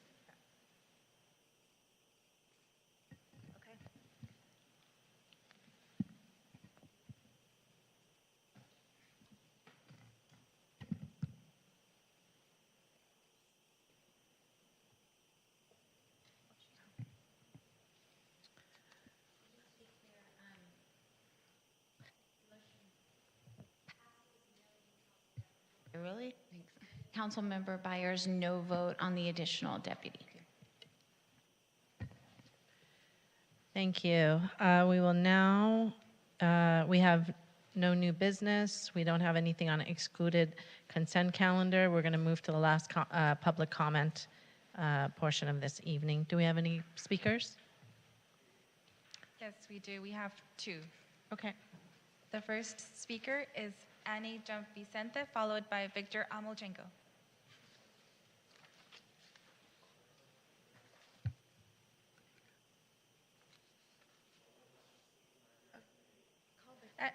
Victor, Annie, it's your time to speak. Just call Victor. Victor Amolchenko?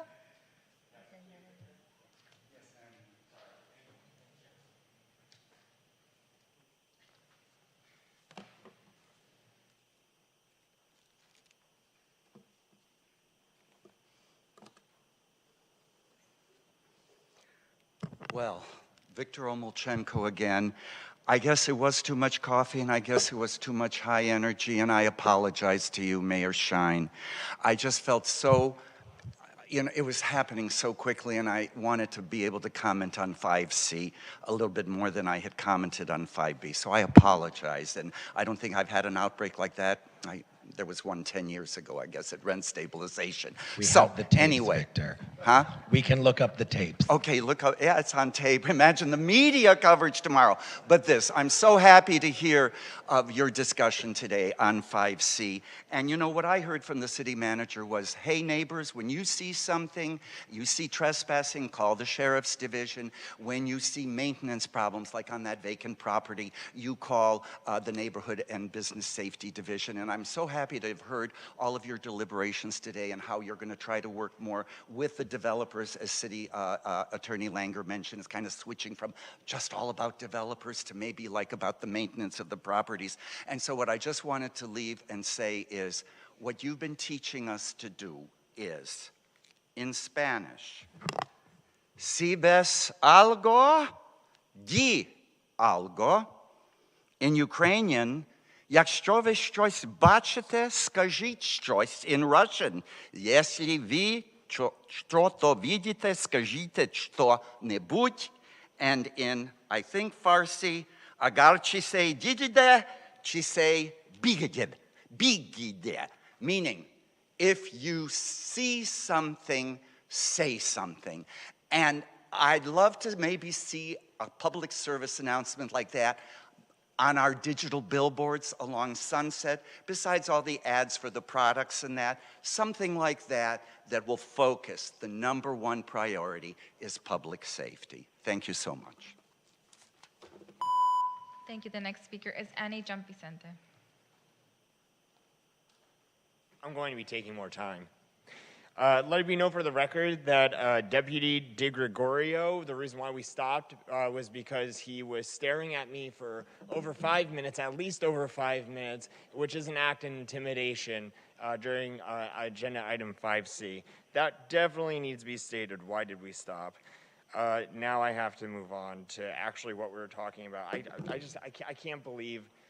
I just can't believe that you're going to hire another sheriff after one who was literally just intimidating me during the exact same item. I can't believe it.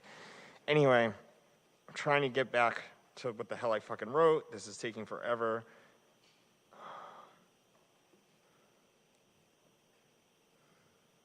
I'm so sorry. Today, December 4th, 2023, as I was biking to work, someone from their car screamed to me, "Stupid faggot cunt."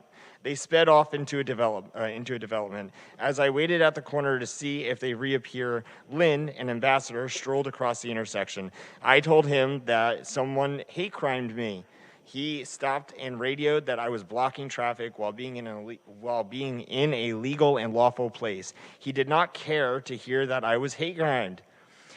I went to the headquarters again to speak to a supervisor. No one answered the door after 3 minutes of knocking. I called Block by Block's line, and 2 people showed up 5 minutes later in a pickup truck.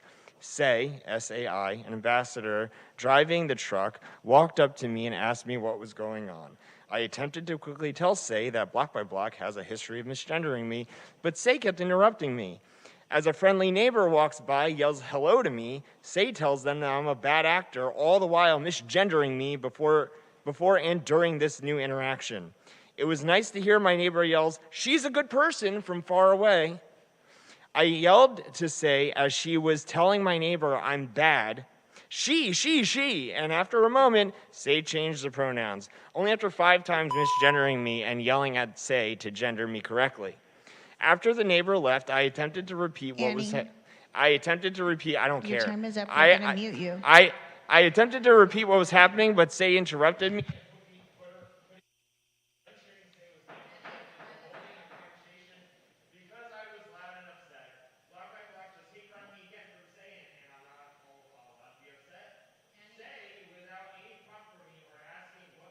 Annie, your time is up. Your time is up, Annie. Your mic has been muted.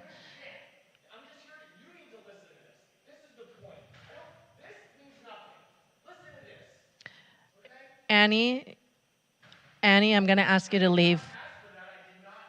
Your time is up. Your time is up, Annie. I'm going to ask you to leave.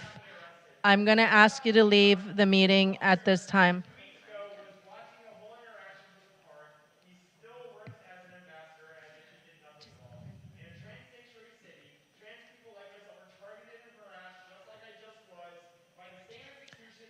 Yes, we're going to take a recess again. Please empty the council chambers. Everyone, leave the council chambers. Thank you.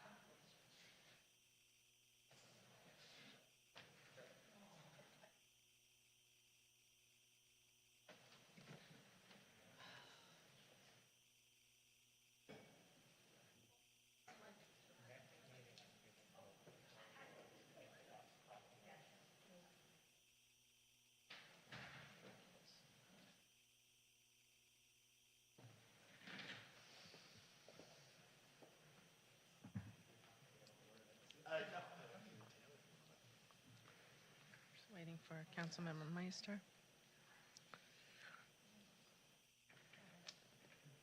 All right.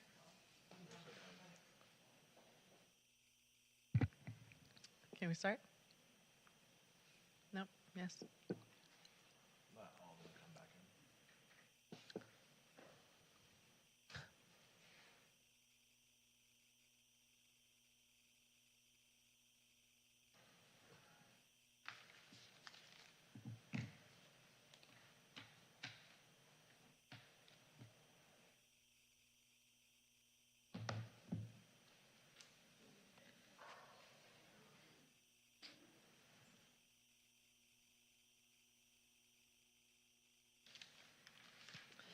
Okay, everybody, please take your seats. We're going to start the meeting. Do we have any more public comments tonight? Mayor. Okay, so we are going to move to the council member comments, starting with Councilmember Meister. Thank you, Mayor. Since our last meeting, I attended West Hollywood Day State of the Community, the 23rd Annual Paul Andrew Stark Warrior Awards, World AIDS Day Commemoration Event, ACT UP LA Anniversary Tribute Event, and Assemblymember Zabur's District Office Open House in Hollywood, which he has a really cool office if you can get there. And then on announcements, there is a virtual neighborhood meeting for 651-657 Huntley Drive. It will be held on Wednesday, December 6th from 6 p.m. to 7 p.m. via Zoom. There is also a virtual neighborhood meeting regarding 1051 North Edinburgh Avenue, and that'll be held on Wednesday, December 13th from 6 p.m. to 7 p.m. via Zoom. And you can get more information on both those meetings by going to the city calendar and clicking, and then you can get the Zoom info and the planner information. And then I just wanted to state for the record, there is no fundraiser on Wednesday. I was just invited to a chamber event, and that's it. Thank you. Councilmember Byers. Thank you. I really appreciate everyone who came out for public comment tonight. Thank you, staff, for the presentations and for the very fun celebration of the pickup line in the motor court that took place before a council meeting tonight. We had a lot of fabulous events last week, as noted by Councilmember Meister. I think I went to all of those with you, so I won't repeat them all again, but truly the best of West Hollywood was on display last week, and it was just such an invigorating and moving week, and I'm grateful to everyone who made all of that happen. I wanted to just thank the mayor for her adjournment motion of Sandra Day O'Connor as a fellow daughter of the American Southwest. The impact that woman had on my life is just truly immeasurable, and I really appreciate and want to uplift her memory, even the complex parts of it that I'm still wrestling with. But I also just want to say to the community, if you didn't notice, on the consent agenda, item 2J approves the all-way pedestrian phase at Santa Monica and San Vicente. I know I'm very excited to be running diagonally through that crosswalk. But effectively, Thursday, Friday, Saturdays from 8 p.m. till 3 a.m., I believe, the crosswalk will transform how you move across it. And I just want to say, as I've experienced the Santa Monica-Robertson phasing of all-way pedestrian walkability through our crosswalks, we have a need for education on these issues. So I didn't want to necessarily pull and ask for that, but I think in a broader way, as these street transformations are happening, the way we can utilize our social media and other communications tools would be a benefit to the community's understanding of how to engage with those. And we may want to consider some events at some point, a way to sort of engage and mobilize people. The confusion as it's new and happening is real. I think I made a video when the Robertson-Santa Monica all-way crosswalk happened, and it was very comical watching people engage with this new thing. So just want to ask for that. Education's valuable. I want to uplift a comment that was made by a member of the field team for Assemblymember Zabur's staff. If you have active EDD claims, there are changes to this process. Please contact Assemblymember Zabur's office if you have concerns. And then I'll just wrap by saying that tomorrow, the youngest woman in the history of the county will take her seat as chair of the Board of Supervisors. And I, for one, am extremely happy and proud to be a member of the 3rd District under the leadership of Supervisor Lindsay Horvath. So very much looking forward to celebrating her tomorrow. That's all for me. Thank you. Councilmember Heilman. Thank you. I also attended the World AIDS Day event and the Paul Stark Warrior Awards and the city's 39th anniversary celebration. I also met right before Thanksgiving with Councilmember Byers and 2 members of our Transgender Advisory Board, Karina Samala and Shane Nash. We met with a group of visiting Vietnamese officials who were looking at how to adopt their regulations and their procedures for people who are, as they described it, transitioning. We would describe it as seeking gender-affirming care. It was a great and very productive meeting, and I think they appreciated the fact that we recognize that gender is on a spectrum and that not all people necessarily who identify as transgender want to have surgery. Some have some surgery, but not other types of surgery. And it was, I think, a very eye-opening experience for these Vietnamese officials, and I look forward to further dialogue with them. There were a couple of comments that I wanted to respond to from the public comments. First of all, Mr. Burnside spoke about the circumstances at his building. I believe that our rent stabilization department is aware of the situation at his building, but I want to make sure that they follow up on his comments and at least let us know what's going on at that building. Victor raised the issue of the builder's remedies. This is something that is a problem in the city. It's a problem in other cities as well. We did not have a housing element that was in compliance with the state. When I got back on the council, that was one of the first things I did was talk to then Community Development Director John Keogh to ask him how quickly we could bring that to the council to get that ratified and get it to the state. While we were out of compliance, developers are allowed to submit plans, and those plans do not have to comply with our zoning code. The developer only has to comply with the building code. That's why we have these proposals that seem to be so out of line with what the zoning ordinance permits. Now, going forward, because we now do have our housing code, our housing element, and it has been approved by the state, developers can't come in and take advantage of those builders' remedies. But while we were out of compliance, a number of developers submitted plans. And we should be asking our community development director to come forward and let us know how many of those builder remedies proposals have been submitted, and what is the process for processing them through the developing permitting process. The final point I wanted to raise was item 2G was our compact with LA Unified, and I'm glad that this was brought forward. Previously, we had had some meetings with our city schools. This was back in 2019, early 2020, and some of those meetings, one of the things that the schools wanted was opportunities to have signage on their property for thanking donors, and also the possibility of generating revenue from those signage, from that signage. So I was going to ask our city manager, I don't know that we can add it to item 3G because, or 2G because that's already been approved, but maybe we can further those discussions. I still have some of the notes from those meetings that were held back then. I'm sure some of the personnel have changed, but we would need LA Unified Downtown's permission to proceed with those discussions. So I will follow up with the city manager, but thank you. Thank you so much to everyone that came out tonight. All fours of you that are still here, thank you so much for sticking it out to the end. I want to offer my apologies to the community as I have been absent, and I'm not normally absent at things, but duty calls in other ways. So in terms of meetings, I've attended the National League of Cities Conference in Atlanta with my counterpart, Councilmember Chelsea Byers, where we attended a number of great tours on infrastructure and use of public space. Looking forward to that coming back. The HRSS event on Women, Life, Freedom.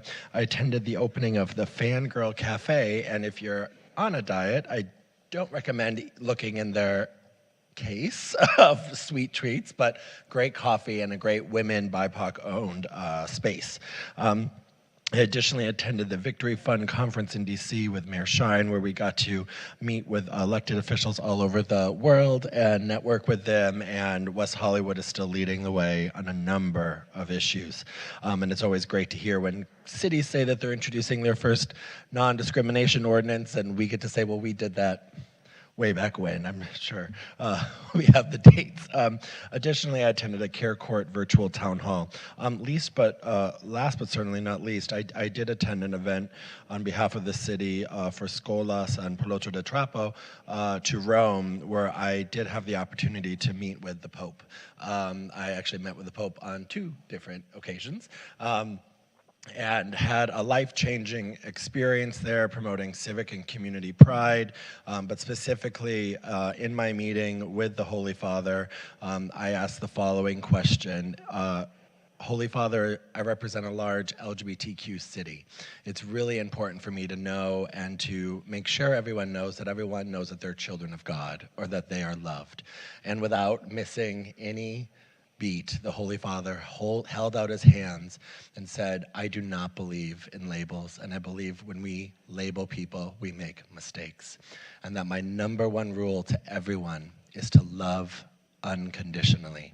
That is the first time in my recollection, especially where my PhD is in religion and everything else, and being an openly gay mayor and fully being able to be myself, sitting 2 seats away from one of the most holiest figures in the entire world, as well as that spot, is something that I will carry on for the rest of my life and continue to bring forward when people say, and try to reuse religion to further target the LGBTQ community. And I can say from the Pope's mouth himself, you're doing it wrong. Additionally, a couple of comments that I'll end here with. Thank you, Councilmember Heilman. You took the words out of my mouth for the vacant properties item. I want to thank Stephanie and all the residents that have brought that up. I too, to comment on what Steve Martin was saying, did a community walk with people around that, and I know that that house has been a problem, and we are going to be bringing back that item, and I'm really looking forward to directing and using all powers within the city's code authority to make sure people know that they're safe in their communities. Additionally, I want to congratulate Supervisor and soon-to-be Chair Horvath on becoming the Chair of the Board of Supervisors. Tomorrow, I'm going to rush there after I give a keynote that I was invited to give on Hep C at the California Endowment in the morning.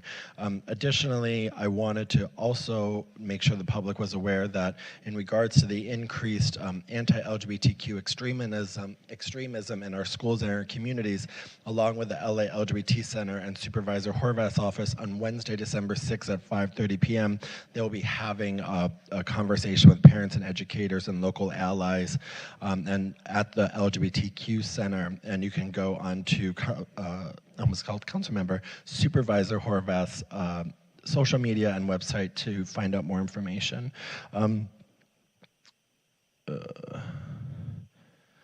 Additionally, I would love an update back on when we are going to be engaging in our next community survey. That is a long process that we engage in to get a good number of where we're at with our statistics in the city, vision and planning for the future, as well as our women and girls survey. I believe that is very outdated. We did that way back when I worked at City Hall, but I would love to see what those new numbers and how we can move that forward through our social services division as we approach the next decade or so of the city's life. And then last but certainly not least, I know last meeting I did miss the conversations around the minimum wage. I want to thank my colleagues for what I watched and reviewed, for having a very thorough conversation and giving and approving $2.5 million into our local business community.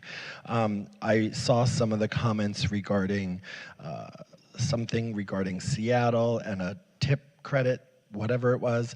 I just want to make sure that on the record here and now, I would never have voted for that. I think that is actually illegal per California state law, and I do not want our city attorney spending time on something that I believe would not be held up in court. So I just wanted that to be on the record. And in my meetings with the business community, I never expressed support for that item, so I don't know why it ended up on a public agenda. Additionally, I too had serious concerns regarding the actual involvement of people from all walks of life in our community, especially workers. I did not see that in that staff report, which I found very troubling. However, now that this conversation has been opened, or Pandora's box has yet been opened, a little crack, I think it's time for the city to really look at enforcement mechanisms for businesses that may or may not be providing the sick and vacation time to their workers. I personally, many of you know, love to secret shop. I go around to all of our businesses and I talk to employees because that's what I love to do. And I can tell you verbatim that some of the businesses that were present, as well as some that were not, and those that may not even know what's going on in the city because they're busy running and being vital members of our community, are not telling their employees about the vacation and sick time provisions in our law. I find that deeply troubling, and I think that we need to, as a city, fully look at enforcement of that, because if those individuals are being not allowed that type of benefit, which has been on the books for quite some time now, I'm concerned with where we're getting that information. So moving forward, I would like to just make sure that we're doing all that we can, and I know Mayor Shine and Councilmember Byers and Meister and Heilman gave various directions, but I don't know if they were also aware that workers are not getting and have not been getting this, and that's deeply troubling. Other than that, I hope everyone had a wonderful Thanksgiving. One of our public commenters mentioned Hanukkah. I hope you get all your wishes and all of your gifts. I hope you have a happy Hanukkah coming up. And if you had a chance, and if you don't have a chance, I would encourage everyone to go see Alex Edelman's Just For Us at the Mark Taper when it comes back over the holiday season. He has a great Hanukkah joke, but nevertheless, it's a great commentary on the continued work that we have to do to fight anti-Semitism everywhere, and I would encourage everyone to go out and see some theater this holiday season. Thank you. I want to wish our Jewish community members a very happy Hanukkah as well, and to our own Councilmember Meister and City Attorney Langer, and everybody else who is on staff who is part of the WeHo family who is Jewish and celebrating Hanukkah. And I know that this year is a tough one, and I'm glad that it's coming, and hope that you all are able to have a peaceful, as peaceful of a Hanukkah as you can. Since our last meeting, I attended our Human Rights Speaker Series, Women, Life, Freedom, West Hollywood Day, the Victory Fund International Elected Summit, and the grand opening of the Fangirl Cafe, a brick and mortar female queer-owned business in our city. Is to be celebrated at 8157 Santa Monica Boulevard. They open up as early as 7 a.m. to 4 or 5 p.m. And it's fantastic, super artsy. Go check out the bathrooms. The food is fabulous. Chloe, the Queen of WeHo, loved making an appearance as well. Congrats to soon-to-be Chair Lindsay Horvath of the Board of Supervisors. I am so, so proud of her. I, too, actually have spoken to some workers after our meeting and realized that quite a few of them, and at least 2 different businesses, had no idea that they get sick time and paid time off. And these are big corporate businesses. So I agree with Mayor Pro Tem that we do need to discuss enforcement mechanisms and also noticing requirements in our city for the entire minimum wage, including leave provisions, and work with the LA County to have those enforced. We have the Rainbow Key Awards. The City of West Hollywood is gathering nominations for its 2024 Rainbow Key Awards.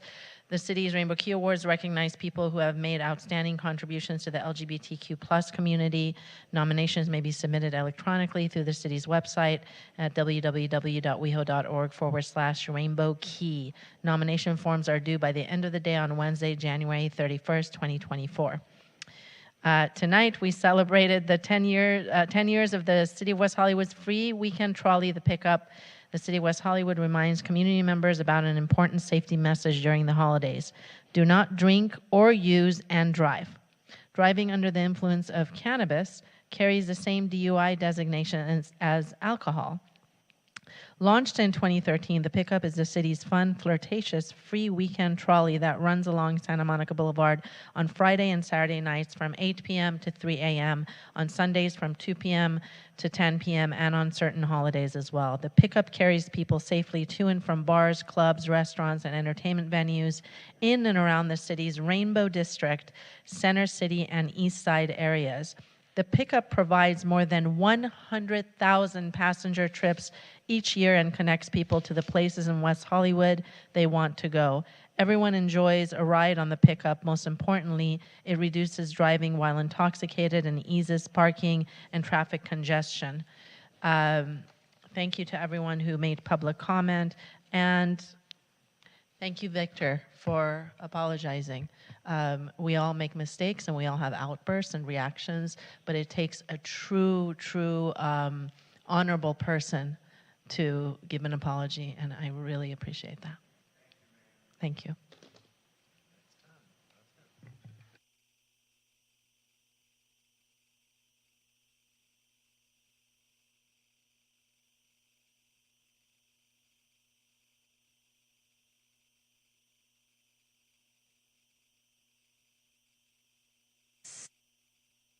The City Council will adjourn to its next regular meeting, which will be on Monday, December 18th, 2023 at 6 p.m. at West Hollywood Park Public Meeting Room, City Council Chambers, and it is 11:07 p.m.